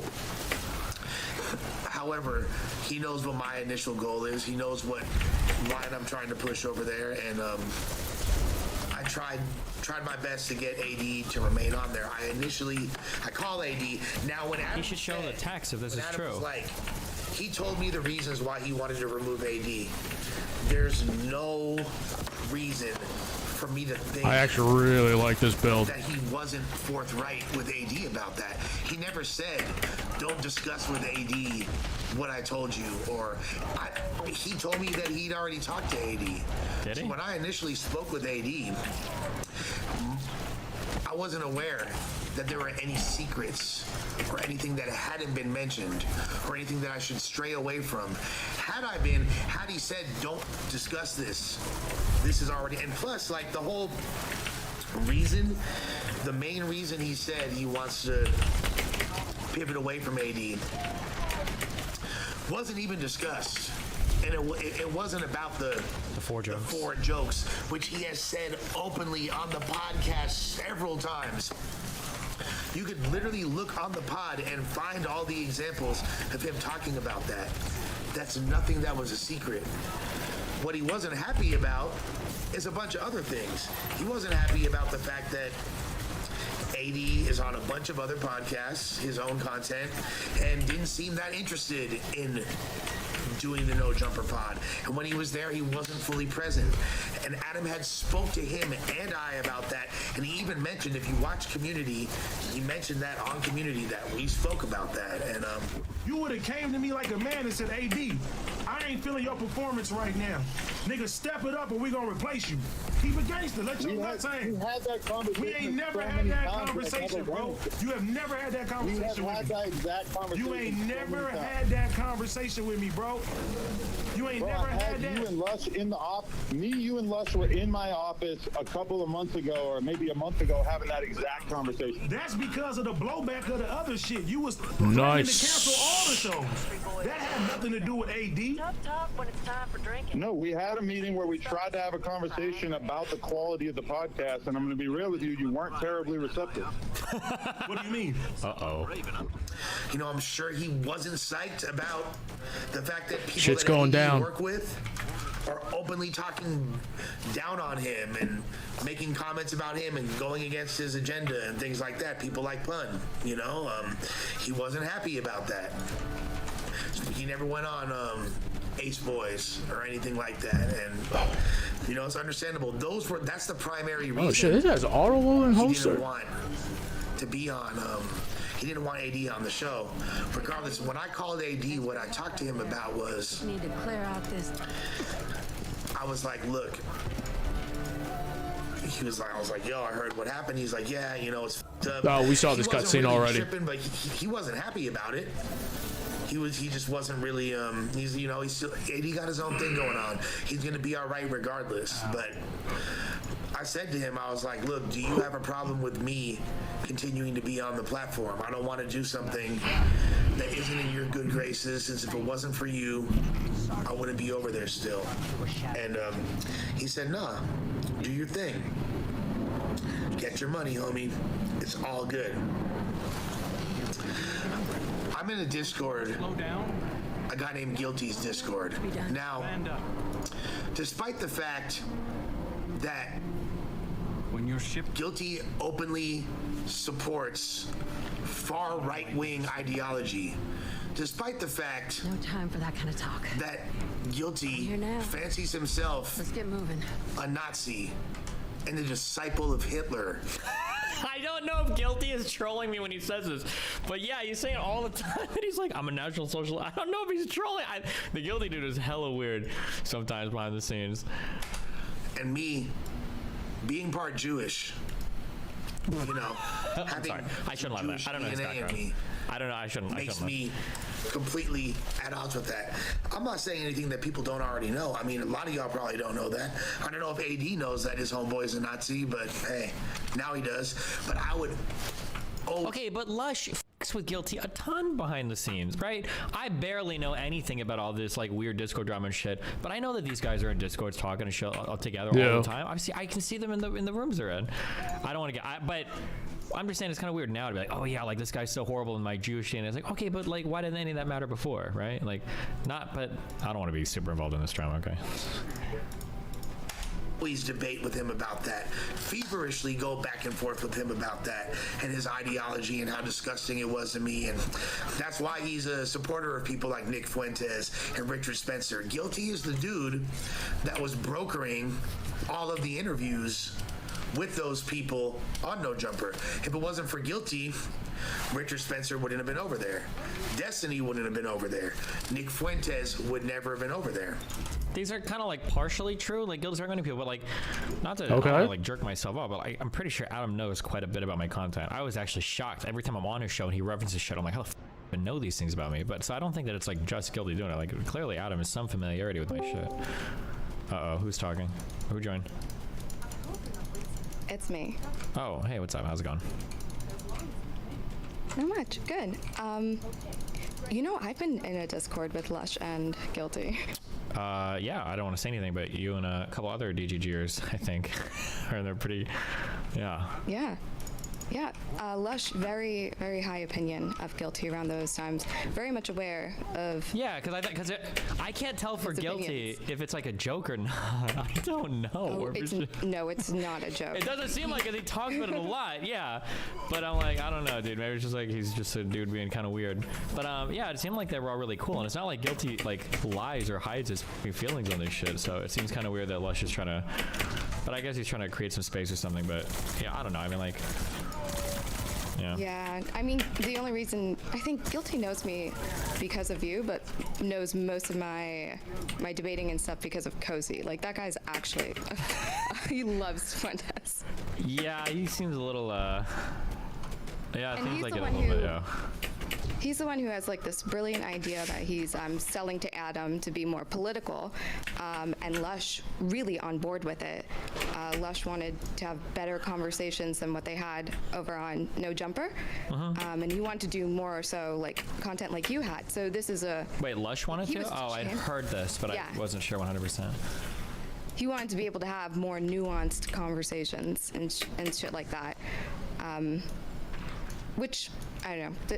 Listen, I could talk shit. I'm not going to do that right now. Maybe in the future.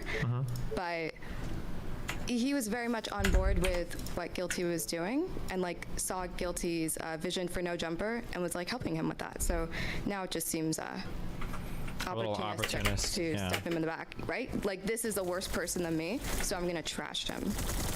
Yeah, but But also Guilty is very sus. yeah, he is. Do you want to finish this because I can hop back in later?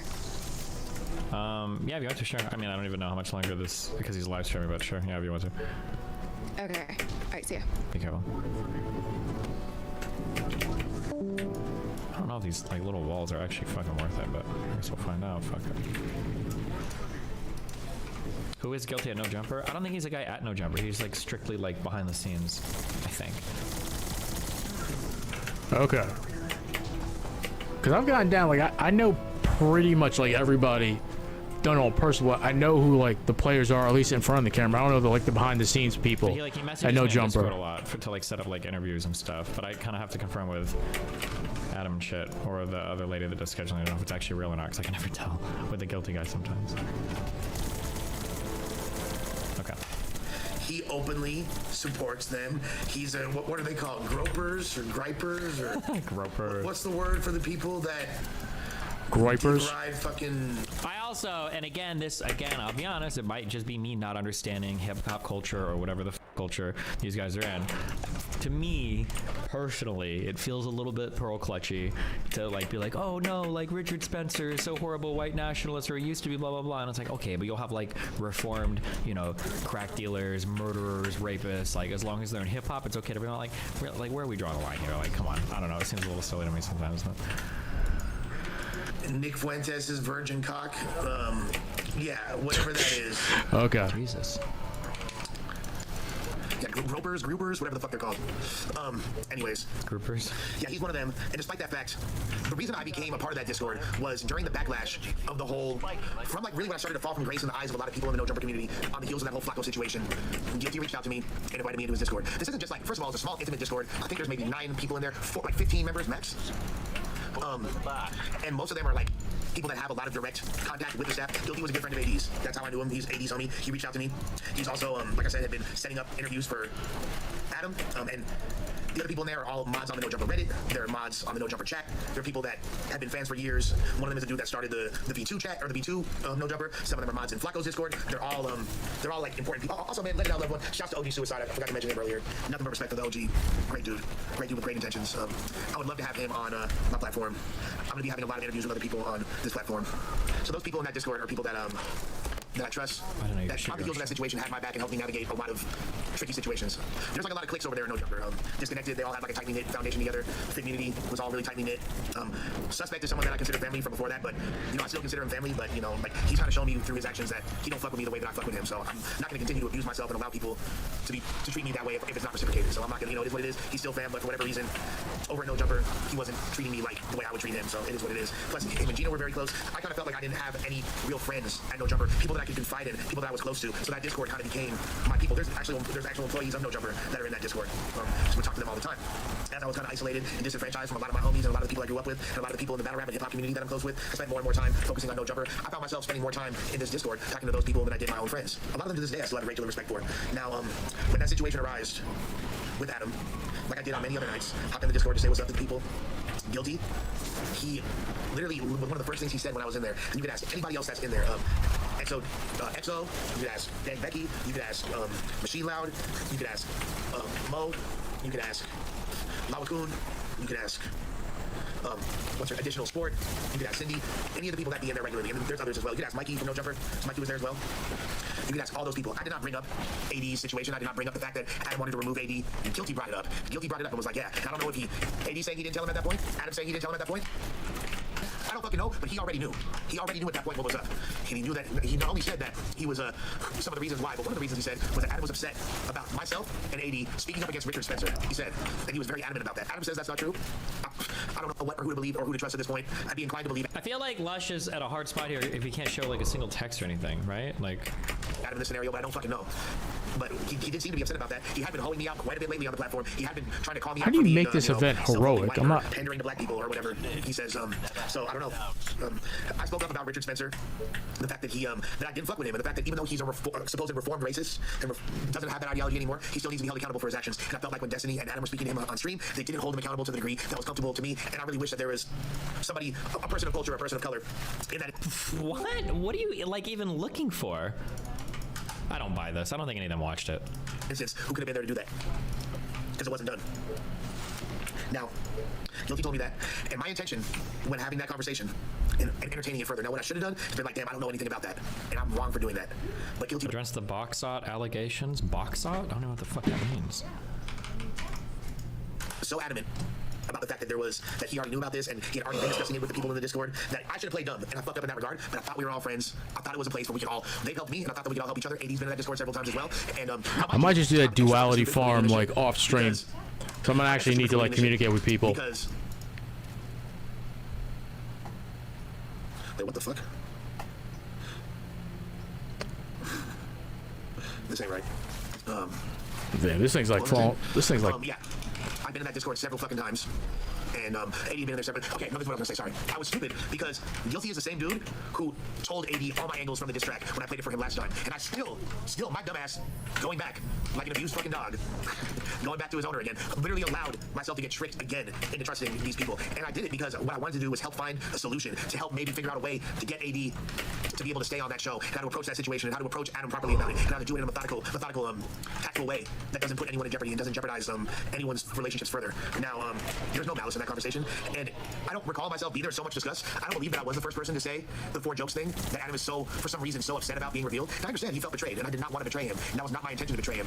And I definitely, he has every right to not want to fuck with me after that. But I didn't realize that, I thought that AD already knew that. I thought that that was already discussed in there. If I was the first one to bring that up in there, then I'm dead wrong for that. However, I didn't think that that was that big of a deal. I didn't think that that was going to be a determining factor in their friendship. And that's not the only thing that AD is upset about by any means. But I understand Adam being like, damn, like, I told you something in confidence, and you relate it to other people, which I shouldn't have done. But it was not with bad intentions. It was only to try to help the situation. The fact that I'm responsible for any I'm trying to help the situation? Wait, what? And AD, between all these people now no longer wanting to fuck with No Jumper, that's the last thing I fucking wanted to do. However, if that's all it takes for a friendship to deteriorate, the foundation was already weak. These are things that could have been discussed between the two of them so many times, so easily, for several months. And I understand him confiding in me. I should have not spoke on it. I did, and that's the reason why he wanted to fire me. Okay, understandable. However, there's a lot more to it than that. I did not want, and I don't even, like, a lot of the things that those people said that I was speaking on, I still don't believe that I was the first to bring up that 4 jokes thing.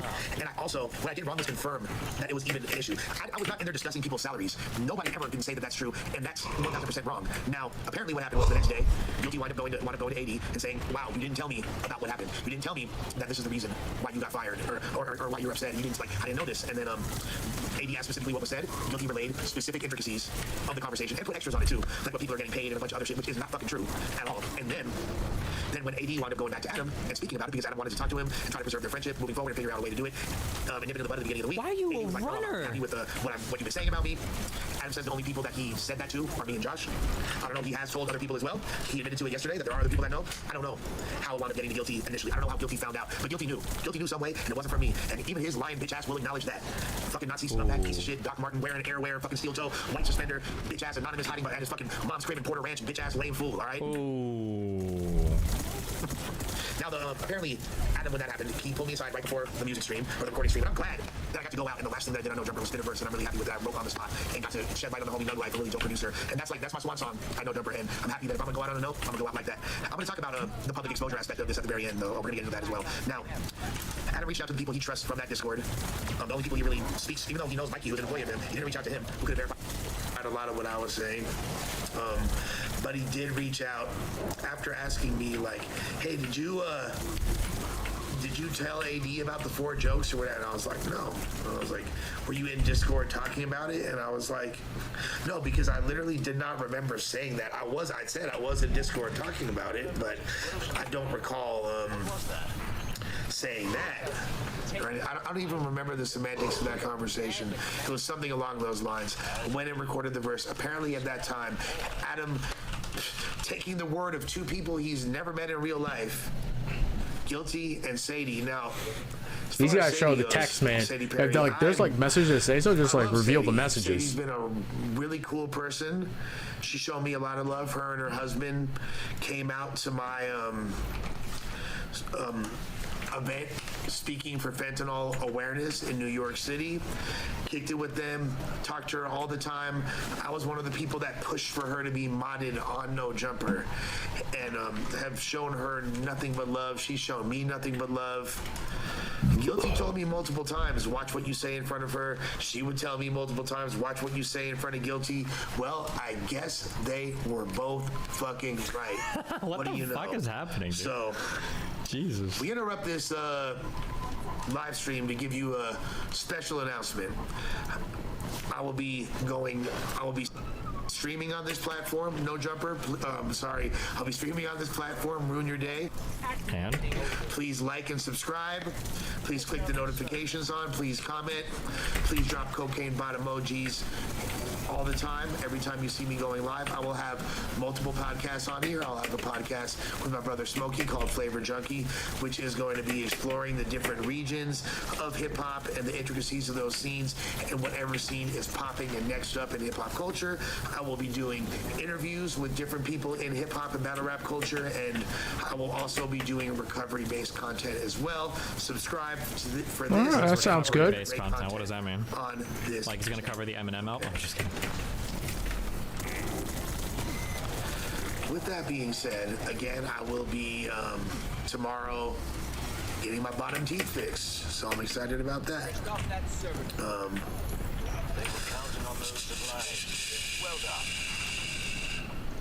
Flavor Junkie is back. Yeah, now, back to what I was saying. So, Sadie, the fact that she said, now her initial statement to Adam was, yeah, Lush might have been talking about this. I'm not sure, but I'm pretty sure it came from Lush, and he was in there saying way too much and talking. Guilty was confirming all that stuff too. Now, it's super fucking strange. Yeah.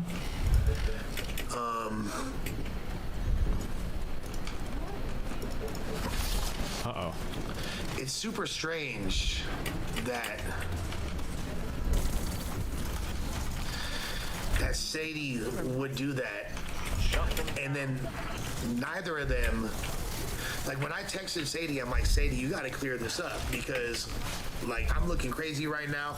I might lose my job over this. You gotta let Adam know the real. You never heard me say that shit. And she's like, well, I didn't tell him anything. And Adam said that he spoke to you earlier today. And she's like, well, I haven't spoken to Adam in weeks. but he said that he just spoke to you. Then all of a sudden, she went radio silent. Now, I don't want people to attack Sadie because she's pregnant, and Who cares? Okay. Health with her pregnancy, so I'm not going to put any negative energy on her. I still love her, but the fact that she would Even though she betray me in this probably manner like and then cost you your just go radio job. silent, and the fact that Guilty would betray me in this manner, both of them exaggerate and lie on me in both. What is propping these fucking and then soldiers over Guilty here? literally deleted his Instagram. Uh-oh, Guilty. Archived his Instagram, deleted his Discord, and turned his phone off. I don't even have his phone number, AD does, and stopped talking to everybody. It's fucking crazy. It's like these people are making such bold claims, which are literally changing the trajectory of my life, but aren't willing to stand on it. When they swore up and down multiple times to secrecy and that what we talk about in there stays in there. And the fact that they would violate that and then go above and beyond and embellish and then not stand on what they said when everybody else in the Discord has openly said what they're saying isn't true is kind of fucking crazy to me. Like, not even a word to me. And for what purpose? To get you more What do you want? Hello? Hello? Hello. I'm honored that you did that. Well, what's up? I see you in chat talking. What do you want? So, first of all, I apologize because I'm not, my first language is not English, but can you explain me something? Can what? Say that last thing again? Can you explain me something? Yeah, sure. Hold them off while I translate. Do you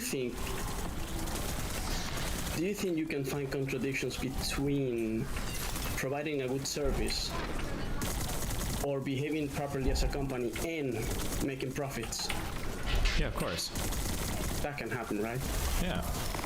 Now, I will say that I find super refreshing when you speak like about how mainstream media is more a reflection of what society thinks.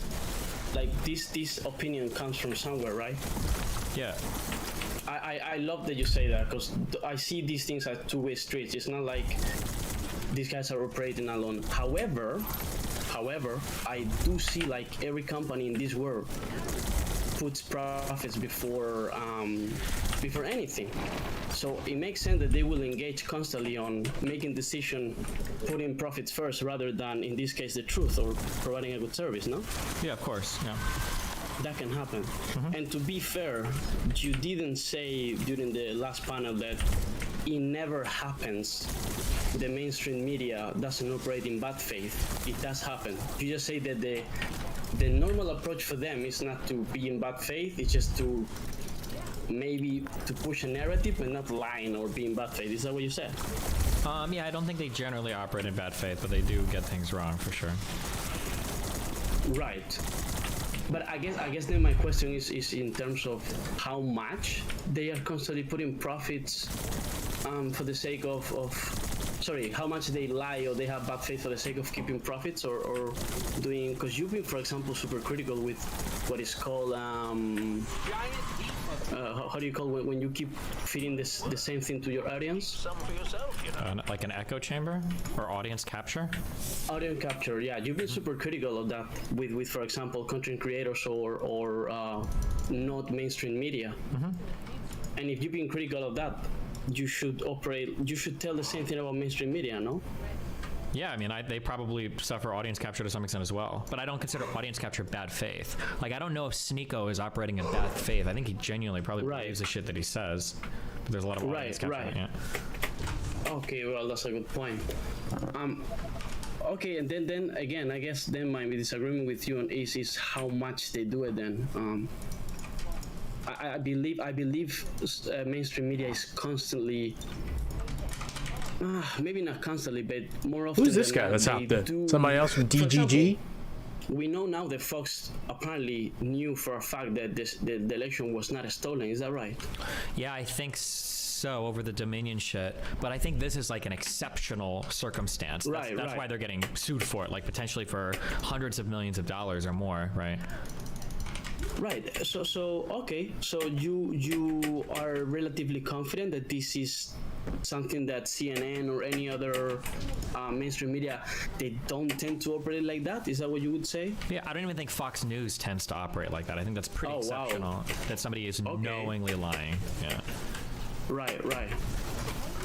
I think they knowingly lie about like a lot of things, and they're comfortable in doing so, especially now. Maybe it's because one of my political fathers was Noam Chomsky, and he wrote where manufacturing consent, and I'm super skeptical with mainstream media. But I guess our disagreement is just how much they do it. Because you're making good points. What can I say? Sure. Yeah, I don't know.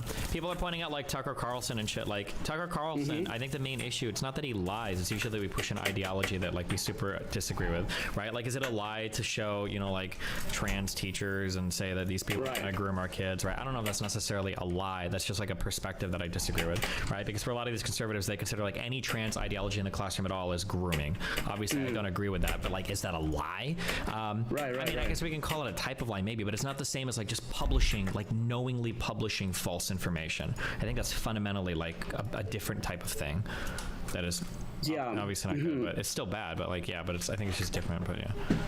No, but I like that you like to differentiate those, because it's not the same. And I guess the thought that I try to have all the time that goes with your narrative or with your opinion on this is like, I think they would be in deep shit like constantly if they are constantly like literally publishing fucking lies about specific facts, no?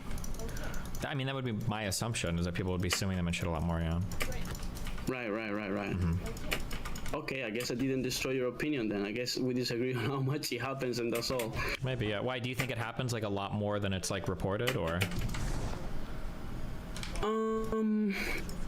I think they're very cautious about it, and I think they definitely know like at this point, because they've they walk a been line. doing that for fucking forever, no? Yeah. I think at this point they know where to like drop little lies that wouldn't make them or get them in trouble. I really do, Destiny. Like, what can I say? It's maybe as you I like that you said we have to be careful. Just because we super disagree with certain narratives doesn't mean that they are lying, right? No, because some people really do believe like ideological things, like gay people being present in the classroom is like grooming. Like that's an opinion, it's a perspective. It's not really like a factual thing that you're right or wrong on, right? Or it's a bit of a different thing, I think. No, for sure. And maybe I'm confusing the cultural damage that they are doing, because time after time, even though you're not lying, but you're pushing a narrative, you poison society in a way. Now the damage that we have, it looks like they were lying all the way, but not really. Sure. Right. Yeah. Yeah. Okay. Well, I guess our disagreement again is only on how much they do it, but I appreciate it, man. Thanks for bringing me up. Yeah, no problem. Have fun. Be careful. Stay safe. Take care, man. Cheers. Bye. No Jumper, coolest podcast in the world. My name is Adam22. I'm in here wearing some Fashion Nova slacks that I'm very, very proud of. These things feel incredible. Anyway, obviously, there's been a lot of changes going on at No Jumper. A lot of it happening basically in real time, situations that are, pretty out of control. And I have drawn together a crew of people today. When I say crew, I mean 2 people. Court, who has moved out to LA, and we were already planning on working together, and then Bootleg Kev, who I'm going to suggest is kind of like a substitute teacher in this role here, where I don't know, like I accept your substitute teacher. I just needed I needed somebody to kind of bounce stuff back and forth with, somebody who's maybe to a certain extent kind of like a independent person in all this. Yes, fair enough. Let me tell you how bad I feel for this guy, because like I convinced him to move out here, and this is the kind of stuff that he showed up to. The first day. Wait, when did you get here? I came straight here from the airport yesterday, and I was here, I want to say 3 hours before cracked off. Oh. Yeah, because he's been living in New York. And so I was very, very motivated to start podcasting with him at a certain point. It seemed like it was kind of urgent. And a lot of stuff has been going on since. I feel like it's fair to the fans that we kind of break it down in more depth. I don't know how closely you've been following this. Yeah, so obviously I've known AD for like 10 years. So from what I understand, you fired Lush on stream because of some, I'm not even on Discord, but some Discord shit. Let me explain this. So, okay. Yeah, let's break it down, man. Lush, we've told him many different times throughout his time here that he's been doing a little too much in terms of communicating with the fans. Now, I mean, obviously communicating with the fans normally is a good thing. Right. You know, if I were to see you talking to people on Twitter or, you know, anything like that, for the most part, it's a good thing, right? Yeah. But with Lush, it had kind of taken on a different character, where there was like multiple times, or maybe just one time, I don't want to say multiple times, where it's kind of like said stuff in the Reddit that multiple of us, me, AD, etc., we had told him, this is not good. This is not a good use of your time. This is not something that you should be doing, basically. Is like, you know, going in the Reddit and like having these sort of like in-depth conversations and stuff. It's like he would like do a podcast, get a reaction live, and then immediately be in the Reddit responding to everybody. Right. Which, to be honest, like, it's just not necessary. You know, it's like these people, they're going to talk about you either way. Right. You don't have to jump in there and just feed yourself to the sharks. And that really is ultimately how this kind of ended up. And then the Discord is like a whole nother problem, because there's like little insular communities of people who sort of, you know, have been grouping together and just talking about no jumper stuff, talking about the drama, whatever. And for some reason, he felt the need to like get all up in that and just sort of be in these Discord calls with the mods and everything like that. And we had told him, like, this is a waste of your time. This is not, like, this is going to be bad for you. And I had even had other people who are in these Discord calls and stuff basically tell me that these people were essentially, not all of them, but a lot of these people on Discord were kind of like treating Lush like a lol cow. Now, I'm not sure if you're familiar with the lol cow slang, but the basic definition, maybe I should just pull it up because I'm going to screenshot it. Not familiar. Yeah, at all. They don't say that. You never heard lol cow? Okay. No. Oh, okay. For me, yeah, okay, yeah, I probably should have specified that it does come from LOL. But okay, the definition of a lolcow on Urban Dictionary is a lolcow is a person you get extensive laughs from who doesn't think or who doesn't know that they're being made fun of. They can often think that they are admired for what they are doing, but secretly they're being laughed at constantly. Now, I'm not saying that Lush was that to us, but I think it's pretty clear that from what I know about some of his conversations in the Discord and stuff, that he was basically getting treated like that by some of these people who, to them, it was kind of like exhilarating that they had like an actual No Jumper host who was down to have 3-hour conversations late at night in the Discord with them. You know? So there's like this whole underbelly of No Jumper fans that are just in a chat room. Yeah, and this one specifically was a voice chat. Okay. So I'm sure that he was popping into the Discord regularly. There is a No Jumper Discord that I heard has been absolutely surging since all this stuff happened. They just told me that like 6,000 new people joined this like in the last 24 hours or something. So this is kind of like back in the day when you go into like an MSN chat room or some shit about a topic. Yeah, Discord like basically just allows you to create chat rooms and various kinds of chat rooms too, where you can have a voice chat. You can have just like a plan. There's rooms that are open to the public where like the main No Jumper Discord, if you were to go to it right now, is just going to be like 5 billion random No Jumper fans / people who are interested in this talking about God knows what, right? So these people are so dedicated to being fans of you guys that they're talking about it, so they're probably super excited that somebody who's actually a part of the shows is in there shooting the shit. And probably if it was like someone like me or AD or T-Rel, who those people knew that we could control ourselves and that we would be acting in a responsible manner, it would have been probably a little less exhilarating or a little bit like. Was he just saying like wild shit in like the Discord? Is that it? I can understand. I feel like a big part, and I've heard this from some of these mods, a big part of what the appeal was that they were kind of like gassing him up, telling him different things, and like really, in this case, trying to get secretive No Jumper information out of him. So, full disclosure, for the last couple months, I had been contemplating in my head, is it possible for me to switch up the Tuesday show?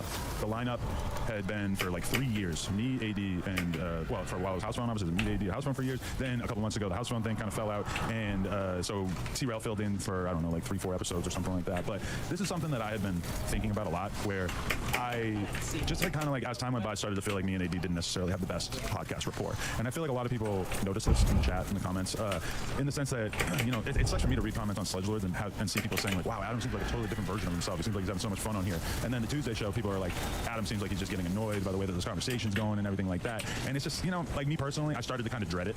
And we started to record it Monday morning instead of Tuesday night. And I felt like maybe that would help. It's like, okay, if I do this earlier in the day where I have more energy, maybe that'll change things up. It ultimately ended up just being like, you know, I just kind of made the decision that like, I have to switch up my cast, right? And I also kind of knew that it was very likely that if I told AD that I wanted him to just do the Wednesday show, that T-Rel as well would probably not want to stay on the Tuesday show, right? Because they kind of came to No Jumper together. Right. Yeah, makes sense. That could be kind of awkward. So, you know, then, and this has nothing to do with Court, because Court did not cause any of this for the record, but I didn't even know. When I met Court, I was like, this guy really is the type of dude that I think that I could build something great with on Tuesdays. I just, you know, like, I feel like you have like a certain type of like comedic style / podcast style that's very attractive to me, pause. And, yeah, I gotta pause that. But, you know, that was part of it. Is like, you know, I had been thinking about having this conversation with AD for a long time. Then I meet somebody that pause is the new way of saying no homo, guys. guys. Myself last Friday, I got you. Finally say something. I got you, guys. So I hop on the phone with him.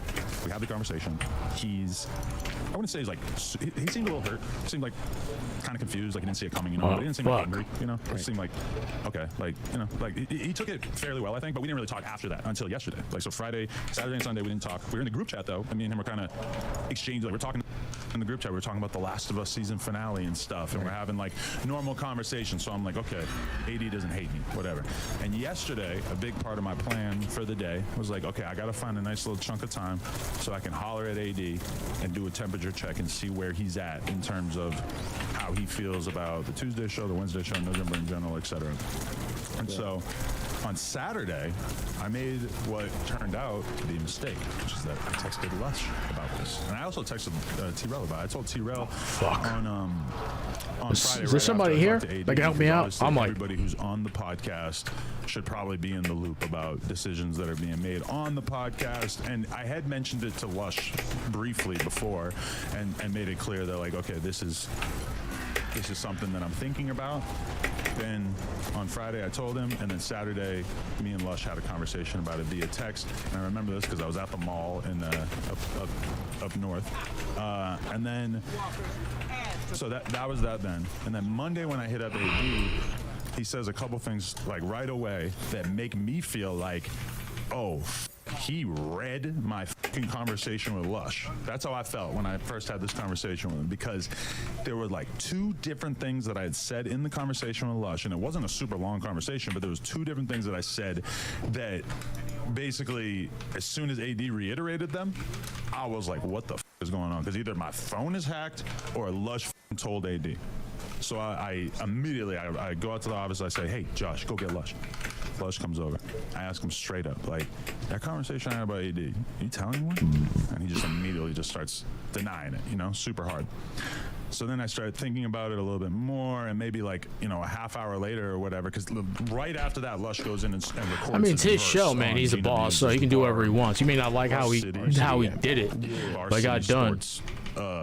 Show that she was doing. This is like the problem. It's like Destiny said, like, and normally, like, if all I this have is based something off to say not to just on somebody, business relationships, but on like, like especially on in a close business friendships sense, too. if I fucking So wanna fire somebody, business it's and usually friendships gonna like go through don't my head mix for, like, more a often than long not. period of time, or if I just want to like tell somebody what I think of them. In a workplace scenario, I'm gonna think about that shit a lot before I actually do it, because I know that the way that I feel in the heat of the moment might not necessarily be how I feel about it a couple hours later. So I want to always, try to give myself a little time to cool off and like really think about what I want to do, right?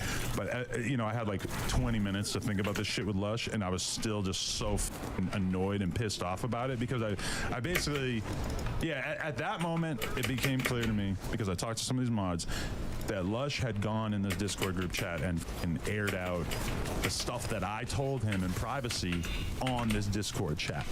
Now, in his defense, his version of how this happened is that he's basically saying that this other guy on Discord, Guilty. I think he's a Discord mod. I thought he was a Reddit mod. It turns out he wasn't, but it's this dude Guilty. And he's not, I've never met him in real life. I don't know what he looks like. All I know about him is that I started communicating with him because he helped set up like one of the Destiny pods, I think, and like the Richard Spencer thing. He was like the one who had a line of communication with Richard Spencer and actually like got on the phone with him, or some shit, was texting him and made it happen. Same thing with the Nick Fuentes thing early on. So I mean, he has connections to a lot of. Guilty's a part of the alt-right. That's the fuck I'm saying. You know a lot of the wild niggas, yo.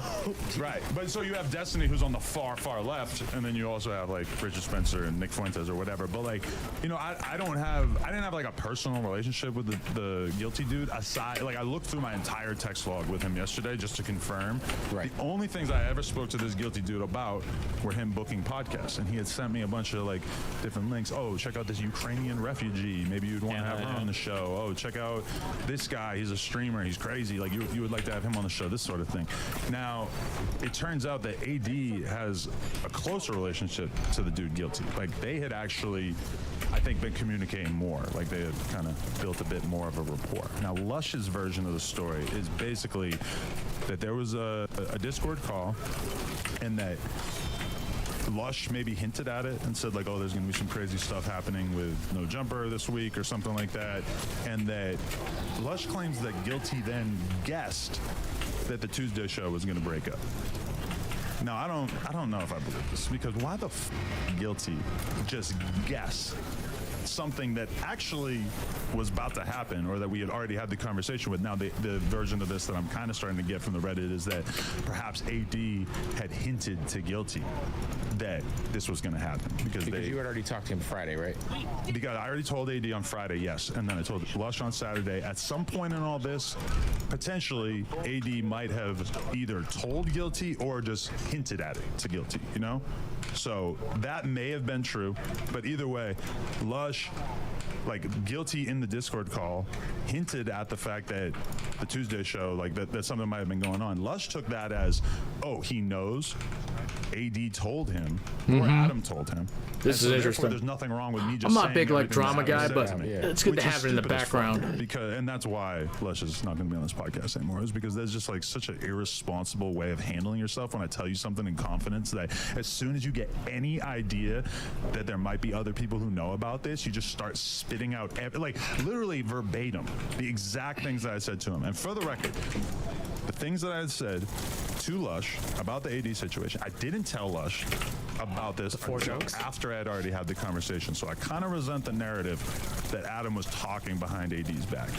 Because while what I said to Lush might have been slightly more harsh, it's not like I really said anything to Lush that I hadn't already said to AD both in person and on camera. Like the one thing that AD, I think, understandably was a little offended by was I said, I got to do this because I can't keep listening to the same 4 jokes over and over. Oh God, the 4 jokes.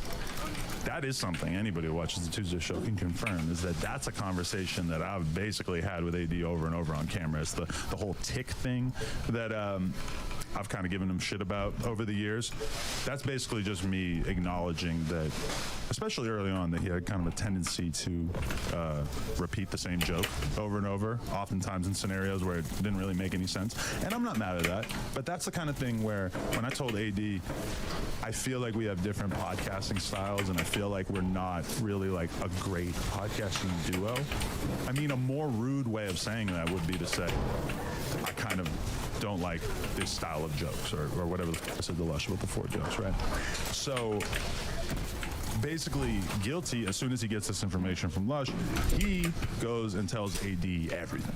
So by the time I hit up AD on Monday, he says, bro, I'm not gonna lie, I'm kind of hurt because of some shit that I found out. And he says those quotes, or, you know, something that essentially is close to those quotes. And I'm immediately just like, what the fuck? Like, you know, I start tripping. I send AD the screen recording of my entire conversation with Lush, which I didn't have to do, but like AD, I didn't like the fact that he had this conversation with Guilty that made him feel like he knew that I had said some terrible shit. I was like, let me just show you exactly what I really did say, because I didn't think it was that bad, right? So I showed him, which was probably good because I think, you know, transparency is good in this situation. I wanted him to know the exact things I said. Then, so I walk into the fucking podcast with Lush, and I just tell him, like, bro, I know what the fuck is wrong with you, and I just tell him, like, you got to get out of here, you know? That wasn't me firing him right there. Obviously, like, being fired is a different conversation, but at least in that moment, I was like, I got to get you out of this room, right? And, yeah, and then from there, last night there was both Back on Fig and then Community. So there were, I saw the clip of the Community shit. Right. For the fans, there were many hours of discussion about this. What I just did right there was probably like the closest thing to a nice condensed version of it for people to understand. But obviously last night I hopped on the conversation with AD and Pun, and we had this conversation and everything. And, you know, ultimately, it may be ugly how it kind of played out, because I know why it hurt AD's feelings. He was offended by the fact that somebody else, some random person, would have access to information about how this was all playing out before it was made public or anything like that. But, you know, I also have to look at that and say, well, why am I not able to have a conversation with one of the co-hosts without them spilling the fucking beans? Like, I resent the narrative that I was talking behind AD's back, because the reality is that if we all have a podcast, right? Let's say we all been doing a podcast for 3 years together, and Bootleg Kev is doing something I really don't like, and we've talked about it, and I've just decided, like, okay, I gotta have this conversation with Bootleg Kev. I gotta tell him it's not gonna work out, and so I tell Courtney, yeah, I'm thinking about doing this. Is there anything wrong with that? In my opinion, no. Like, that is, you're telling me that in the Joe Budden podcast breakup, that when Maul and Rory were having feelings or whatever, that Joe Budden didn't go to Parks and say, hey, Parks, this is what I'm thinking. Like, this is, let me talk through the strategy of how this might play out. To me, that's not talking shit behind somebody's back. That's a bullshit narrative. Well, just so we're clear, like, the thing that is the shit talking is the same 4 jokes aspect, that comment, correct? Because you had already communicated to AD on Friday that you were going to be switching up the Tuesday show. Yes, and to be fair, his plan, according to him, was that he was going to, I think just be real cool about it on camera. You know, keep doing the Wednesday thing. And when it came up, because I even told him, I'm like, bro, I'm not trying to make this look bad, because obviously the optics of it are like the rough part. Is that people are gonna run with a narrative of like, look at how Adam doesn't with AD or whatever. And that's what I told AD from the beginning. It's like, I want you to keep doing the Wednesday show. I want you to keep doing the food show, doing the news and shit sometimes.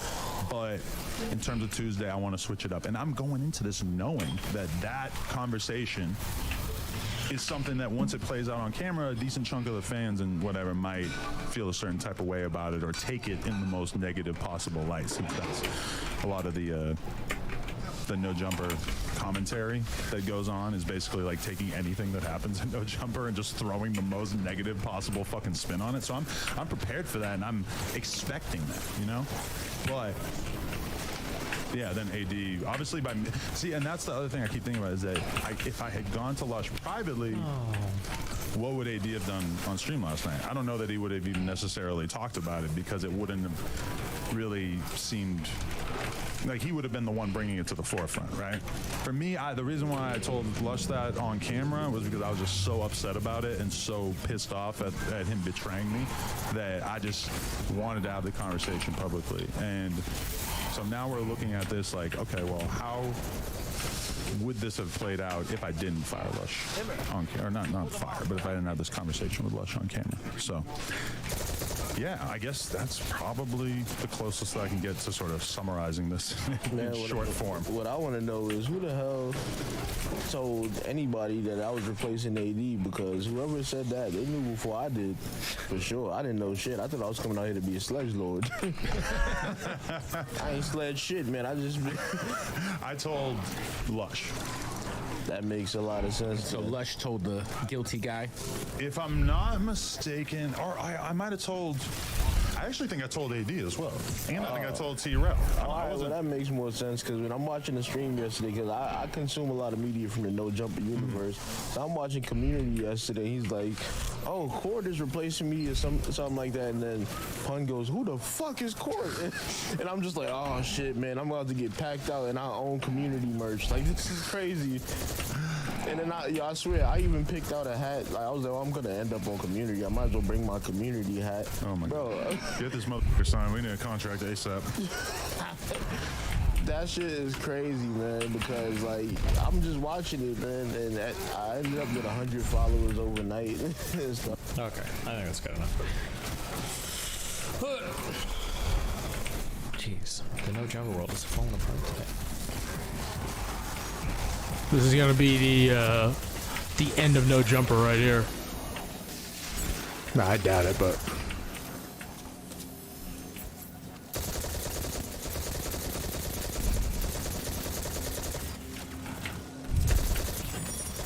this actually isn't bad.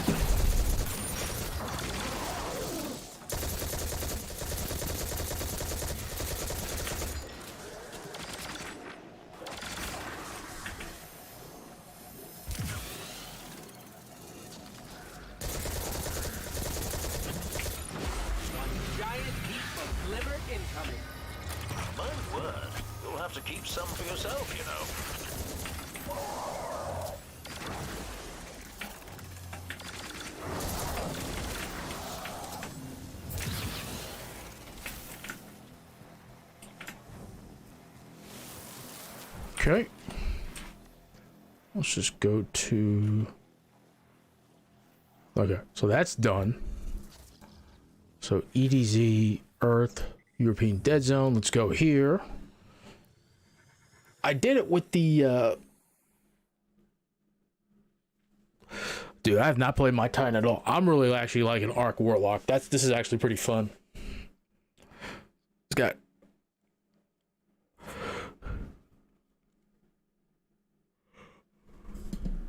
Drop a healing rift down.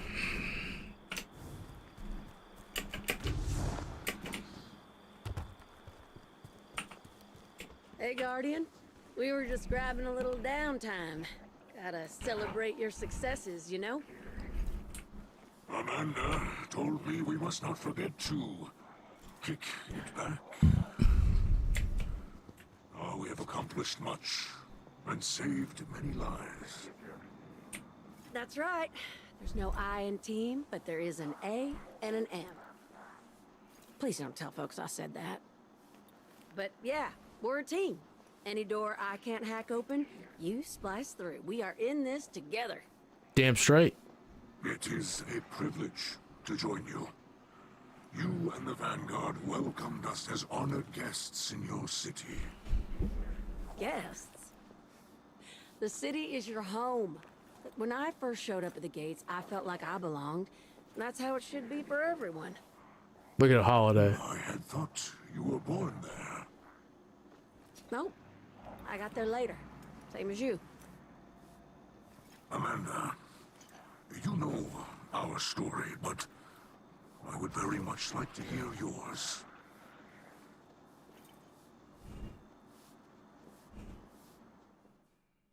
Oh, cutscene. I grew up on the road. Long as I could remember, my family had been walking toward the last city. My mama told me we'd be safe there. She said that was all that mattered. But at the time, all that mattered to me were the jump ships in the sky above. I thought they were the greatest thing I'd ever seen. My folks tried their best, but the road's a dangerous place. When the House of Winter attacked, my mama fought them off best she could. Even killed a captain before they shot her. Pneumonia got my daddy not long after. I'd heard tales of people resurrected, chosen for immortality. But not them. They were just gone. When I finally reached the last city, I knew my mama was right. I'd be safe there. I was finally home. I learned to fly as soon as I could reach the stick. I never had powers like the Guardians or a ghost to resurrect me. But in the cockpit, I'm every inch as tough.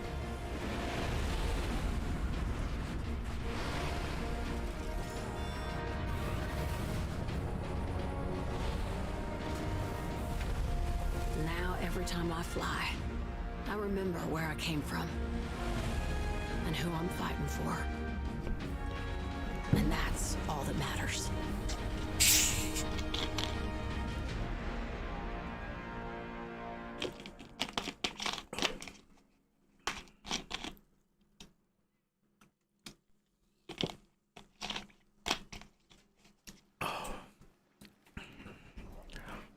Good shit. Thank you, Amanda, for your story and your spirit. Yeah, well, we've come a long way, huh? I gotta sweep under this desk. We have.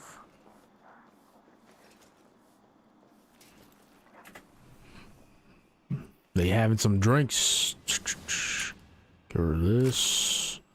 I can't.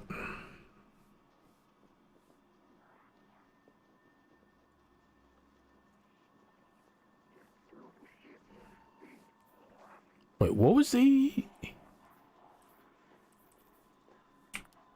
I'm just gonna get rid of this and this.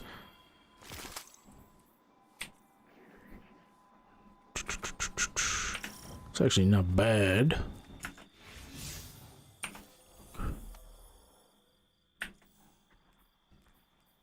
It's a fire team.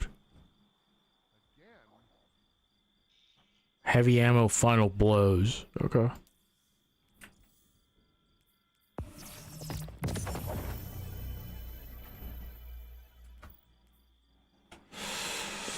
It's not bad. This should be better.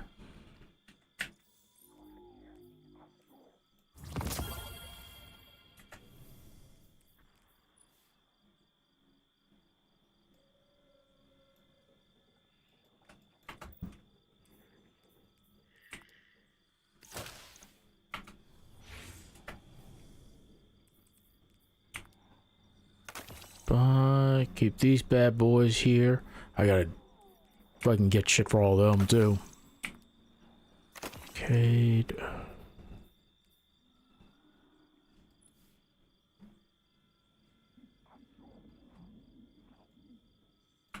That actually is not too bad. Kind of reminds me of this. Let me see, 64. Yeah, but this is way better.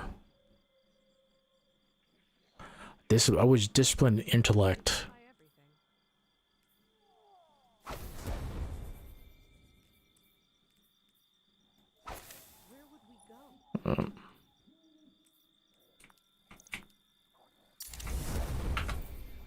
Much better.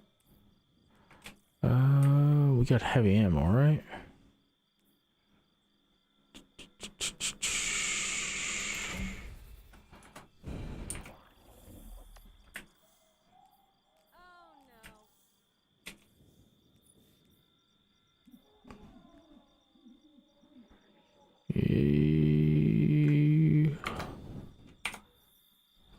Taking down champions. Let's go. Let's get that pinnacle. Void surge. Fuck that shit, dude. Doing a ton of damage.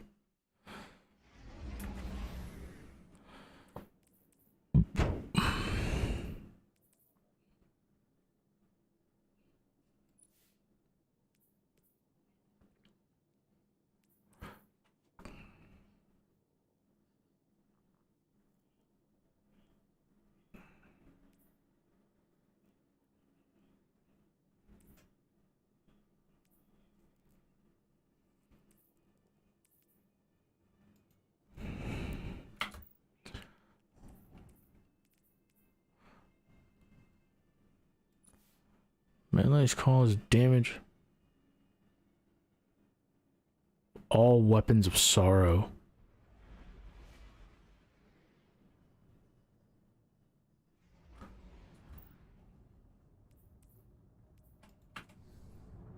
I'm wondering now where that, like a necrotic grass build for a warlock. Gotta take a look at some builds for this. The witness transferred a bunch of captives to a prison ship in near orbit. It believes they are unreachable to us. Maybe it ain't so smart after all.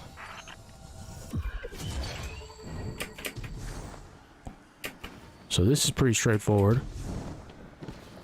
Alright, let's go. Wonders of the ascendant plane never cease to amaze. I hadn't considered it a form of space travel. The longer I've known the Guardians, fewer rules hold up. Gravity, time, even death get all jumbled.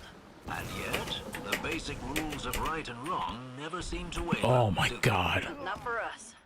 That's what gives me Alright, I gotta hope in all remember this craziness. after that second ball.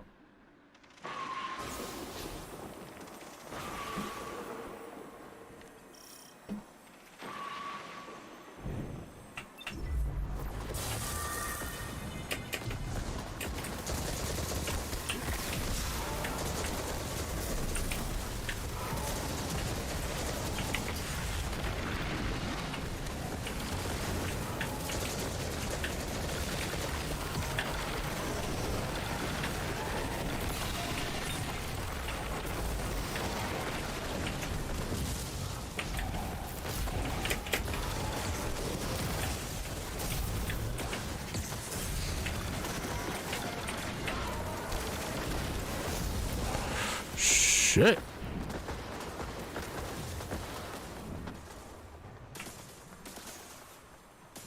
God damn.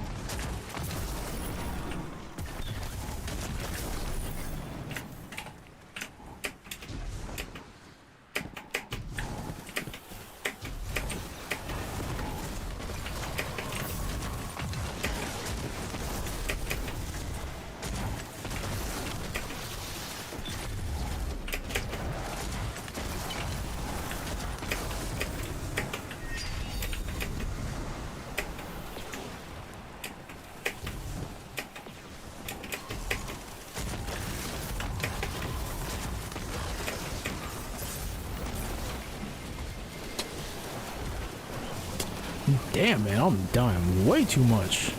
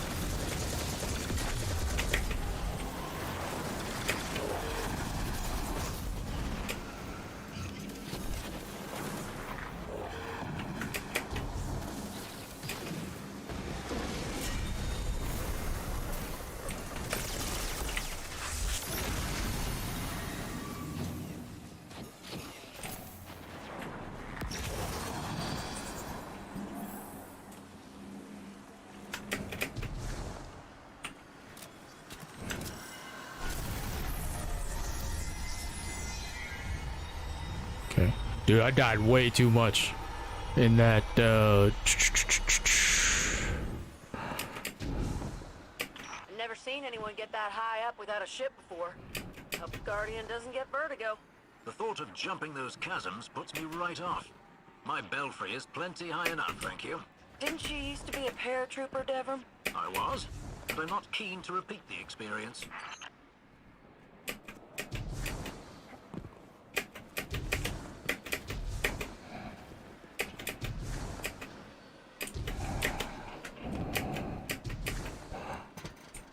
I like fell in my death again.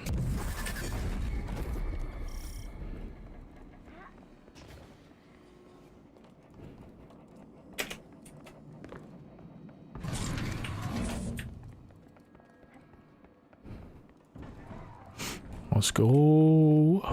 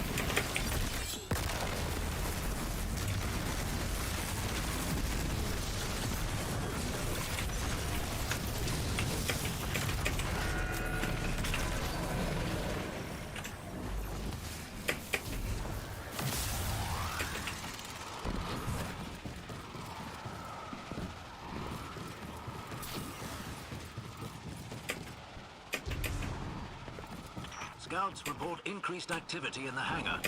Perhaps they're trying to evacuate the captives? More likely they're falling back to an area with air support. That's what I would do. Nice. You pilots are all the same. Air support is your answer to everything. Damn right. Otherwise we wouldn't have any infantry left to buy us drinks.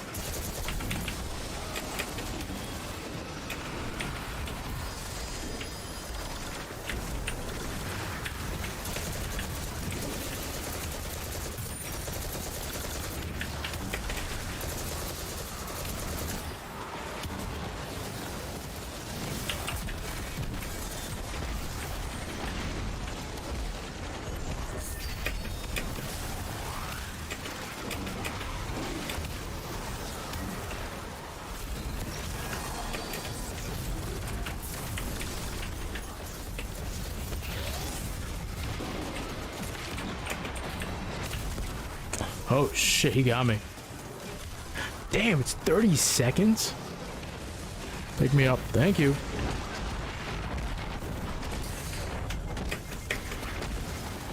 Shit. I got no resilience, man.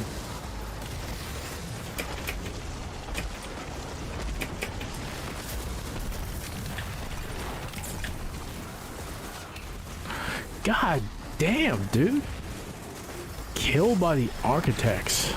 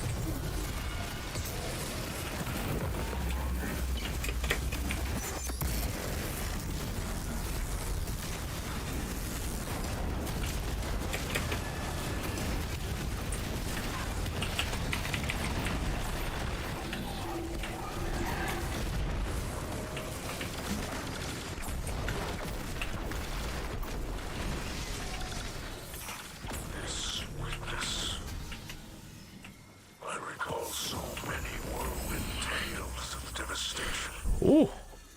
of ruin. The darkness closes on us. I would have thought your time among the Awoken taught you better. You have allies in the dark, Cal of Light. Do not fear.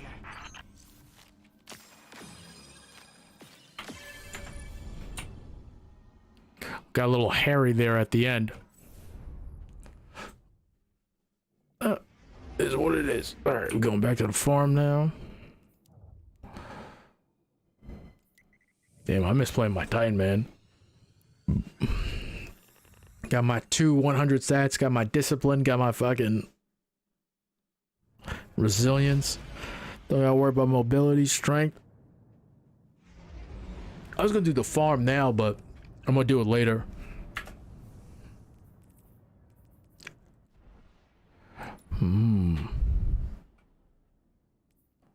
Actually, I want to try. What does Light GG say about this core? Nah, it's not that great for her.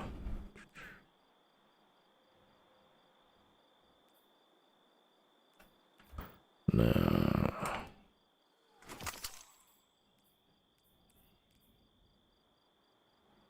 No.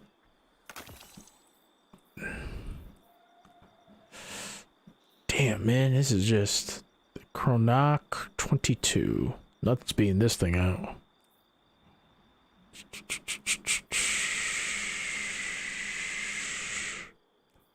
Chronoc 22.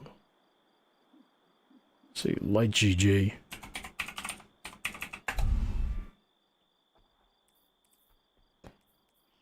Chronoc 22. Oh, here it is. Oh, that's actually, it's not bad. Feeding Frenzy. Yeah, Incandescent. Target locks there.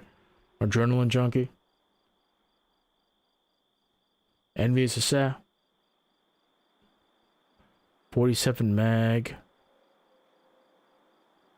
Oh, Zen Moment. Really?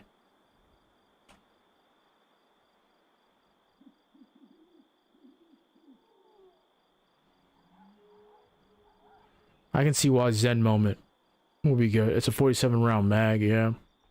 Yeah, Feeding Frenzy is the second most used. Definitely you want Incandescent on this. Alright.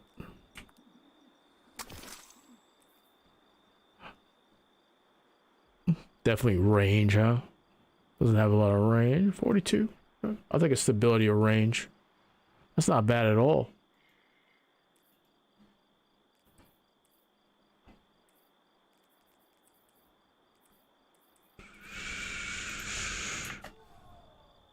Okay, let's see what they guys said. The hollow projector. I like this build. I have to play a little bit more careful though. I don't know. This actually is not that bad, but I'm wondering if Trinity Ghoul. I think is I can't run Trinity Ghoul with Monte Carlo. That's the only thing. I cannot run Trinity Ghoul with Monte Carlo. That's the only thing.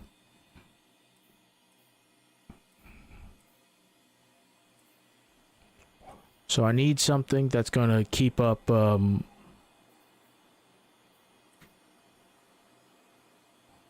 I'm wondering if I have something else. Let's see.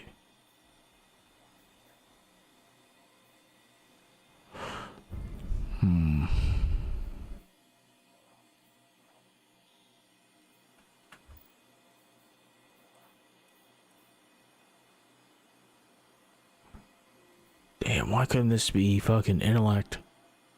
Switch with fucking discipline, man. That would make this so much easier. Mando, what you got to say?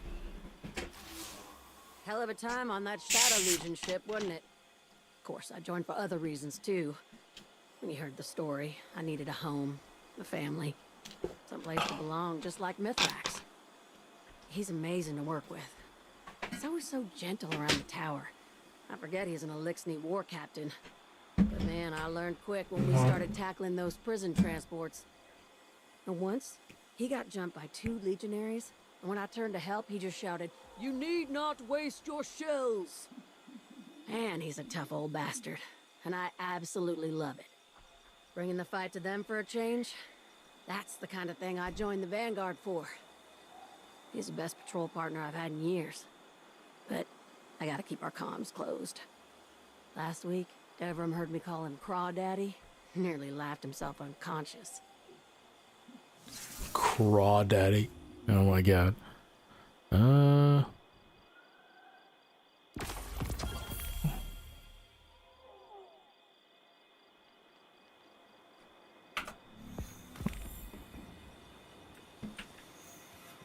Okay.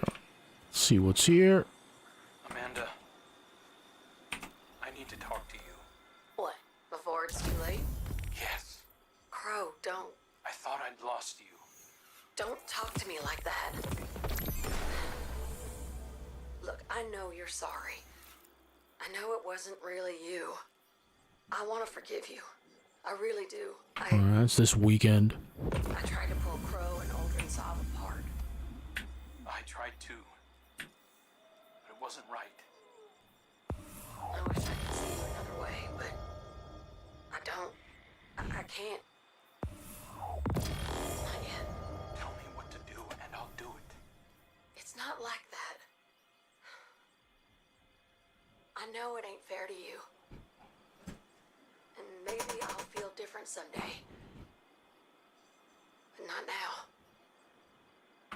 Looks like a PvP boots. There's tough times ahead of us. We gotta work together. This is a much better. Eyes up, Guardian. This is actually pretty decent. Well, minus was that like a 3? So that's now it's 5. So that's just 5. I'm wondering if I take this away. So that's 10 discipline.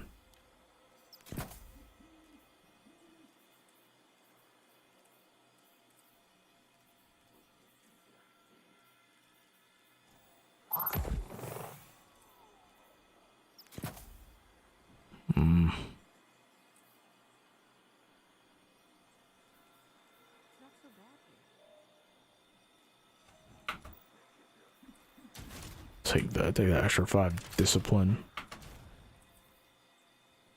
It's not too bad. I want to get triple stats. These 3 right here. This is like killing me right here, man.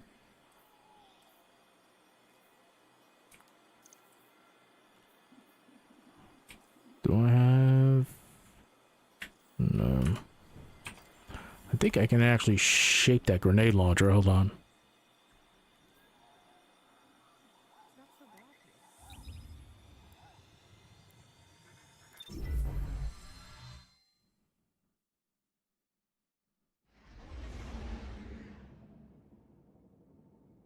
I kind of like the setup I have now. Top right hand screen, bottom left screen. Looks good, baby. Looks good.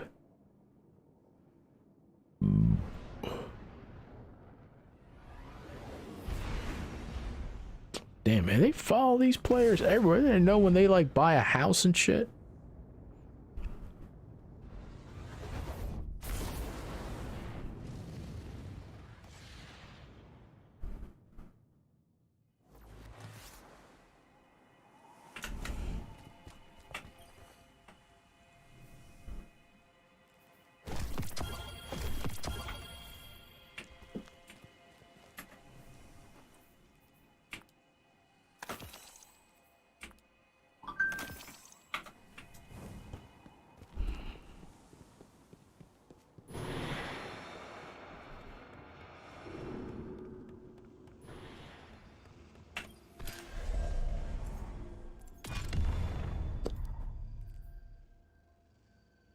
Yeah.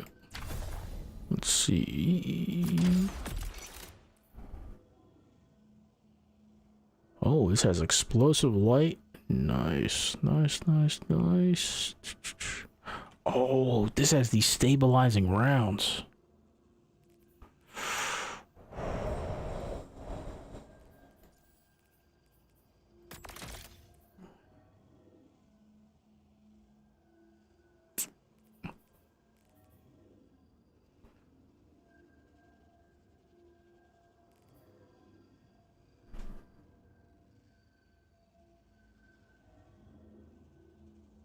Yeah, I think stats for all. Because it's, you know, it's good. You're going to be using this to hit.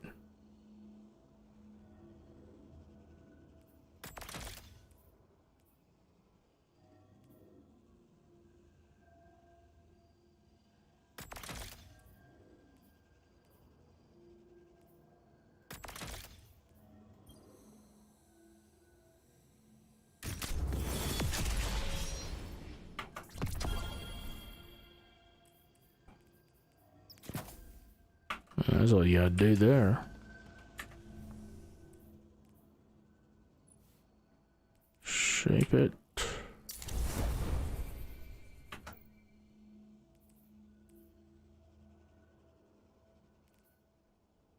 So damp the frame.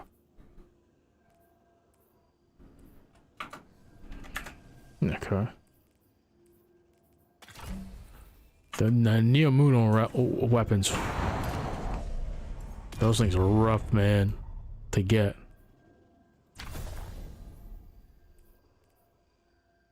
Good. I do not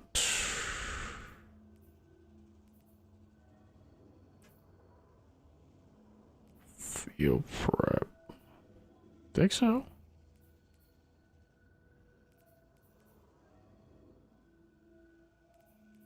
Oh, no, stats for all. I'd rather have stats for all. That's actually pretty decent. They nerf Vorpal. I think chain reaction's probably best.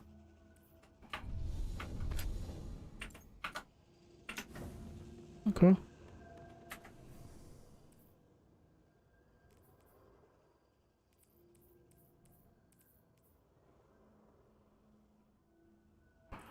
I'm not gonna lie to you, I honestly think I Have Another World is better. Highlights, I have not seen this, maybe.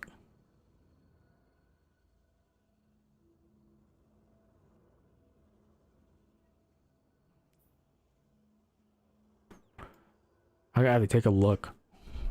I also just kind of like how it looks. Do we have like a transmog for this? No, right?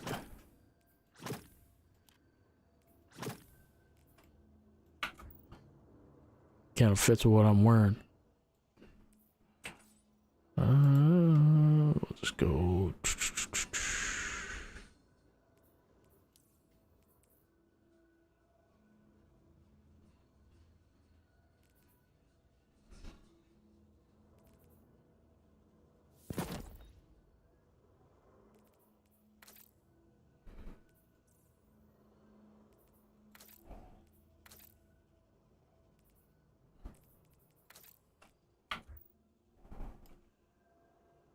I look real as a motherfucker. Look at that shit. What are my legs?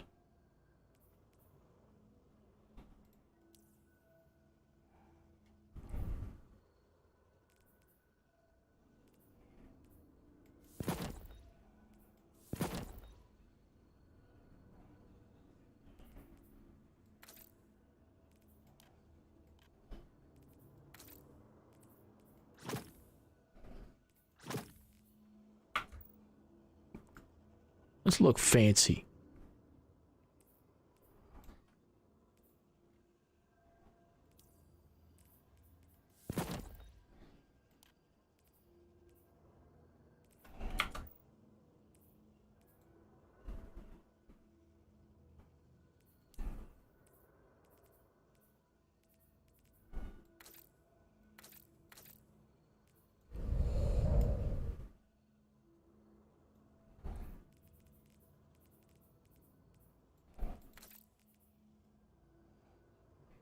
I kind of like this.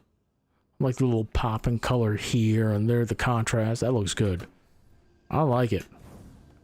Okay. I think that's it, folks. I think I'm gonna call it a break. I am gonna do the duality farm. I'm not gonna stream it. That I want to see if it's still going.